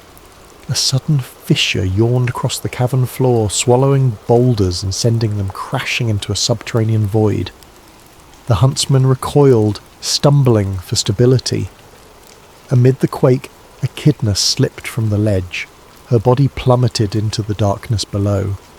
The huntsman crept to the edge, peering into the blackness, but saw nothing. No corpse, no final trace of the monster. The silence that followed was eerier than any cry or wail. Word of the battle spread quickly among mortals, twisting into legend. Some said Echidna had perished in the chasm, body broken upon the rocks. Others insisted she had used ancient magic to slumber in the earth's bowels, awaiting a time to awaken. The huntsmen, uncertain themselves, told conflicting tales. They returned to Artemis, bearing only the arrow drenched in Echidna's blood, no proof of a kill. Olympus, for its part, celebrated. They believed that Typhon's bride was no more, that the last threat to their ordered rule had vanished. Hera and Zeus breathed easier, certain no more monstrous children would challenge them. The mortal world, too, exhaled relief, equating the disappearance of Hydra, Chimera and their kin with a renewed era of safety.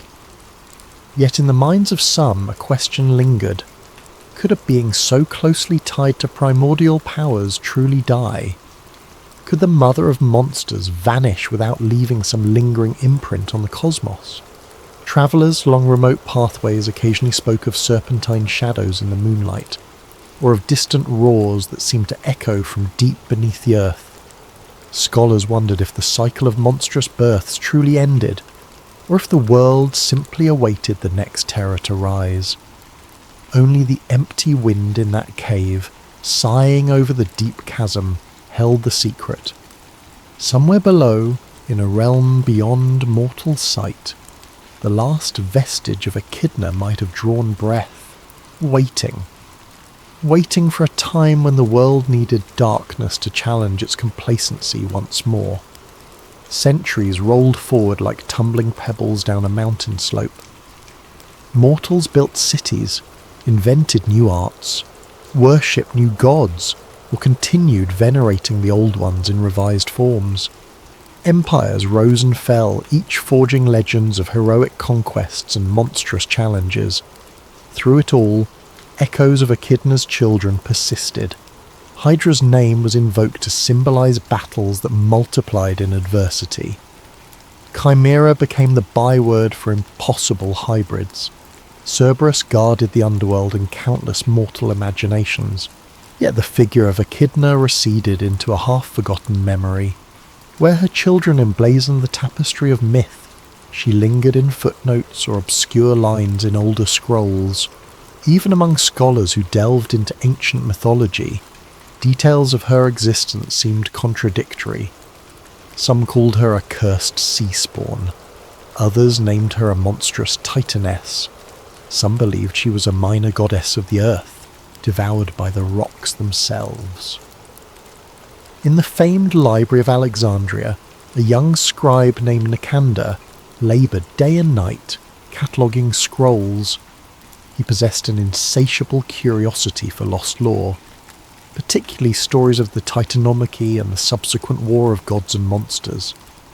One day, while rummaging through a forgotten vault, he found a dust-caked cylinder sealed with an archaic wax sigil. Inside, he discovered a fragile scroll containing an account titled Echidna, Mother of the Lost Brood. Nicander carefully unrolled it in a secluded corner. The text, penned in ancient Greek, recounted the birth of Echidna, her union with the Typhon, and the monstrous children that tested the might of gods and heroes. Lines described her heartbreak at their destruction, her final stand in a cavern at the edges of the known world, and a curse hurled at Olympus. A postscript read in a trembling hand, "She was not a monster, she was a mother." Moved by the tragedy, Nicander spent nights cross-referencing other documents. He found scraps of references, a partially charred chronicle hinting that Echidna's body was never found, a snippet describing an immortal serpent woman who might still roam the fringes. Putting these fragments together, he realised the official record was incomplete, scripted predominantly by the victors of the Olympians and mortal heroes who thrived on epic sagas. The mother's perspective was missing, overshadowed by the exploits of those who slew her children. In quiet hours, Nicander began drafting a new treatise. He wrote of compassion for misunderstood beings, of how the line between monster and god could blur. He argued that the cruelty inflicted by the pantheon mirrored mortal prejudices, fearing the different, hunting the unknown. He stated that Echidna, in her union with Typhon, had sought not to destroy the world but to create a legacy for those cast aside by the divine order. Eventually, words of his project spread among fellow librarians and a few travelling philosophers. Some ridiculed him, warning that praising monsters was blasphemy or madness. Others expressed curiosity, unsettled by the idea that mythic beasts might be more than mindless terrors. A handful began to question whether the so-called monsters possessed their own rightful place in the cosmic dance. In hushed gatherings by oil lamps, Nicander shared the narrative of Echidna's heartbreak, the hunts upon her brood, and her final vanished fate. Listeners were moved, though they often struggled to reconcile it with the heroic sagas they knew by heart. Yet seeds of doubt sprouted in their minds. Could the Hydra's rampage have been an act of self-defense? Had the Chimera truly roamed the wild seeking to torment people? Or had it been driven out by human expansion? Despite these debates, the mainstream culture persisted in venerating heroes like Heracles and Bellerophon. The images of monstrous heads pinned to city walls symbolized triumph over chaos. Few were ready to accept that chaos itself might be an integral part of the world, forging resilience and humility. Meanwhile, across distant lands, remote tribes told tales of serpent women dwelling under mountains, or massive hounds prowling hidden valleys. Some travellers claimed to hear ghostly howls near Mount Etna, as if Typhon still raged. Others swore they glimpsed a sinuous figure in midnight forests, eyes reflecting moonlight, coiling around the trunk of an ancient oak. In time, even the Library of Alexandria would meet its own tragedies, fires and conquests scattering countless scrolls to the winds of oblivion. Yet the notion that monsters are born from pain continued to resurface in various philosophical treatises and esoteric cults. The name of Echidna would sometimes be invoked in ritual circles, not as an object of worship, but as a symbol of primal motherhood and the unstoppable force of creation. Centuries hence, bards began weaving ballads of a serpent mother who bore children to challenge the strong. They lamented her sorrow, painting a more nuanced portrait. No longer purely villain, she emerged in some renditions as a tragic figure, undone by prejudice and fear. And so the legacy of Echidna endured, shifting shape, changing colour as each generation reinterpreted it. At times she was a dire warning, a mother who unleashed horrors upon a fragile world. At others, she was a testament to perseverance and the power of love in the face of brutal opposition. Always she remained an enigma, bridging the gap between mortal nightmares and divine truths. In a future far from those archaic days, one might still stumble upon an ancient cavern or a half-buried relic inscribed with serpentine runes. A wise enough wanderer recalling the old stories might sense the hush that lingers there, the intangible presence of a being half forgotten, never fully dead. For so long as fear and ignorance breed new terrors, the spirit of Echidna, mother of Njim monsters, lives on. That final line from the Lost Scroll still resonates. She was not a monster, she was a mother. And perhaps, in that truth, lies a reflection on the entire tapestry of Greek myth, a reminder that behind every terror lies a story of origin, a spark of life and the anguish of being cast aside.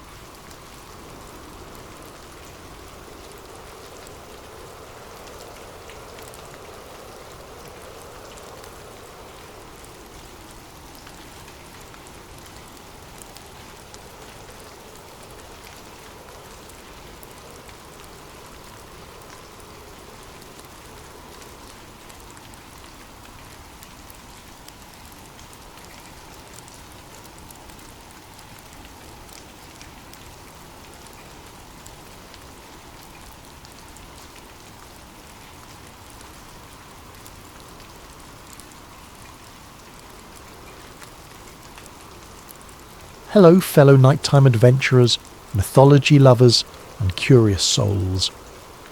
Before we embark on this evocative journey into one of antiquity's most haunting tales, I'd like to extend a personal invitation. Please take a moment to comment where you are from in the world and what time it is as you join us here in the realm of storytelling. I'm always enchanted by how myths unite us across time zones and continents, weaving our imaginations together no matter where we lie down to rest. And if you find yourself captivated by legends, fables, and the echoes of ancient voices in the hush of twilight, I encourage you to subscribe to Nightfall Myths. It's a place where timeless stories come alive after the sun has set, where each tale, whether Greek, Norse, Egyptian or beyond, is retold with a whisper of starlight. Whether you seek a soothing narrative to drift off to or a fresh perspective on epic lore, we're here to guide you through the hidden corridors of mythic worlds. Tonight we turn our gaze upon the fall of Icarus, the flight that touched the sun. Rooted in Greek mythology, it's the timeless account of ambition, freedom, and the raw price of disobedience. In it, you'll meet Daedalus, the master craftsman imprisoned by an oppressive king, who dares to dream of escape through an invention that defies nature. And at his side stands his son, Icarus, brimming with youthful daring, convinced that the sky itself might belong to him, if only he can soar high enough. Some say the gods watch from their celestial seats, others say it is we who shape our own destinies. Regardless, Icarus's flight is a cautionary thread woven into the tapestry of human aspiration. Tonight, let us reimagine the labyrinth, the makeshift wings, the trembling approach of dawn, and the young man who soared too close to the sun. Listen well, and may this mythic story guide you into gentle slumber or quiet contemplation. Thank you for being here, and enjoy. Now let us begin. The story begins in the kingdom of Crete, under the rule of the formidable King Minos. His palace sprawled along the coastline, its marble walls gleaming under the unrelenting Mediterranean sun. Once, travellers from across the Aegean had flocked to witness his menagerie of wonders, but now a strange hush clung to those halls. For King Minos harboured a dark secret in the depths of his domain, a monstrous half-bull, half-man known as the Minotaur, condemned to roam the corridors of a vast labyrinth hidden beneath the earth. No man could navigate the labyrinth's winding passages except one. The renowned inventor Daedalus, famed across the Greek Isles for ingenuity that rivaled even the gods, had built the labyrinth at Minos's behest. It was a labyrinth so cunning in design that even Daedalus himself occasionally needed a spool of thread to ensure his own safe return. But after the labyrinth's completion, King Minos demanded more. Guard this monstrous secret. Keep the structure unbreachable, so Crete's power would remain unmatched. Yet fate took a turn. A foreign hero named Theseus arrived, aided by Ariadne, King Minos's own daughter. They slew the Minotaur, then escaped the winding passages, thanks, it is said, to a clue from Daedalus. In retribution, King Minos's wrath turned upon Daedalus and his young son Icarus, condemning them to a prison high in a cliffside tower overlooking the sea. For Icarus, barely into his youth, this imprisonment felt especially cruel. The tower's stone walls were cold and unyielding, offering only narrow slits for windows. At night, the boy would press his face against these gaps, glimpsing the infinite horizon where the sea met the sky. Sometimes he'd see gulls gliding in the moonlight, free to roam wherever the wind beckoned. He yearned for that kind of boundless liberty. Daedalus, though older and burdened by regrets, also longed for freedom. He had travelled across the ancient world, offering his brilliant mind to any who would appreciate it. Yet his brilliance now chained him. Minos refused to let such a mind slip away to rival kings or foreign lands. In the cramped tower's gloom, Daedalus's thoughts churned, restless. They had tried bribing guards, forging false letters of pardon, even bribing fishermen to ferry them away. Each plan collapsed under Minos's watchful eye. An entire garrison of soldiers ringed the tower on land, while a formidable naval presence secured the coastline. No boat would take them unnoticed. One day, Icarus vented his frustration. "Father, if we cannot pass by land or sea, what remains?" Daedalus paused, letting the boy's words echo in that stony cell. A whisper of a new idea stirred. Not by land, not by sea. If they couldn't escape along the earth or the waves, perhaps only the sky remained. It was madness to consider flight, but the glimmer of possibility awakened Daedalus's old spark of invention. If birds soared effortlessly, maybe humans could too, assuming they possessed the right design, the right materials, and a daring heart. Within days, Daedalus's sharp eyes noticed gulls nesting on rocky outcroppings near the tower. Through cunning means, he coaxed some to roost closer, plucking fallen feathers or gleaning those shed in the wind. He gathered wax from the tower's few candles, saving each precious bit. Icarus watched, enthralled, as his father studied the curvature of bird wings, the hollow nature of feathers that offered lift. Day by day, a plan took shape in Daedalus's mind, to craft wings for them both, harnessing the wind's power as the gulls did. The guards, complacent in their vigilance, never suspected that a prisoner might dream of flight. To them, Daedalus's rummaging in the tower courtyard was random tinkering, the idle fussing of an inventor who'd lost his workshop.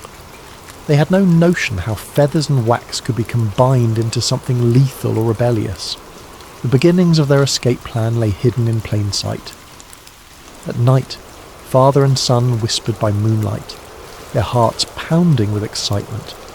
Daedalus would describe how he'd shape wooden frames to mimic a bird's wingspan, then fasten rows of feathers with wax. He'd ruffle Icarus's hair and remind him, "We must be patient, gather more feathers, test the smaller prototypes." Icarus would grin, imagining himself gliding above the tower spires, over the labyrinth that once imprisoned them all. But a quiet dread also gnawed at Daedalus. He recalled the vain attempts at flight in old myths, Bellerophon upon Pegasus who tried to ascend to Olympus, only to be cast down. Even the gods seemed to take offence at mortal ambition. Still, Daedalus reasoned, this wasn't arrogance. It was necessity. They had to outsmart Minos, who had proven unstoppable by conventional means. As the days turned to weeks, a subdued routine settled in. Daedalus carefully tested wax melting points near the tower's torches, ensuring the sun's heat wouldn't break their contraption. He used strips of linen to secure feathers in neat aerodynamic rows. The finished product of each single wing shimmered with potential. 2 pairs would be necessary, one for him, one for Icarus.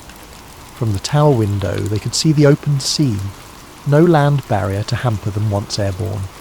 If the currents of wind favoured them, they might drift to an island or even the mainland. Icarus's impatience burned bright. At times he'd stare at the growing wings, dancing in place, longing to test them. He'd spread his arms wide in the tower, balancing on a low parapet, feeling the wind's gusts buffet him. Daedalus often scolded him. "Reckless boy, you'll break your bones before we even finish." But Icarus only laughed, the laughter of youth that sees no boundary. Within that cramped prison, the idea of flight offered hope. Daedalus poured his cunning into each detail, adjusting feather angles, verifying wax seals. At last, after a final night of frantic preparation, the contraptions were ready. They stashed them carefully behind loose bricks in the wall, waiting for the right moment. In the hush of dawn, as a soft pink light caressed the horizon, Daedalus woke Icarus. The day had come. With hearts pounding, father and son would attempt an escape so audacious that even the gods might pause to watch. And whether they soared or fell, they'd do so together. Sunrise in Crete often came gently, painting the sky in tender hues of rose and gold. But for Daedalus and Icarus, that morning's light felt electric, as though the cosmos itself had sensed their secret endeavour. The father quietly retrieved the 2 sets of wings from their hiding place. Each wing's wooden frame was slightly curved, designed to mimic a large bird's natural bone structure. Rows of layered feathers ran along the edges, bonded with wax, an alchemy of cunning engineering and simple natural elements. Icarus watched in awe as Daedalus fastened the harness. Taut strips of leather would loop across the chest and under the arms to secure the contraption. "Try them," Daedalus urged, kneeling to tie the final knots around his son's torso. At first, Icarus wobbled. The wings extended beyond his arms, adding unexpected weight and a disorienting breadth. But with a few shifts, he found a stance that let him manipulate the wings, flapping them gingerly. A ripple of joy lit his eyes. Flight felt possible. "Before we jump," Daedalus began, voice firm, "remember these warnings. Don't fly too low. Moisture from the sea's spray will weigh down the feathers, ruin your lift. More importantly, don't fly too high. The sun's heat could melt the wax that binds your wings. It's a delicate path in the middle, where the air is steady and safe." He placed a hand on Icarus's shoulder. "Promise me." Icarus nodded, though his gaze betrayed an inner ambition. The idea of harnessing the sky's freedom beckoned too fiercely. Still, he repeated the vow. "I promise." Daedalus studied his son's face, realizing Icarus's youthful spirit might test those boundaries. But time pressed them forward. Minos's guards patrolled below, and soon the day would fully break. They climbed to the tower's upper ledge. The vantage point offered a sweeping view of Crete's jagged cliffs, the labyrinth's labyrinthine roof slanting somewhere in the distance, and beyond all, the vast Aegean sea glimmering like hammered bronze under the dawn. A faint breeze rustled their feathers. Icarus's heart pounded, both from fear and exhilaration. Daedalus tested the air. Satisfied with the breeze's direction, he hoisted the wings onto himself. The weight felt heavier than memory, but still manageable. "We'll glide downward first," he explained, "like seagulls catching wind. Let the current carry us away from the cliffs, out of arrow range if any guard notices. Then we'll turn gently toward open sea, heading for the next island." "Understood." Icarus gave a tight nod. Standing side by side on the parapet's edge, father and son exchanged a final look. No more words needed. This was the moment. Daedalus stepped off with cautious grace, arms extended. The wings caught the air. In a breath he was gliding outward. A cry of wonder escaped him. It worked. He soared a few yards below the tower's crest, but the updraft from the sea lifted him back up in a smooth arc. Icarus followed, nerves singing with tension. For a heartbeat, gravity yanked him earthward, stomach lurching. Then the air beneath the feathers buoyed him, as if invisible hands pressed him skyward. He let out a laugh, wild and trembling. They were flying, no longer caged, no longer shackled by the labyrinth or tower walls. They moved through open space, wind ruffling hair and feathers alike. Below, a startled guard exclaimed in alarm, pointing at 2 winged figures drifting from the tower. Another fired an arrow that twirled wide, harmless, plummeting into the sea. Icarus glimpsed the guard's shrinking silhouette as he soared onward. An indescribable rush of freedom enveloped him. The world that once felt so confining now lay open, scattered beneath their wings. The labyrinth was a mere swirl of lines from this vantage, the coastline an etched boundary. Even the fortress that once oppressed them dwindled in significance. Daedalus, calmer and more experienced, kept scanning for any sign of trouble. He signalled Icarus to maintain altitude, gesturing upward for a short while, then flattening his palm to mean, "Hold steady." Despite the unspoken words, Icarus nodded in understanding. They angled away from Crete's main harbour where warships were moored. Soon, the only sounds were the breeze whistling against feathers and the distant cry of gulls. At first, Icarus followed closely, adjusting pitch when Daedalus did. They soared over the sea's shimmering expanse, the morning sun creeping higher. The wind was gentle, a mixture of salt and the tang of open ocean. Birds flocked near them, confused by these odd large creatures with man-like forms but winged arms. Icarus grinned, enthralled by the swirl of avian company. Yet, as they travelled further, the illusions of limitless flight seduced Icarus. The wind felt strong, the sky infinitely welcoming. He tested a higher climb, beating his wings vigorously. Daedalus shouted caution, but the words were lost in the gust. Unfettered by the father's watch, Icarus soared upward in a daring swoop. It felt euphoric, like the gods themselves beckoned him to ascend. Daedalus noticed too late. He watched his son's shape rising, overshadowed by the intensifying sunlight. Alarm shot through him. He tried to follow, only to sense the wax near his own wings dangerously softening if he angled too close to the sun. He spiraled beneath Icarus, desperately waving to catch his attention. But the distance between them grew. For Icarus, euphoria drowned caution. His father's warnings about the sun's heat flickered through his mind, but the newness of flight overcame all fear. The sun glowed magnificently overhead, bathing him in warmth. If the gods roamed these upper realms, perhaps they would applaud his boldness. He revelled in the swirl of golden air, flapping wings to climb higher, ignoring the faint drip of melting wax near the feather's base.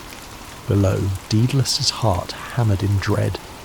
He recognised the telltale arcs of a meltdown. A few feathers escaped Icarus's left wing, drifting slowly downward.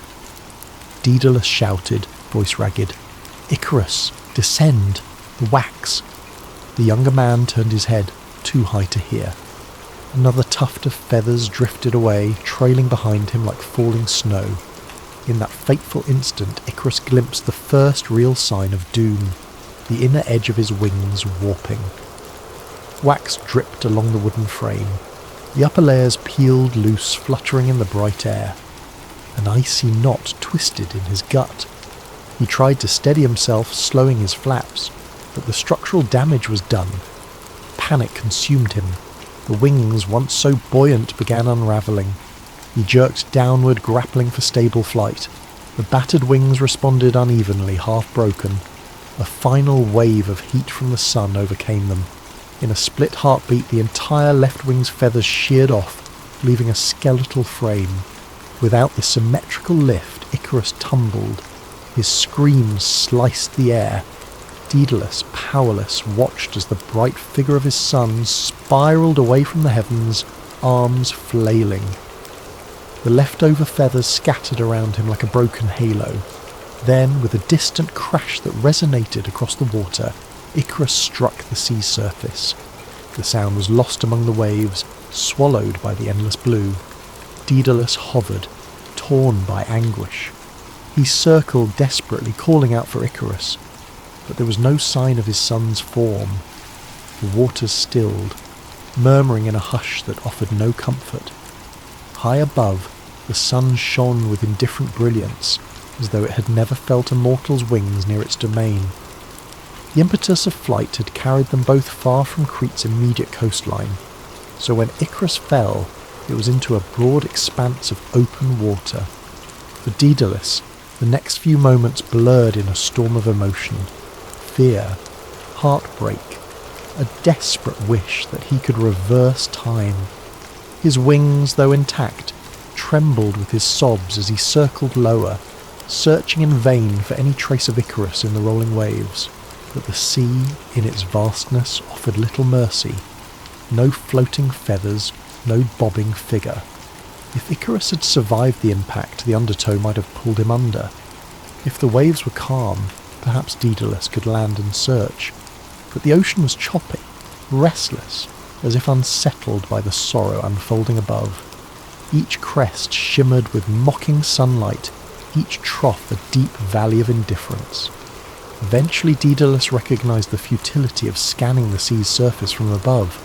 Heart shattered, he had to survive, to carry the memory of his son. to make sense of this tragedy.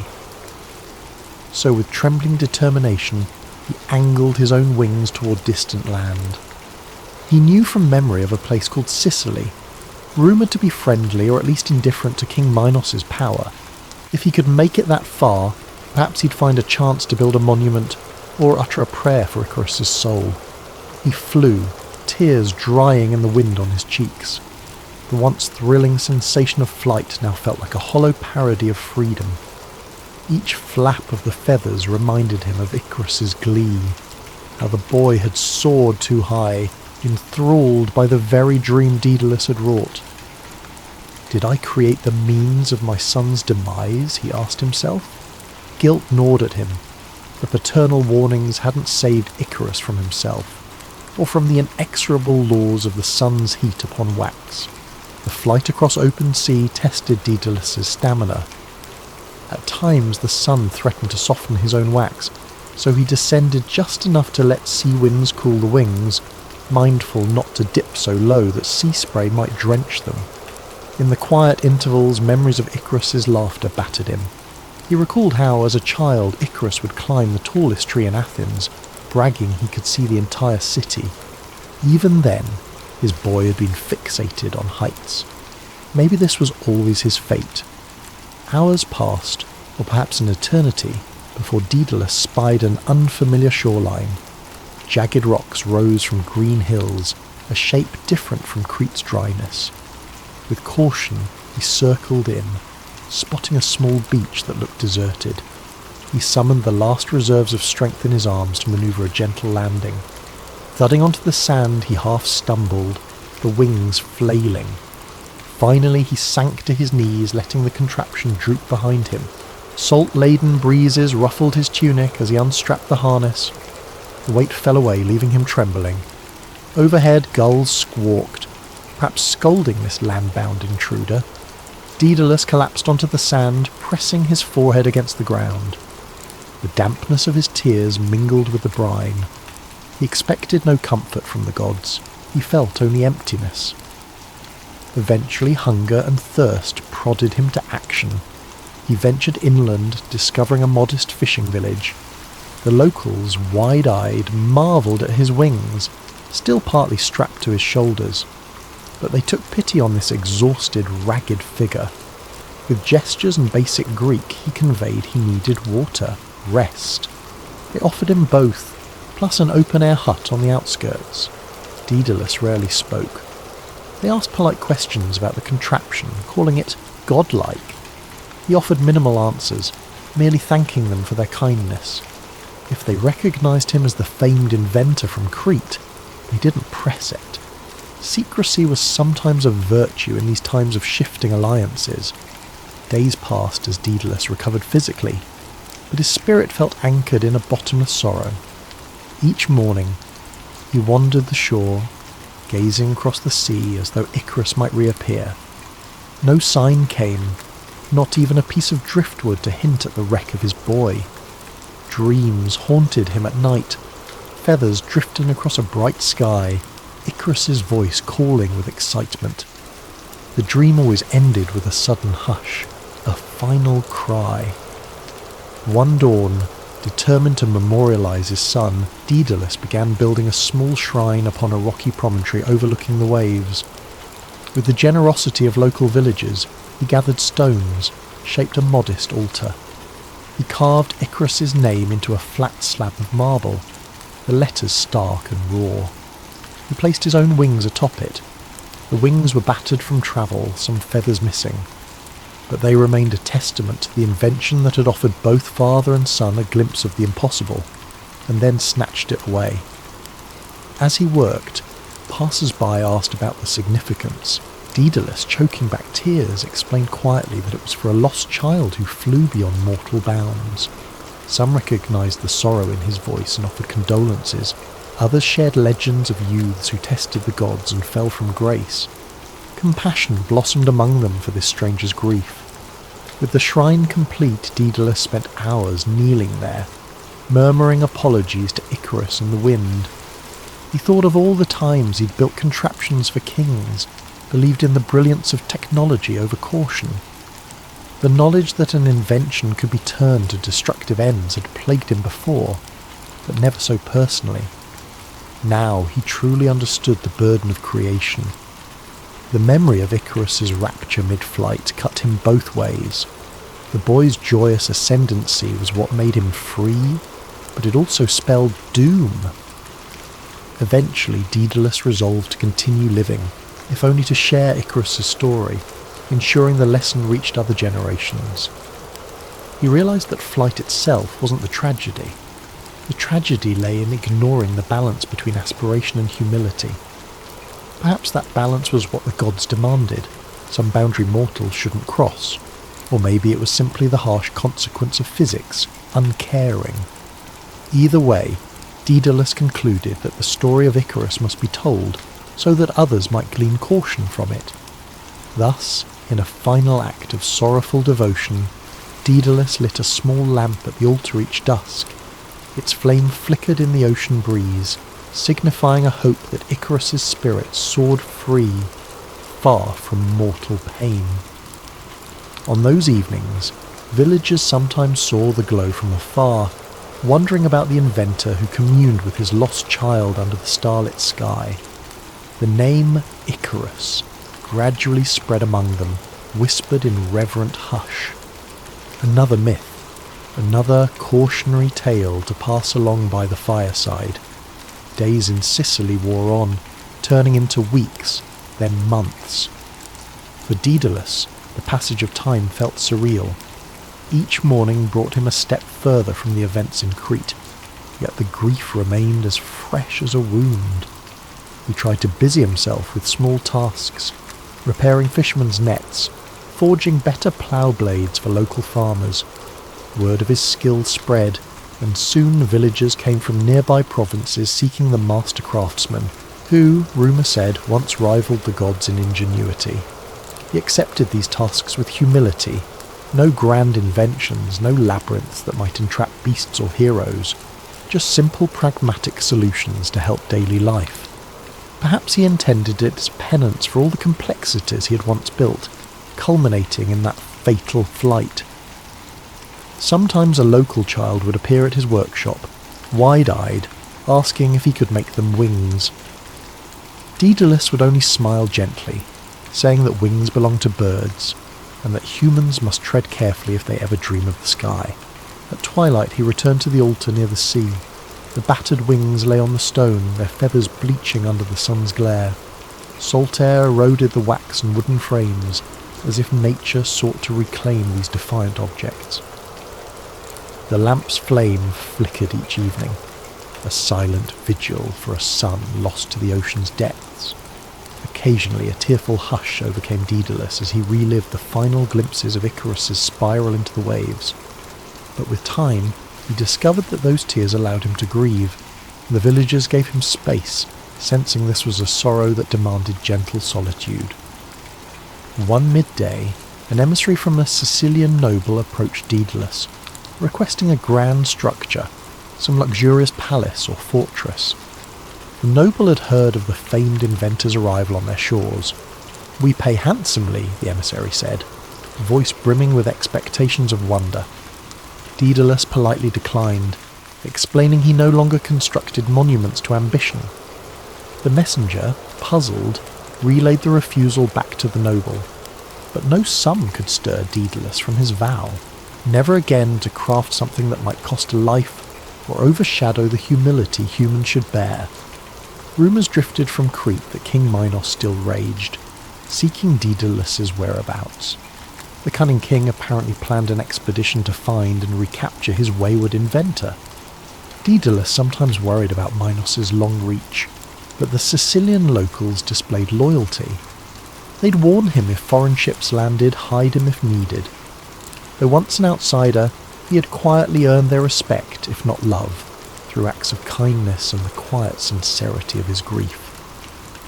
One late afternoon, a small vessel indeed docked on the far side of the island. Word spread quickly that the men aboard asked after an architect of cunning contraptions. Daedalus's heart pounded. He retreated to the hilltop shrine with the battered wings, prepared to flee inland if necessary. but as sunset came, the rider galloped up the path to deliver surprising news. The men had left almost as soon as they arrived, claiming to have been misinformed. Perhaps they recognised the futility of capturing him in this supportive community. Or perhaps the circle of the labyrinth's illusions was broken, Minos' grip loosening. Either way, Daedalus felt a wave of relief. He lingered at the altar, hands trembling. "Icarus," he whispered, glancing at the horizon. "I remain. The king's power did not claim me, nor your spirit." He gazed at the setting sun, tears edging his eyes. Despite the agony, a kernel of pride glowed within him. By all accounts, his son had soared in a way no mortal had before. Though the cost was unspeakable, it was a moment of pure, unbridled triumph, and the gods themselves had borne witness. Over time, Daedalus recognised that the tale would live on beyond him. Sailors whispered of the boy who flew, the father who wept, and the ocean that devoured him. Poets from distant isles started weaving songs of Icarus's flight into their verses, cautioning listeners about the perils of hubris. Though these retellings likely twisted details, Daedalus accepted it as part of the myth's power. The essence of the story, reached not beyond mortal limits, would endure, a beacon of tragedy and wonder. Yet, in Daedalus's private reflections, the moral was more nuanced. He saw Icarus's yearning for the skies as both reckless and beautifully human. They had, for a few precious minutes, achieved the impossible. If only the sun's heat hadn't lured Icarus upward, if only the wax had been stronger. In that line of thought, Daedalus recognised a universal truth. Humans push boundaries, often blindly. Sometimes the boundary yields, rewarding progress. Sometimes it snaps back, exacting a dire toll. Eventually, age crept upon Daedalus's shoulders. His hair, once raven black, streaked grey. Wrinkles etched worry lines across his brow. Despite the villagers' pleas, he never took an apprentice. Perhaps he feared passing on knowledge that could lead to another tragedy. He confined his skills to simple tools and repairs, refusing any grand commissions. His shrine on the shore remained his greatest monument now, a testament to fatherhood, invention, and the heartbreak that follows ambition untempered. On a final day, when the weight of years pressed heavily, Daedalus made one last journey to the altar. Time and weather had worn the wings down to bare bones of the wooden frame. Seabirds nested among the scraps, ironically making a home of the very contrivances that once tried to mimic them. Daedalus lit the lamp, letting its flame dance in the twilight. He felt his heart flutter with the memory of flight, both triumphant and tragic. He knelt, murmuring a prayer to the gods if they listened at all. "Guard my son's soul, though he soared unbidden. Forgive me for forging his wings." He sought the sun only as mortals might seek divine wonder. Then, with trembling hands, he gently removed the last fragments of feathers, letting them scatter in the ocean breeze.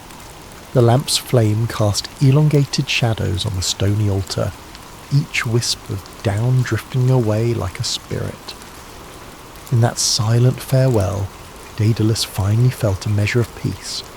He realised the memory of Icarus had transcended them both, weaving itself into the tapestry of legends. Generations to come would recount how father and son soared above Crete, how the boy succumbed to the sun's fervour. And in that retelling, perhaps mortals everywhere would glean the delicate truth. We can dream of the sky, but we must never forget the fragile wax that holds our wings together. Long after Daedalus's footprints faded from Sicilian shores, the story of Icarus continued to ripple across the Aegean and beyond. Mariners on passing ships told the tale to fellow travellers, tavern bards wove it into ballads, and scribes etched versions of it onto parchment. Over time, the myth took on different hues. Some called Icarus a brash fool, undone by hubris. Others hailed him as a tragic dreamer, embodying humanity's eternal longing to surpass mortal confines. In Athens, philosophers debated the moral. Should we condemn all ambition for fear of the sun, or should we celebrate the spirit that dares to try? Some insisted that ignoring the father's sage advice was Icarus's downfall, a cautionary note about reckless youth spurning caution. Others argued that progress itself thrives on risk, and that Icarus's flight was a triumph of the human will, overshadowed only by the tragedy that followed. For the devout, the tale crystallized as a warning about bridging mortal and divine realms. The gods in their lofty seats might tolerate occasional mortal brilliance, but to ascend literally among them was trespassing on holy ground. Indeed, some priests invoked the story as proof that humility was a virtue prized by immortals. Bow your head, or the sun's wrath shall melt your hopes. Yet the significance of Daedalus was never lost. The father had built, for the sake of necessity, a contraption that turned a miracle into daily possibility. Through his craftsmanship, they transcended the labyrinth's prison, outmanoeuvring tyranny. But in granting such power, Daedalus also unleashed the latent desire in every mortal's heart to aim higher. And once that desire burned white-hot in the youthful spirit of Icarus, no caution could fully restrain it. In the quiet corners of academic discourse, one might find treatises analysing the flight's mechanics, the illusions of hot air currents, the meltdown point of wax, the concept of aerodynamic lift. Some of these were penned by Daedalus in his later years, minus personal references to Icarus. He couched them in theoretical terms. When forging wings, choose a material that endures both brine and sun. He never again used wax for large-scale projects, suspecting there might be more stable adhesives, but the question remained, was the real danger the wax or the unstoppable leer of the sun? Among peasants and common folk, the myth took simpler shapes. Mothers scolded headstrong children by referencing Icarus, reminding them to heed parental warnings. Farmers, gazing at hawks overhead, mused that the hawks soared with caution, never pressing their advantage beyond nature's allowance. Meanwhile, seafaring folk pointed to certain rock formations off the coast of Crete, claiming them to be remnants of Icarus's wings or the spot of his watery grave. And in Crete itself, the legacy of King Minos tarnished. Although Minos' reign continued for some time, overshadowed by the labyrinth's ruin and the fiasco of the Minotaur, there were whispers that he had lost favour from the gods after meddling with Daedalus's genius. Without Daedalus's brilliance, Crete's technological edge slowly waned.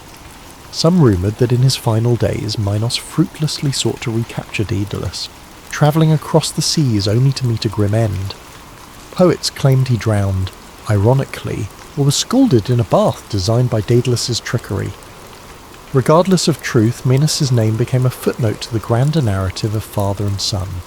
As for Icarus's place in the cosmic tapestry, from that day forward, whenever a child displayed fearless wonder, someone might exclaim, "He's like Icarus, longing for the sky." Over centuries, artists depicted the fall in frescoes or sculptures, capturing the terror and splendour of a boy with wings outstretched, sun rays glinting on melting wax.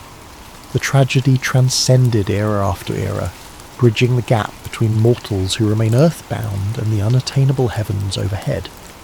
Millennia later, philosophers, writers and dreamers alike find resonance in the myth, because at its heart, Icarus's flight encapsulates a core aspect of the human condition, the tension between our boundless aspirations and the fragile framework that underlies them, flesh and bone, wax and feather. We yearn to break free from labyrinths, both literal and metaphorical, but seldom do we weigh the costs with full clarity. The father's caution competes with the child's thirst for transcendence, yet the tale does not wholly condemn that thirst. Yes, it ends in heartbreak, but it also stirs awe. For however brief a moment, a mortal soared under the wide sky, unshackled from the tyranny of kings and the gravity of ordinary life. Could it be that Icarus, in those final instants before the fall, felt a glory that overshadowed any fear or pain?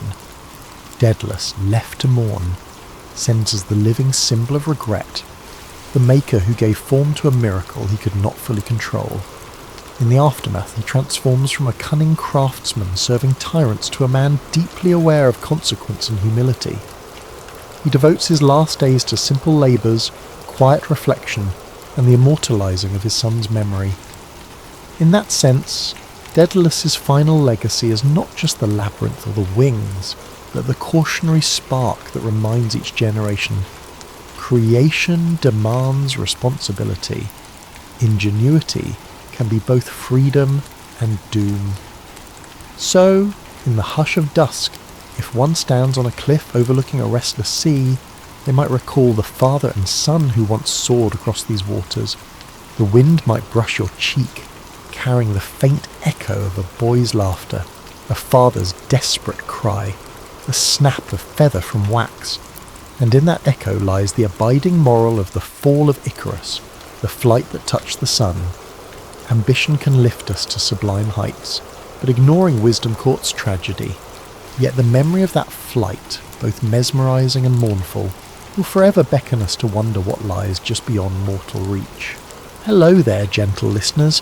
I'd love to know where you're tuning in from tonight, and what time it is exactly, as you settle in for a tale of moonlight, magic, and starry skies. Feel free to comment your location and the hour you find yourself in. It's a warming thought that stories like this one can gather people across different lands and different moments, all united by the desire to drift into a peaceful slumber. And if you find you enjoy these kinds of dreamy, myth-inspired narratives, ones that guide you softly into rest, I invite you to subscribe to Nightfall Myths. It's a cosy realm of folklore and fantasy, where ancient legends, gentle gods, and timeless wonders come alive to lull you into a serene night's sleep. Because sometimes, in the hush of late evening, the perfect remedy for the day's worries is a softly spoken story brimming with magic. Tonight's narrative is called The Star-Weaver of Thalarin. It's an original myth set in a time before the sky was sprinkled with starlight, when the night was a vast curtain of emptiness, longing for a gentle artist's touch. In this story, we'll meet Naria, a quiet goddess with a loom made of ancient comet bones, who weaves the first stars into being. We'll witness how each star she stitches carries a fragment of hope, or a memory, or a whispered wish from mortals below. We'll see how her endless work of creating light in the darkness is tested by a single mortal's dream, leading to the birth of something truly wondrous, the very first shooting star. Long ago in the world of Thalarin, there were mountains of soft lavender stone and seas that glimmered like polished pearls. The wind whispered gently over rolling green hills, carrying with it the songs of newly made creatures. These were days of fresh beginnings, for the gods had spent many an age shaping the valleys, rivers, and bright daylight wonders. Yet come evening, the sky drew down a curtain of pure midnight blue, one unbroken expanse without a single point of light. This was a time before the concept of stars existed. In those nights, people sometimes felt uneasy gazing upward at the blank canopy overhead. Some said the night was too still, too vast. Others found it beautiful in its silent emptiness. But as time wore on, the emptiness became lonely. There was a gentle sorrow that lingered in the darkest hours, a sense that the sky itself wanted to hold something more. The other gods were preoccupied with their domains. One shaped the tides, coaxing watery rhythms across the globe. Another sparked daylight by carrying the sun's orb across the horizon each dawn.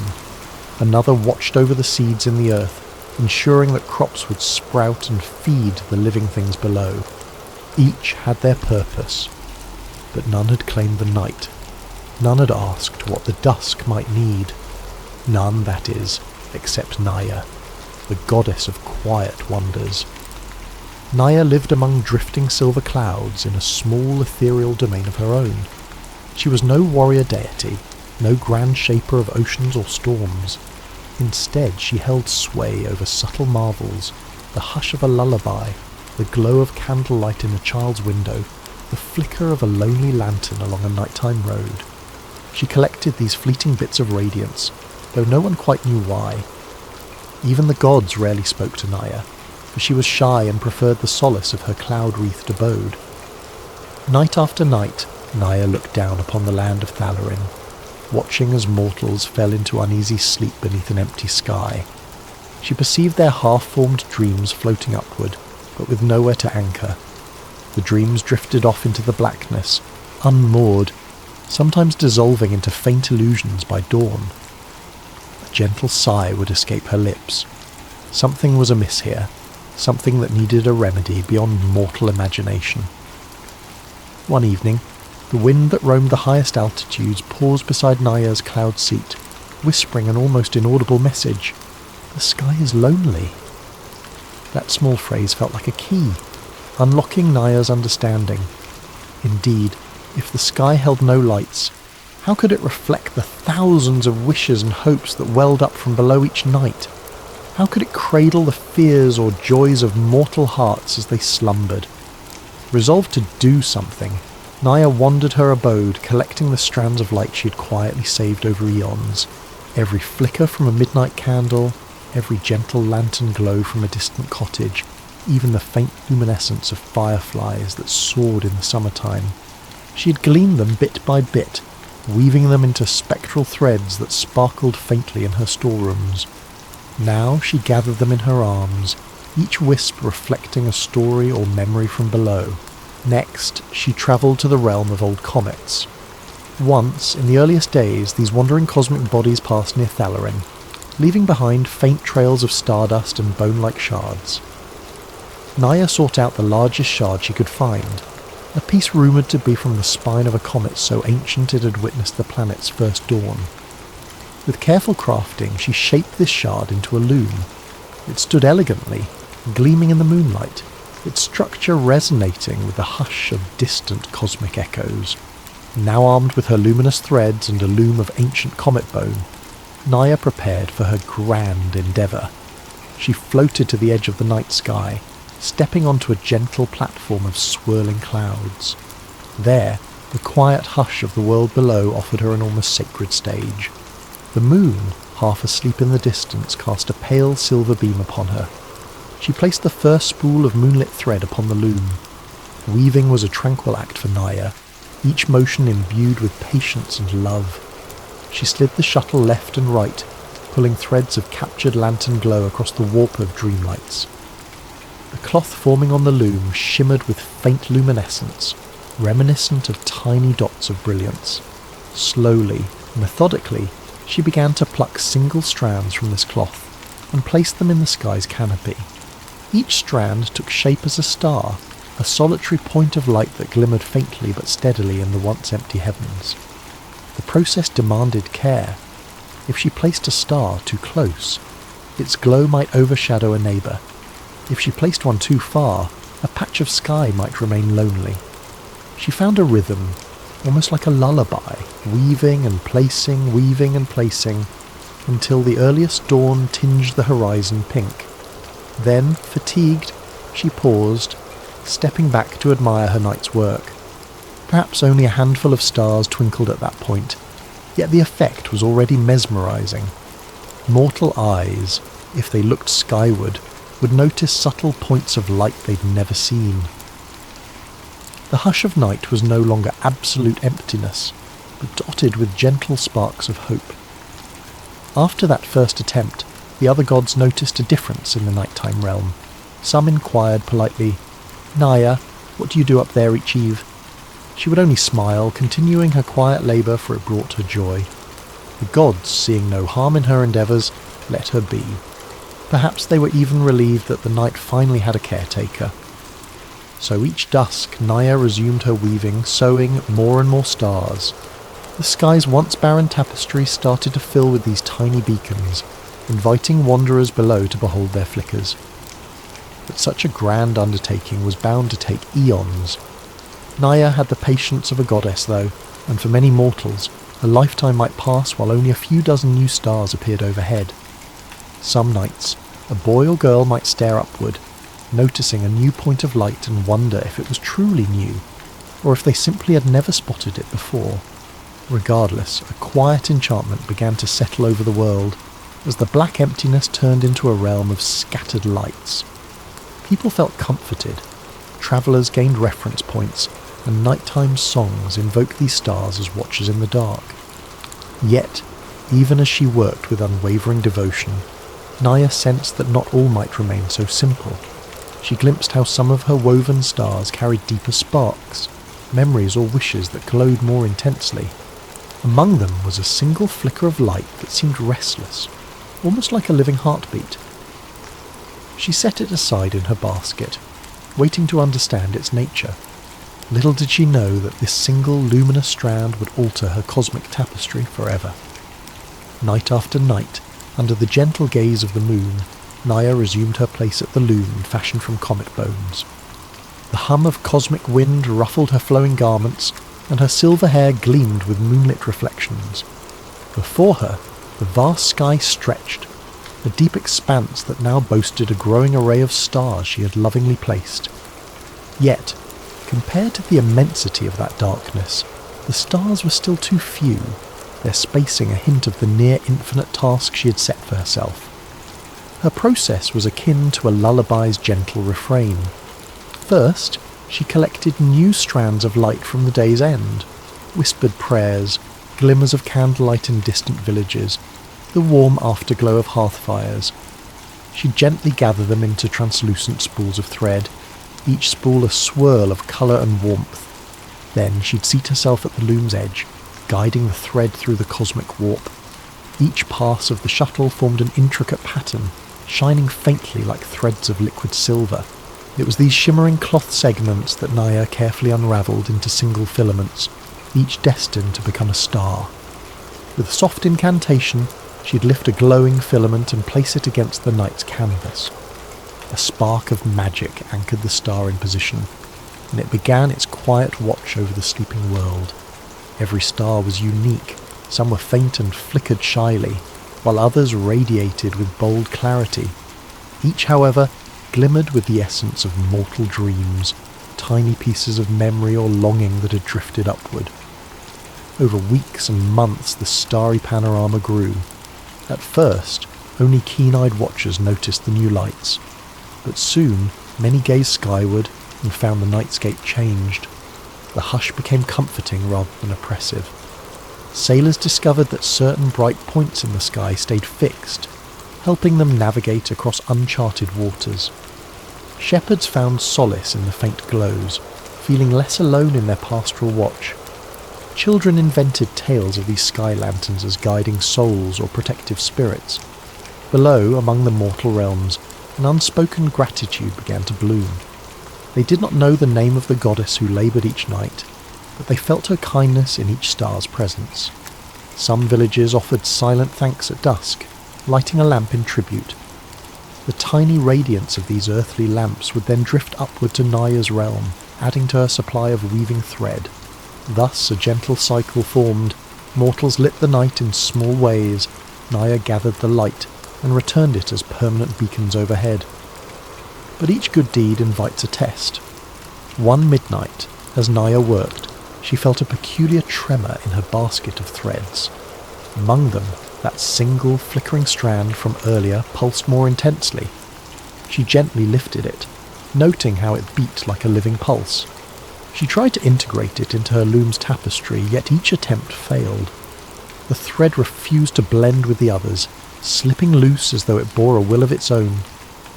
Exasperated but intrigued, Naria set it aside, intending to decipher it another time. Night upon night she watched the flickering thread from the corner of her eye. Each attempt to weave it into a star ended with the thread unravelling or drifting away. At last, curiosity overcame her. She decided to follow where the thread led her. Somehow it pointed downward, toward the mortal land. So, gathering her courage, she left her loom behind, stepped off the silver cloud that was her domain, and descended to earth. In a small valley she spotted a faint glow. It matched the resonance of the thread. She discovered there a lonely shepherd boy, perhaps no older than 15 summers, perched on a hillside with his flock. He gazed upward with a sigh, his expression brimming with longing. As Naria observed from a distance, she realized his heart harbored a wish so strong that it had shaped its own luminous thread, the one she had tried to weave. The boy whispered into the night wind, "I wish I could gather the stars and place them in the hands of her." He trailed off, eyes shining with unspoken devotion. Understanding washed over Naria. This boy's wish was so pure and heartfelt that it refused to become just another star. Instead, it yearned for movement, action, a star that would not remain fixed in the sky but rather travel like a gift. Naria approached softly, though mortals seldom saw her. The boy, half lost in reverie, almost didn't notice, but a rustle of breeze made him turn his head. He saw in silhouette a graceful figure wearing garments of moonlit hue, her eyes gentle as a mother's lullaby. At first, fear and awe mingled in his chest, but Naria's voice was hushed, comforting. "What do you desire so deeply that the night resonates with your heart?" she asked. The boy stammered, It's silly. There's someone dear to me, far away. I have no gold or grand gift, so I thought, if only I could give her a star." He smiled ruefully. "But that's impossible. The stars are out of reach." Naria knelt beside him, her presence emanating quiet warmth. "I weave the stars," she confessed softly. "Your wish formed a special thread that defied my loom. I see now it desires more than to be pinned in place. It yearns to roam the sky, to show that love or a dream can move across the heavens." The shepherd boy's breath caught. "Who are you?" he whispered. But Naria only smiled. She lightly touched his cheek, sensing his sincerity. Conjuring a small spool from her sleeve, she unwound the thread for the boy to see. It shimmered with a heartbeat glow. "If you permit," she said, "I will craft a new star from your wish, one that does not remain still.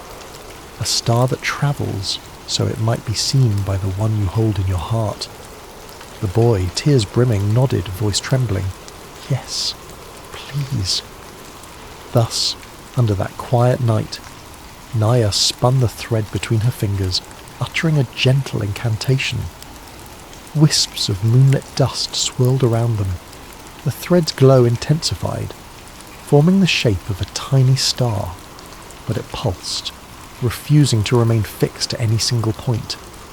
With a soft chime, it broke free from Naria's grasp, soaring up into the sky in a graceful arc of light. The boy watched in wonder as the star curved across the firmament, leaving a shining trail that lingered for moments before fading into the horizon. The boy's face broke into a radiant smile. He whispered thanks to Naria, tears drying on his cheeks. He believed wholeheartedly that the star's path would be seen by the one he loved, bridging the distance between them with a luminous messenger. Naria placed a comforting hand on his shoulder, then slipped away. Mortal memory might soon blur her presence, but the magic of that travelling star would remain etched in the boy's heart. Returning to her cloud domain, Naria felt a gentle shift in the cosmic tapestry. She had inadvertently created the world's first shooting star, a gift of motion and wonder. And thus, a new dimension of the night was born.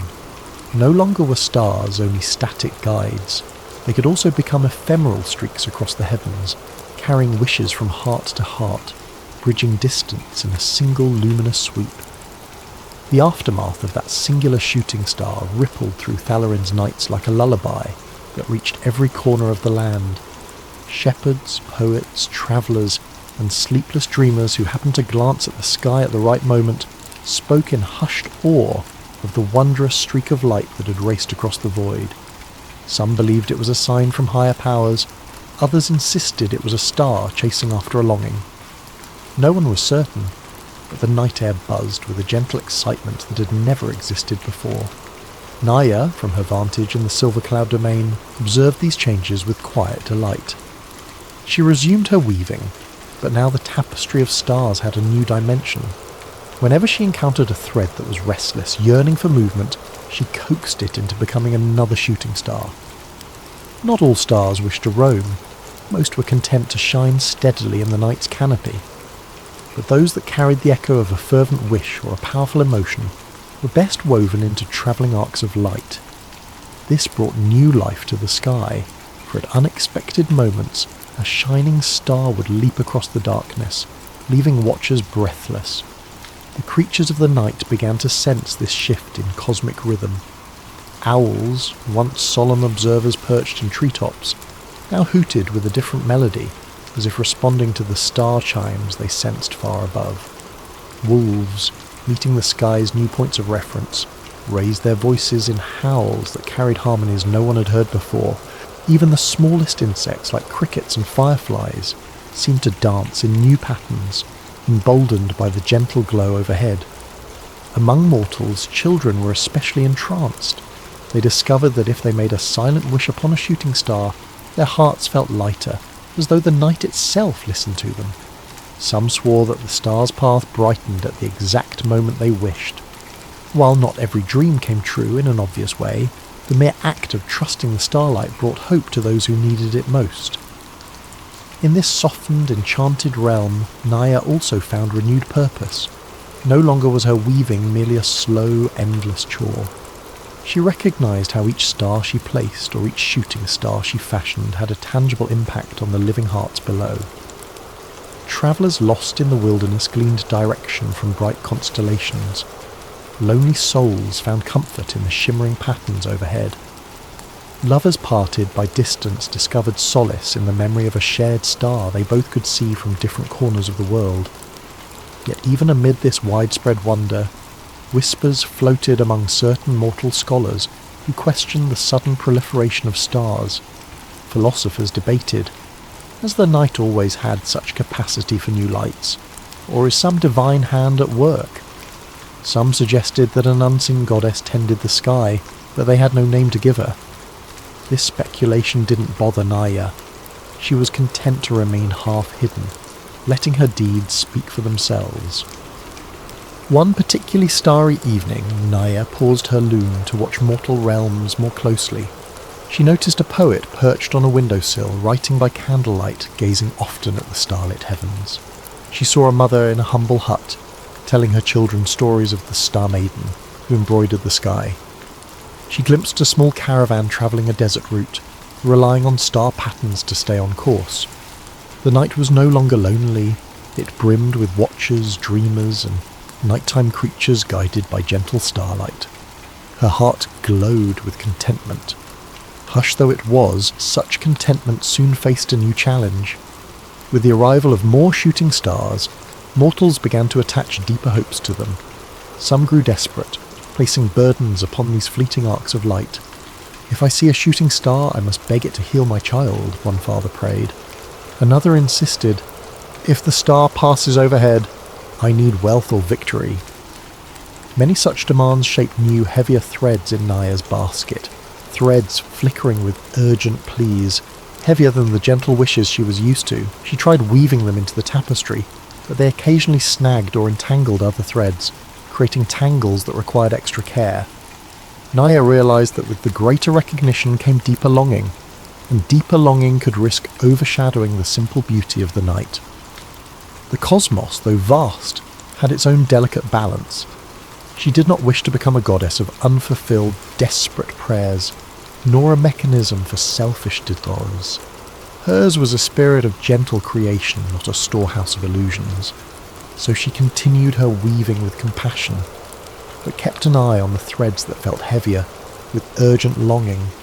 Some she shaped into small ephemeral meteors, flashes of light that might bring hope but not guaranteed miracles. In the animal kingdom, the transformations carried subtle ripples. Certain nocturnal beasts began dancing more elaborate courtship rituals under the star-sparked sky. Migratory birds discovered new guidance by night, orienting themselves by newly formed constellations.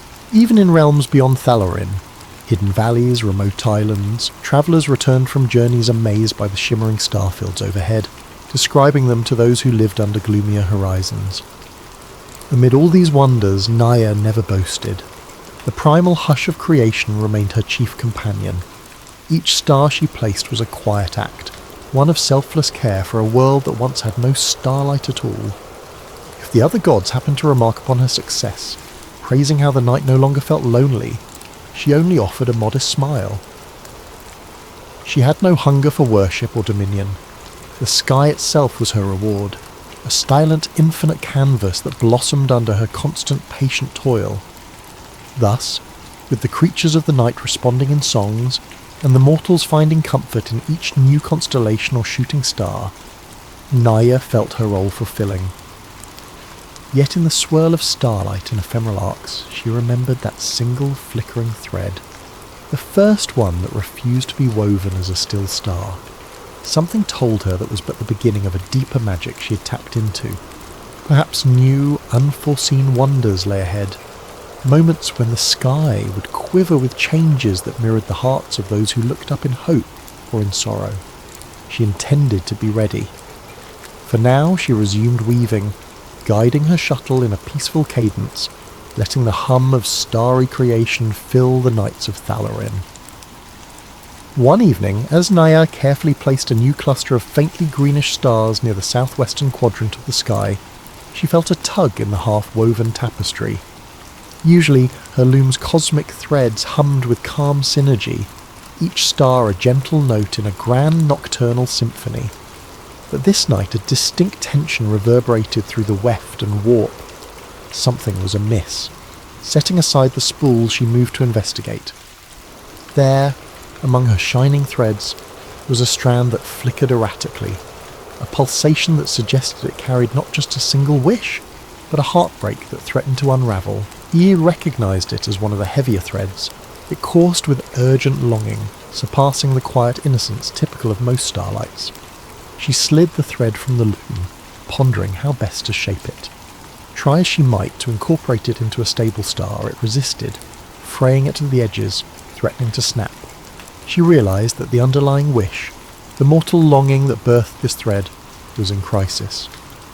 Somewhere on Thalarin, a person was in the throes of profound despair or peril, generating a wave of yearning so intense it didn't align with the usual star-weaving process. Perhaps their desire was not for wonder or guidance, but for immediate rescue from sorrow. If this thread snapped, that mortal's hope might be lost in the darkness forever. Naria's heart stirred with compassion. In previous nights, she'd mostly left mortal matters to their own courses, weaving from afar. But after experiencing the shepherd boy's wish, she now knew sometimes a direct approach was needed. She decided to descend again, following the flickering thread's trail to discover who needed help. Her journey led her down to a misty forest clearing, dominated by an ancient oak bent low with age. At its base sat a lone figure, a young woman, clothes torn from wandering brambles, eyes red from weeping. In her lap, she cradled something that looked heartbreakingly still, perhaps a small child or sibling, gravely ill or worse. The starlight overhead cast a dim glow on the tear-streaked tracks of the woman's face. Her voice shook with frantic prayers to any goddess, any star, any passing spirit. Help me. Please. Stepping softly into the clearing, Naria approached. The woman, half in shock, barely reacted until she felt a gentle hand brush her shoulder. Looking up, she beheld the tall, slender figure with silver hair glowing faintly in the starlight. Immediately the mortal recoiled in fear, but Naria's eyes, brimming with empathy, calmed her. Naria knelt, noting the limp child in the woman's arms. She sensed a flicker of life still burning within that child, but very faint. The mortal woman breathed out in a trembling voice, "I'm losing him. He's so cold, no one can help us. I prayed for a sign, but the night is silent." Tears choked her words. Naria recognised that the starlight alone was not enough here.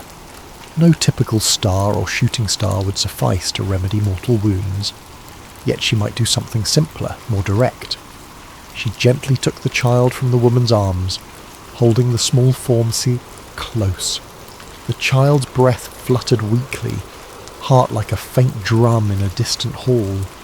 Summoning a portion of her cosmic weaving skill, Naria coaxed a single bright thread from the sky above, forming a radiant spool in her palm. This thread she wove into a delicate net, the size of the child's chest, each filament glimmering with star energy.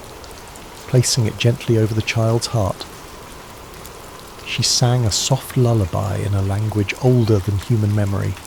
The lullaby's notes resonated with the hush of star creation, encouraging life's spark to glow stronger. The net shimmered, pulsed. The child's breathing grew a fraction steadier, colour slowly returning to pale cheeks. The mother looked on in awe, tears still flowing but now tinted with hope.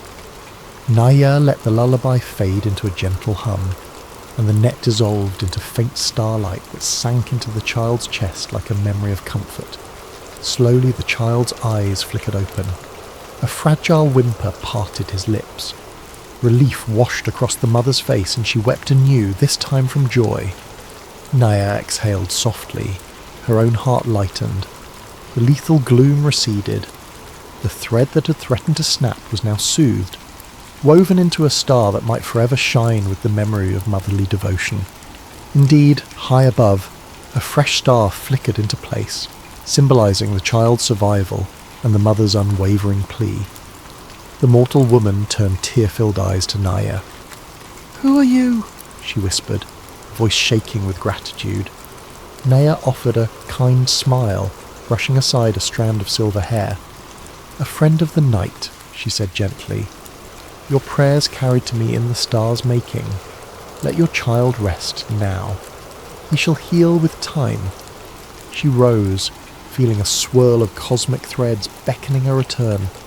In that instant a thought glimmered. Was this the path the world would now demand of her? Countless mortal crises, each generating a flicker of star thread, each calling her forth. Her weaving was infinite enough. Could she also answer individual cries of anguish? Would she become not just a star weaver, but a caretaker of mortal tragedies? For a moment, the burden seemed immense, yet she felt no regret, only a gentle acceptance that her power and compassion could occasionally step beyond the loom. So she left the mother and child, who remained in the clearing, safe for the moment. Naria soared back to her domain, carrying the memory of that family's relief. She recognised that the night sky was not only about beauty and wonder, but also about solace. Each star could be a small testament to hope, guiding the desperate toward a new dawn. Returning to her loom, she discovered the half-finished tapestry had grown calmer. The flickering thread that once threatened to break was now integrated, shining as a stable star, bridging the boundary between mortal despair and cosmic compassion. The luminous thread had found its rightful place. Thus the night wore on, and Naria resumed her weaving. In her heart, she felt a quiet assurance that she had done right. The hush of the realm was no longer just about aesthetic splendour, but an interconnected bond between the sky and every living soul beneath it. The star-filled firmament blossomed further, each new point of light a whisper of empathy, a sign that some voice or dream had found a home among the stars. As the ages passed, Naria's patient weaving continued, star by star, thread by shining thread. Her loom, carved from comet bone, never once wavered in its service. Generations of mortals lived their entire lives under the sky she adorned, witnessing the slow multiplication of constellations. Many took it for granted that the night was filled with billions of tiny lights, not knowing that once, eons ago, the heavens were barren. Yet a subtle reverence persisted. Somewhere in mortal hearts they sensed that each star carried a story, a wish, or a memory given shape. Meanwhile, the tradition of shooting stars endured. On rare nights, a traveller might look up and see a bright arc crossing the sky, gone in a blink, but leaving a shimmering after-image.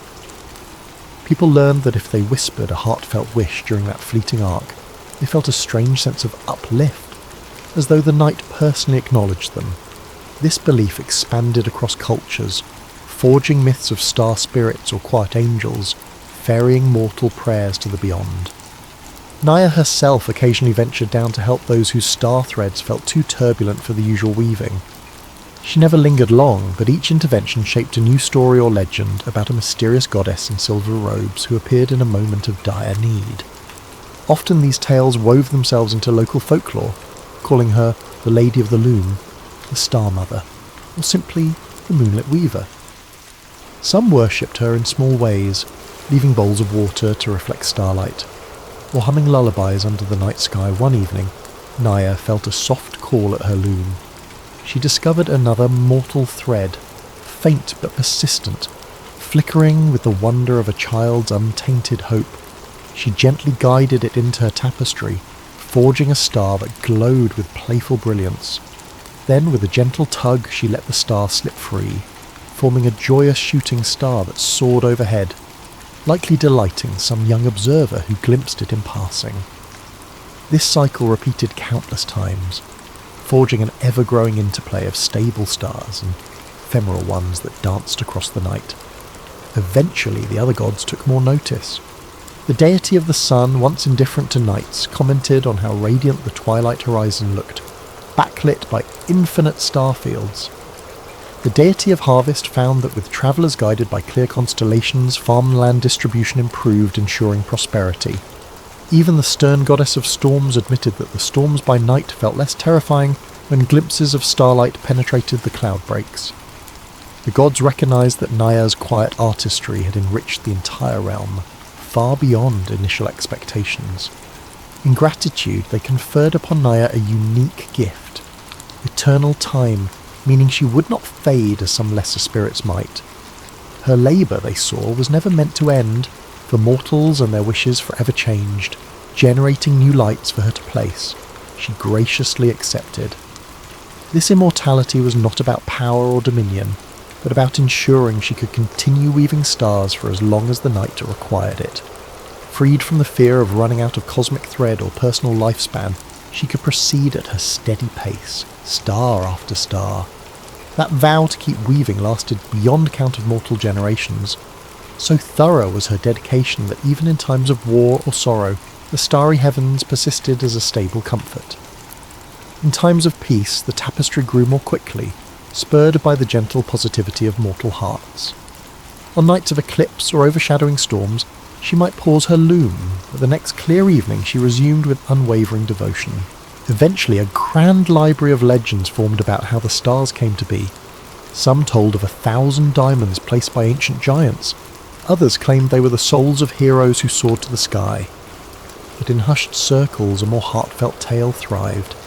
That of Naia, weaving bits of leftover mortal light into the midnight canvas. Even if mortals no longer recalled her name, the story remained, in one variation or another, as an allegory for how kindness and quiet determination could transform emptiness into beauty. To the present day, wherever Thalarin might exist in cosmic imagination, when you step outside under a star-filled sky, you can sense the gentle presence of the Starweaver. If you watch long enough, you might see a shooting star cross your vision. Perhaps that star was born of a child's dream, or a weary traveller's plea, or a musician's final note drifting into the evening air. In that fleeting spark, you witness Naia's continuing gift, the constant bridging of mortal longing and celestial tapestry. So as you prepare to drift into your own slumber tonight, remember that each star overhead was placed with patience and care. The night isn't merely a domain of darkness, but a living art piece shaped by compassion. Each star is a testament to how even the smallest spark can shine in infinite blackness, how each hope, no matter how fragile, can find a place among the shimmering vault. Now, let your eyelids grow heavier. Envision Naia's loom, half lost in moonlit mist, working with the faint hum of cosmic wind. Hear the soft whisk of threads passing through the comet bone frame, each motion forging a new star, or weaving a wandering line of light. In that dreamy hush, you might find your own hope, big or small, quietly drifting upward, waiting to be woven into a star of its own. If you keep your heart open, you might sense it join the night's tapestry, so that tomorrow or next week or next year, you'll look up and spot a star that glimmers just for you. Take a deep breath. Let yourself ease into the comforting knowledge that in the vastness of the cosmic realm, the Starweaver of Thalarin continues her gentle labour. She works for you, for every dreamer across time and space, ensuring that the night remains not a void, but a cradle of soft light. Let that thought cradle you, and allow sleep to wrap its soothing embrace around your thoughts and limbs. guiding you to rest among the quiet, eternal glow of freshly woven stars.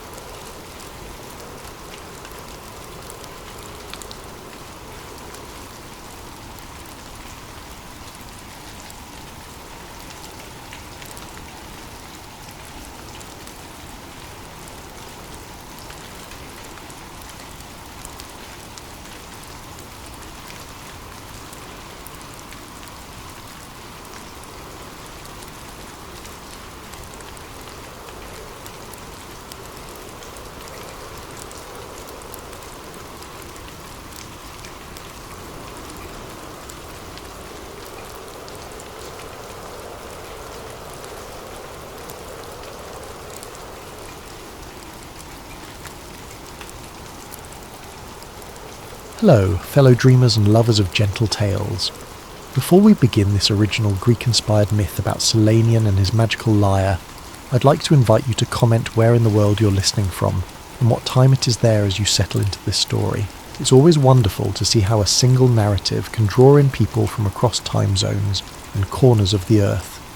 Also, if you find this kind of softly woven mythic story a comfort in the late hours, I encourage you to subscribe to Nightfall Myths.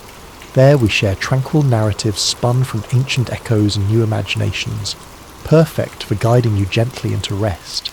Tonight's story is called The Lyre of Selenian, a forgotten Greek myth. It's a tale of a humble shepherd whose music captures the hearts of both gods and mortals alike. He receives a gift from a divine stranger, discovering in it not only mesmerizing power, but a subtle cost that weighs upon his very soul. Together, we'll wander the olive groves, linger by the marble hills, and listen to a flute's soft notes on a twilit breeze. By the end, we might realise the quiet power of music, memory, and kindness, qualities that can bridge worlds both mortal and immortal. I invite you to find a comfortable place, perhaps with a warm blanket or a soft lamp. Let your breathing slow.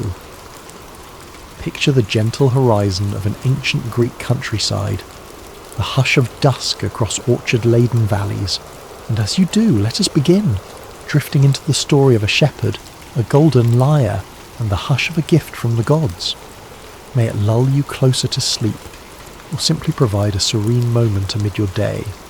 Close your eyes if you wish, and we shall start in that tranquil hush, where myths so often find their voice. In a small village nestled between olive groves and the softly gleaming marble hills, there lived a shepherd named Selenian. He was neither famous nor wealthy, only a gentle soul who rose each morning to gather his flock from their stone pens and guide them to the rolling meadows. The village lay far from any major city. Travellers passed through seldom, and the world outside seemed a distant rumour of politics and wars. Here, the wind carried the scent of thyme and wildflowers, and the people lived simply, trusting the land to provide. Selenian possessed a handmade flute, carved from a cypress branch, lightly stained by the oils of his hands over many years. Its music was delicate but soulful, each note weaving a hush that seemed to calm both goats and villagers alike. Whenever he played, the local children would scamper near, enthralled by the tuneful lullabies. Even grown farmers would pause in their orchard tasks to listen, some swearing that the orchard blossoms turned toward the melody as though seeking sunshine. But while many praised Selenian's skill, he himself shrugged off compliments with a shy smile, insisting the flute had a spirit of its own. He never charged a single coin for his performances. Instead, he played out of an innate desire to share beauty, like an unspoken vow to the fields, the wind, and the subtle hush of twilight. As the day ended and the sun dipped beneath the horizon, Selenian would often linger by a small hill overlooking the village. There, with the last golden rays fading, he'd play a soft tune to accompany the transition into night. The sheep would circle around him, nestling in the warm grass, lulled by the sweet notes drifting through the dusky air. The villagers, finishing their suppers, might hear faint echoes of that flute and feel a sense of peace as they closed their shutters, preparing for sleep. Then, one violet evening, as the horizon blazed with a swirl of pink and orange clouds, a stranger appeared on the hill's slope. Cloaked in what seemed to be starlight and wearing sandals that made no sound, he approached Selenian with measured steps. Selenian at first assumed him to be a lost traveller, so he gave a polite nod and offered a simple greeting. "The evening's quiet, friend. Have you wandered far?" The stranger's face was half hidden by the hood, but his voice, when he spoke, held a resonant warmth. "I have travelled many roads, shepherd, and your flute's melody has guided me here." There was something in his tone that made Selenian's heart quicken, a subtle authority, like the hush of wind before a sudden presence of thunder. Yet the man did not seem threatening, only curious. They stood together on the hill, the sheep munching contentedly, as the last vestiges of daylight faded into purple dusk. The stranger then asked, "Would you play me a tune?"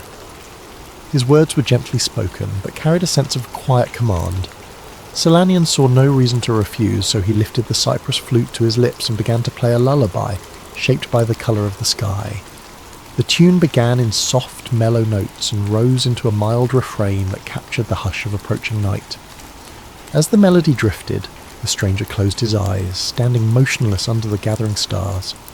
The air felt charged, as if the divine itself listened. Selenian's goats stilled, even the wind paused.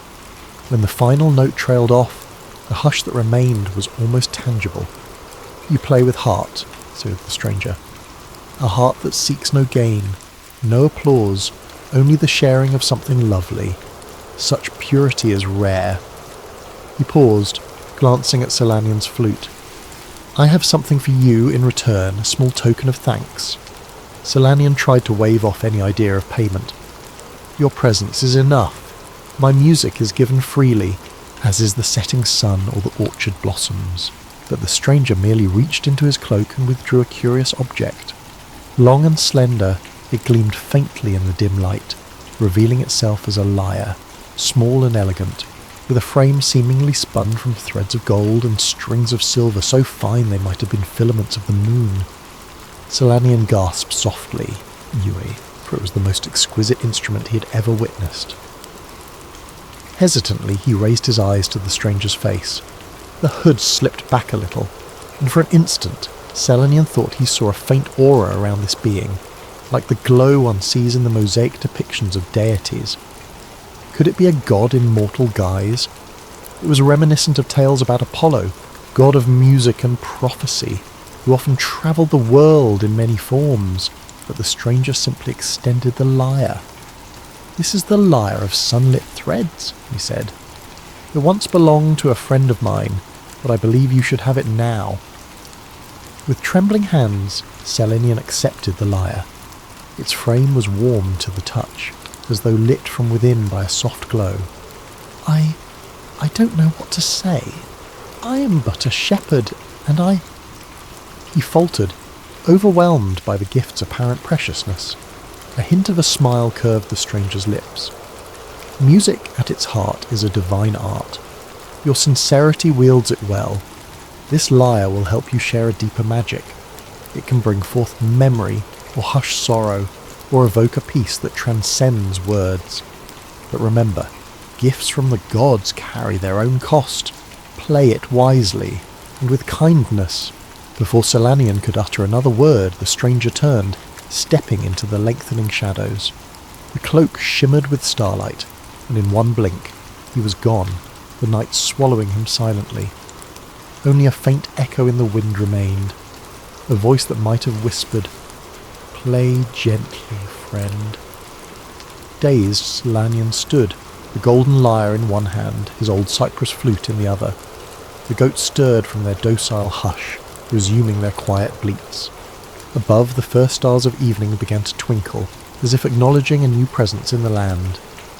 That night, Selenian returned to his modest hut, carefully placing the lyre atop a clean cloth. He tried to sleep, but his mind whirled with questions. Was the stranger truly a deity, or just a wondrous traveller? Would this lyre transform his life for better or ill? He drifted off eventually, lulled by the lyre's faint glow, feeling a mixture of anticipation and unease. No dreams visited him that night, only a sense of star-laden calm, as though the gods themselves watched from a distance. He had no inkling that the next dawn would mark the beginning of a journey that spanned from gentle shepherd fields to the hush of the divine, all hinged upon the strings of a golden lyre. The following morning, Selenian awoke with dawn's first rays filtering into his hut. The events of the previous evening felt almost like a dream, but the sight of the golden lyre, resting on a wooden stool catching sunlight in a soft reflection, confirmed its reality. Gingerly he picked it up, marvelling at how light it felt. The frame sparkled with discreet motifs carved into the gold, depicting swirling vines and tiny constellations. The silver strings gleamed as though polished by the moonlight. He carried it outside, curiosity welling in his heart. The goats, expecting their usual trip to pasture, milled about impatiently, but he paused in the yard to test the lyre's sound. Laying his fingers gently across the strings, he strummed once.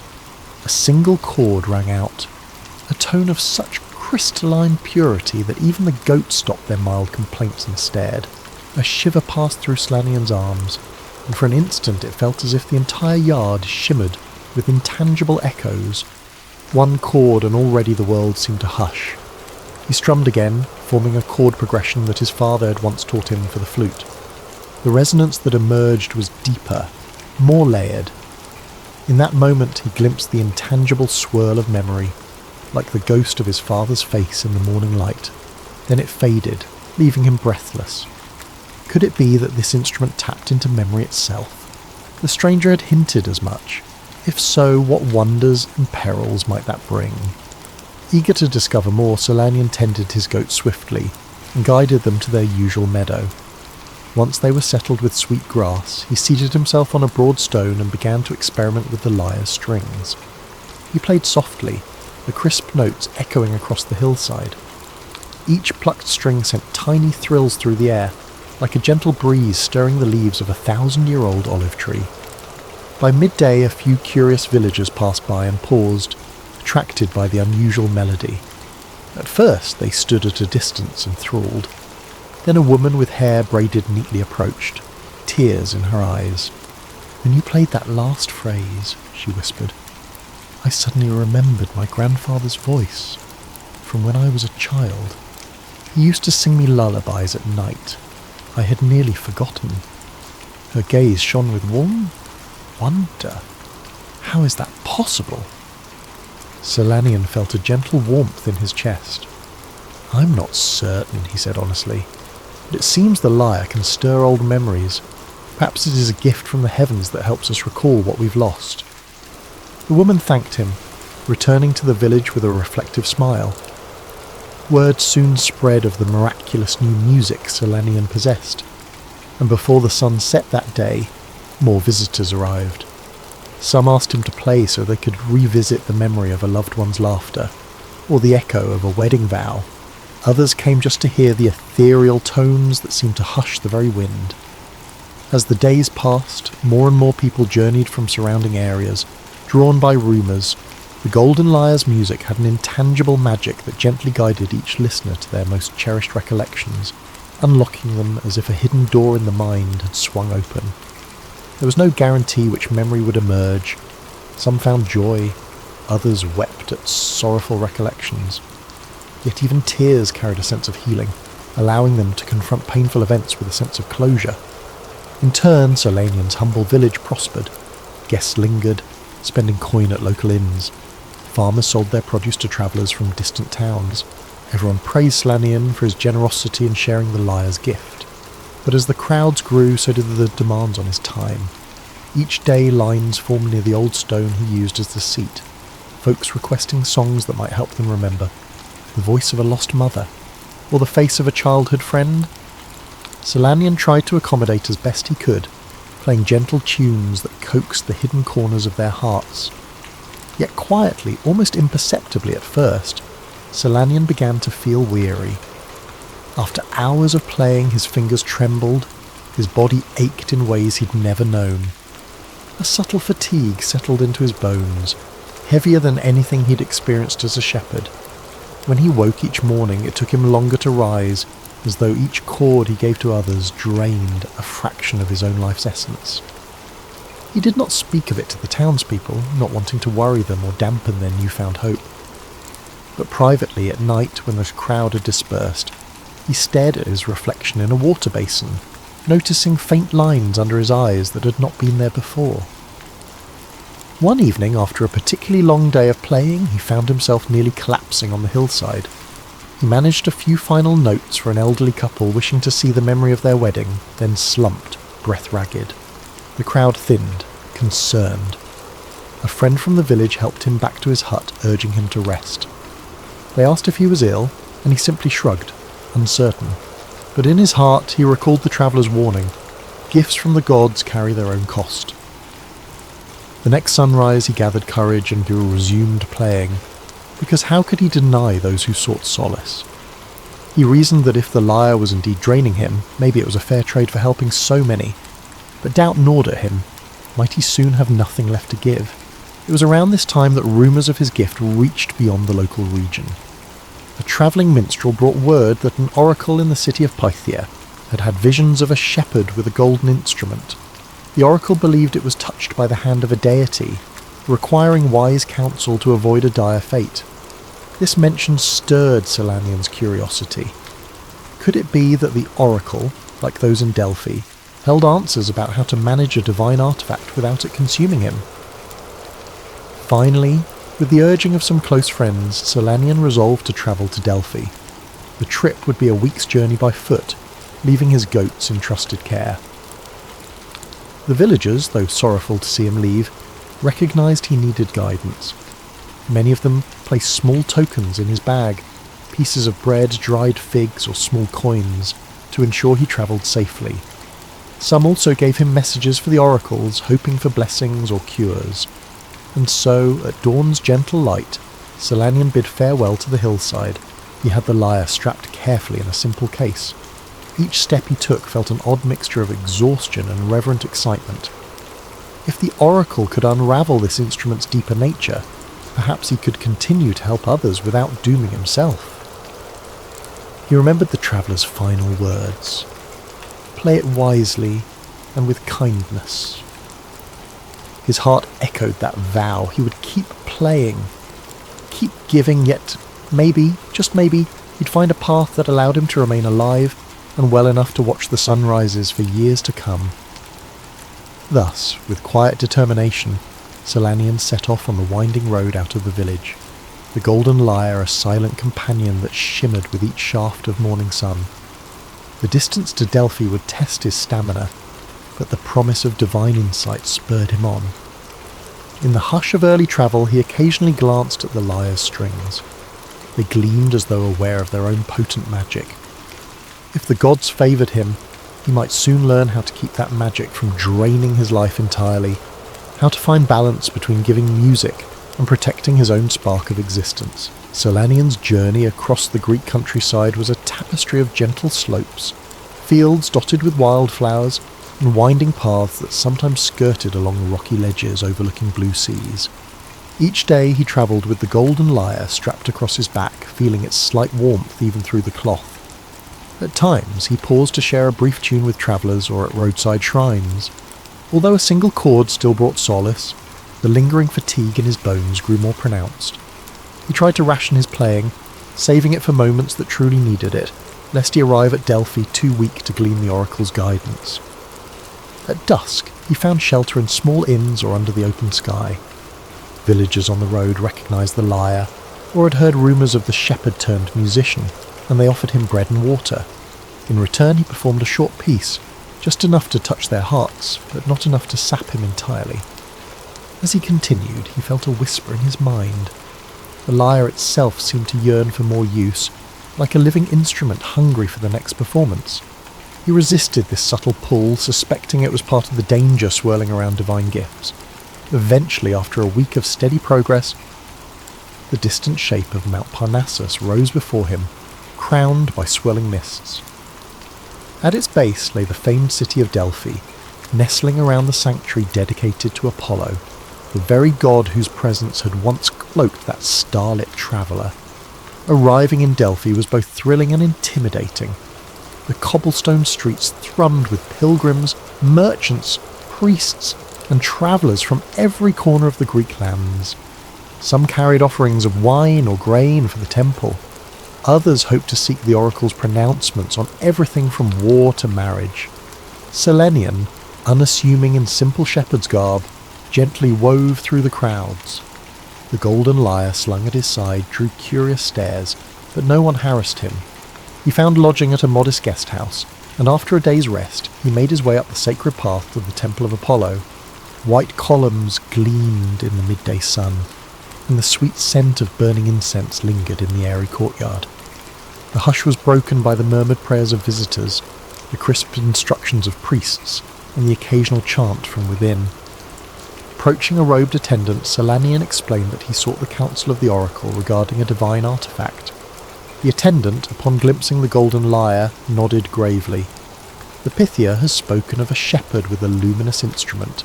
You may have an audience, but be warned. The oracle's words can be as cryptic as they are revelatory. Solanian bowed politely, heart thumping with an odd mixture of hope and dread. Within the temple's inner sanctum, the air was dim, lit only by flickering torches and the occasional sunbeam filtering through an oculus in the ceiling. A pungent aroma of laurel leaves and smouldering herbs wafted from the corners. In the centre, upon a three-legged stool, sat the Pythia, veiled and silent. Priests stood by, each armed with solemn watchfulness. The oracle was said to commune with Apollo's spirit, delivering cryptic riddles that revealed hidden truths. Summoned forward, Solanian gently laid the lyre at his feet and bowed. The Pythia lifted her head, and though her eyes were hidden behind a gauzy cloth, it felt as though they pierced straight into Solanian's soul. In a voice that wavered between mortal and something beyond, she intoned, "Speak your request, child of mortal flocks." With a quiet breath, Solanian told of how he'd received the lyre from a cloaked traveller, suspected to be Apollo, and how its music revived memories but drained his strength. He explained his fear that if he kept playing for people, he'd be consumed. He asked if there was a way to use the lyre without losing his life. The Pythia listened without interruption, hands folded, the hush of the temple thick with tension. At length she inhaled deeply as though drawing from an invisible well of prophecy. Then in a slow, resonant tone she spoke words that felt half riddle, half decree. From the breath of gods your lyre was born. The strings of silver thirst for mortal storms. Each note you gift is a thread from your heart. The tapestry woven must tear you apart. If life you crave and songs you still yearn, a choice you must face, let the strings burn. Return it to him who seeded the gold, or else your existence will quietly fold. In your final chord the land shall be blessed. but the soul that sings will soon be at rest. The gods watch kindly, yet do not relent, for a gift from the heavens was never low rent. Her voice broke, returning to normal breath. She sagged slightly on the stool, and a priest stepped forward, whispering that the oracle had finished. An uneasy hush enveloped the temple's watchers. Selenian struggled to process the verses. The lines hammered at his mind with stark clarity. The lyre's power was intimately tied to his own life's essence. The more he played, the more he gave of himself. The prophecy also suggested a final culminating performance that might be both a boon to the land and the end of his mortal existence. The notion left him chilled. He felt neither longing for an early death, nor the readiness to abandon his gift entirely. Outside, in the temple courtyard, he sank onto a marble bench, letting the temple's bustling life pass around him. The riddle's references to returning the lyre gave him an option.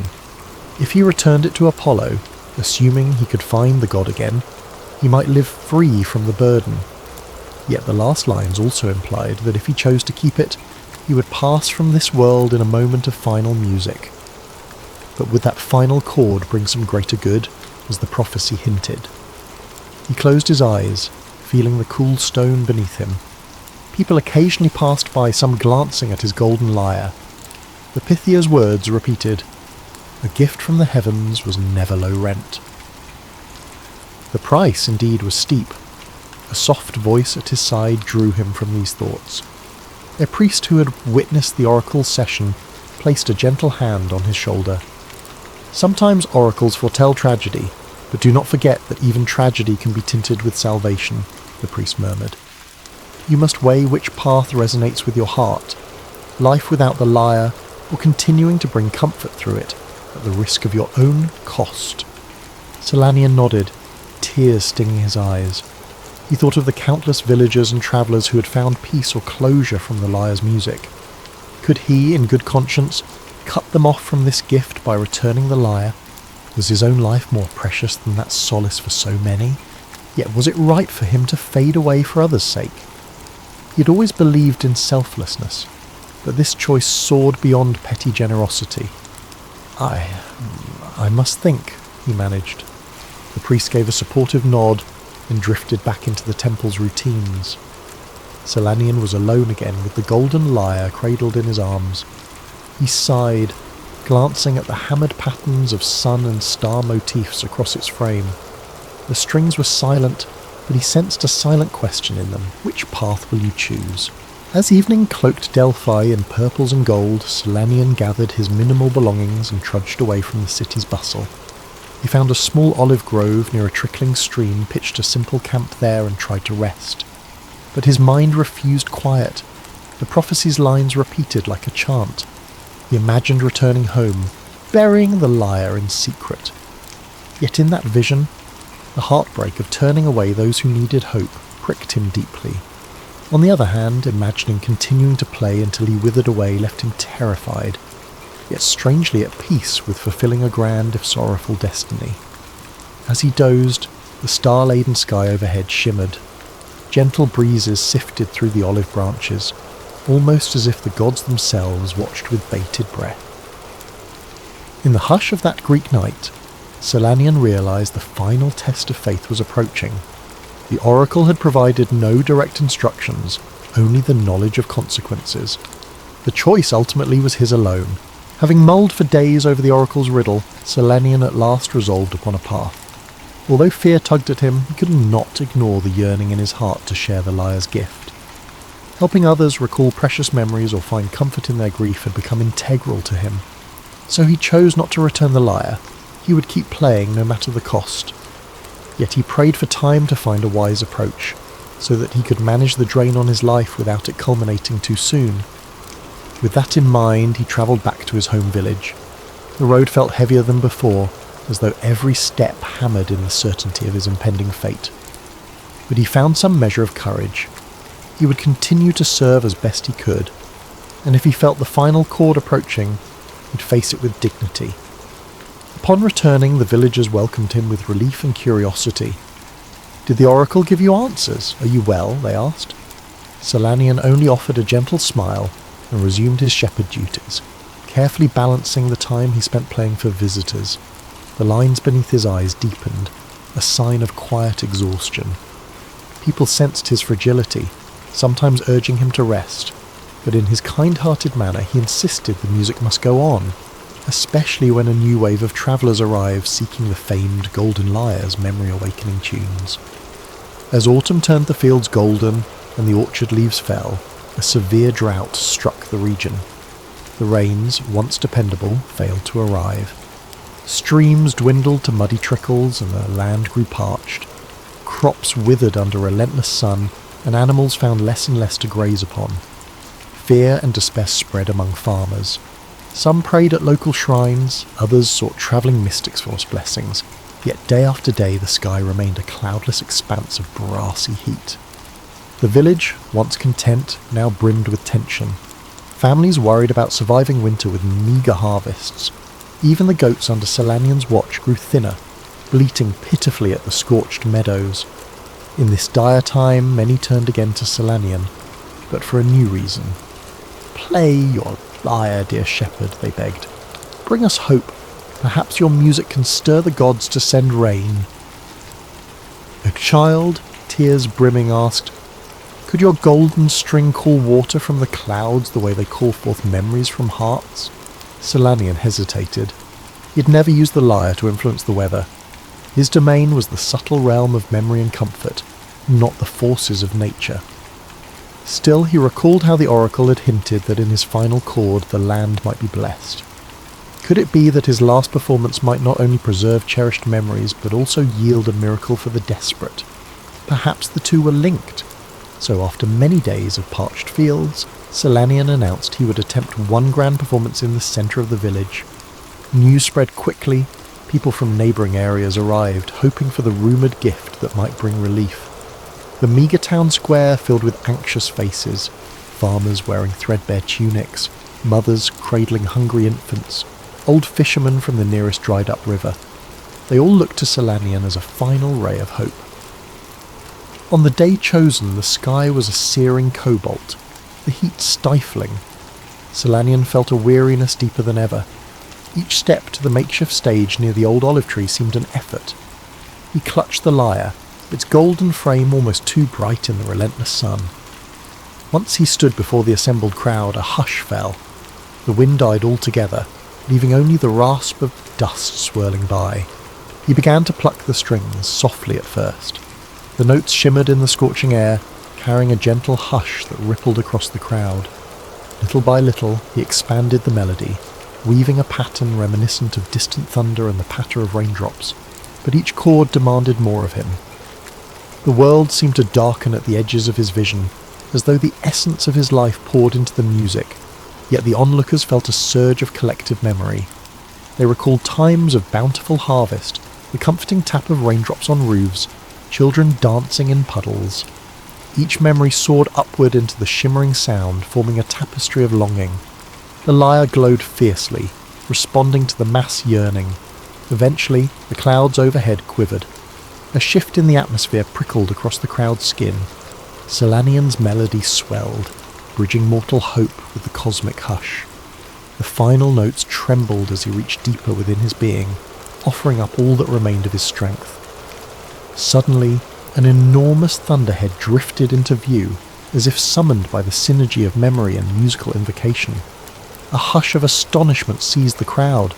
Then a single drop of rain fell onto the dusty earth, followed by another and another. Within heartbeats, a gentle shower pattered down, building into a blessed rainfall that soaked the fields and orchard. People gasped, arms lifted to the sky. Joyous cries filled the air, many dropping to their knees in gratitude. Selanian, now trembling with exhaustion, managed one last chord, letting it resonate across the drenched landscape. The blackening edges of his vision closed in. He felt a wave of peace swirl around him. The hush of the final chord echoed in every droplet of rain. He gently lowered the lyre to the ground. Even as the crowd roared with joyous thanks, he sank to his knees, breath coming in ragged gasps. Those nearest realized something was wrong. They rushed forward to support him, but it was too late. The prophecy's words whispered in his mind, "In your final chord the land shall be blessed, but the soul that sings will soon be at rest." A gentle smile graced his lips as he gazed at the newly soaked earth. He could sense the seeds in the soil stirring, the orchard trees perking up. His last thought was one of gratitude, that he had chosen to share the liar's gift to the end. His eyes closed softly, and with a quiet sigh his spirit departed. The people, realizing they had witnessed not just a miracle of rain but the passing of a dear soul, fell silent. The gentle rain continued, washing away the dust, as if nature itself mourned and honoured him. A hush that hovered between sorrow and reverence enveloped them. The lyre remained where he placed it, glinting in the wet sunlight, strings still vibrating with residual echoes. In the days that followed, the fields revived with new green shoots, the wells refilled, and the orchard blooms burst anew. The villagers recognised that Solanian's final performance had saved them from ruin. They honoured his memory with small shrines scattered in the meadows, and told stories of the gentle shepherd who gave everything so that the land might drink again. But the fate of the golden lyre was not to remain in mortal hands, for it soon vanished. Some say it was carried off by swirling wind in the dead of night. Others insist a radiant figure reminiscent of Apollo appeared to retrieve it. Either way, the lyre's presence was gone, leaving behind only the memory of the final chord that conjured rain amid a savage drought. In the aftermath of Solanian's final performance, the once withered fields of the village thrived with renewed vigour. Rows of wheat unfurled a brighter shade of gold. Olives fattened on branches, and the orchard blossoms turned into plump fruits. Elders in the village recalled how, just a few weeks prior, despair had gripped every corner. Yet now a gentle prosperity had returned. Though Solanian had vanished from mortal sight, his presence lingered in the hush of early mornings. People swore that if one listened carefully at dawn, one might hear a faint echo of his flute or the trill of his lyre. They created a simple memorial at the spot where he'd played his last chord. Surrounded by a ring of stones, villagers laid small tributes. A carved piece of cypress in honour of his first flute, a rough sketched image of a goat, or a handful of seeds that sprouted into small wildflowers. Pilgrims from nearby towns came to pay respects, hoping that by standing on that ground they might feel a brush of the music that had once touched their hearts. Some believed the place had healing properties, for the dryness that had plagued the region never returned with such severity again. Meanwhile, from the vantage of the gods on high, the golden lyre's disappearance was no mystery. Apollo himself, it said, reclaimed the instrument from the rain-swept village, carrying it to an unseen temple in the clouds. There, he placed the lyre among other divine artifacts, each carrying a saga of mortal synergy and sacrifice. Now it sat in quiet stasis, its strings tuned to a hush of memory. If one came close, a rare occurrence, for few gods bothered to revisit mortal relics, they might hear faint echoes of songs that once evoked tears, smiles, and rain. Even the gods, proud as they were, acknowledged that Solanian's final chord was an extraordinary moment bridging heaven and earth. Mortals, for their part, wove many variations of Solanian's story into their oral traditions. Some recounted him as a demigod of music, ignoring his mortal birth. Others insisted he was the favoured champion of Apollo and was selected to restore faith in the dryness of the land. A popular festival arose each spring, wherein youths would sing gentle ballads while sprinkling water from newly filled jugs, commemorating how the shepherd's note brought the skies tears. The festival was less about sorrow and more about joyous gratitude, as families gave thanks for the gift of water that Solanian's chord had invoked. Yet across Thalarin, travellers and minstrels carried different slants on the legend. Some insisted that anyone who found a magical lyre from a disguised god could replicate Solanian's feats, though all was at a dire price. Others penned half-scholarly treatises on the fountain of memory, awakened by divine instruments. By candlelight in distant city libraries, scribes would copy these accounts, mystified by the ephemeral details. The overall message remained: music, offered selflessly, could alter the tapestry of mortal life in ways even the proudest warlord or wealthiest king could not. At times, wandering bards arrived in the village, singing haunting tributes of the shepherd who gave everything. They found that the locals responded with solemn nods, having lived the memory intimately. An intangible hush often followed these performances, like a shared recollection that no words could fully capture. Then the conversation would shift to how well the farmland had recovered, how Solanian's old goats were still cared for by younger shepherds, who sometimes paused to play a modest flute in honour of the departed caretaker. Meanwhile, in those quiet intervals when the sky turned saffron at sunset, a few chosen mortals claimed to see a fleeting figure on the hills. They described a silhouette that faintly resembled Solanian, strumming an invisible lyre under the drifting orange clouds. Skeptics dismissed it as illusions born from the angled light, but believers whispered that perhaps his spirit lingered. If a final chord could bring rain, who's to say a final shimmer of his presence couldn't remain to bless the land? So though official accounts might label it superstition, the villagers kept a gentle acceptance. If the shepherd's spirit roamed, it roamed in quiet kindness. Decades passed. New generations took root, forging different customs. Over time, the immediate memory of that drought receded. But the story of Solanian and his golden lyre remained in shared lullabies, told softly to children in the hush of bedtime. Parents would describe how, if ever the land fell into dryness again, or the hearts of people sank in sorrow, a single chord of selfless music might yet conjure hope. The children, in turn, would look up at the night sky, imagining the ghostly shape of a shepherd playing among the stars, letting his final melody drift across the cosmos. And so, in the wider context of Thalarin's mythology, Solanian earned a humble but enduring place among the pantheon of half-remembered heroes. Not a warrior, not a cunning trickster, but a quiet soul whose unwavering generosity touched a power beyond his mortal shell. Some sang that he was invited posthumously to the Elysian fields, where gentle spirits roam in eternal calm, and that occasionally, on certain nights, his flute's music could be faintly heard drifting into mortal dreams. In an orchard near the old village, a single cypress tree stands with an unusual shape, said to have grown from the staff Solanian once used to guide goats. Pilgrims occasionally tie small ribbons around its trunk, each colour representing a personal memory or a prayer for renewal.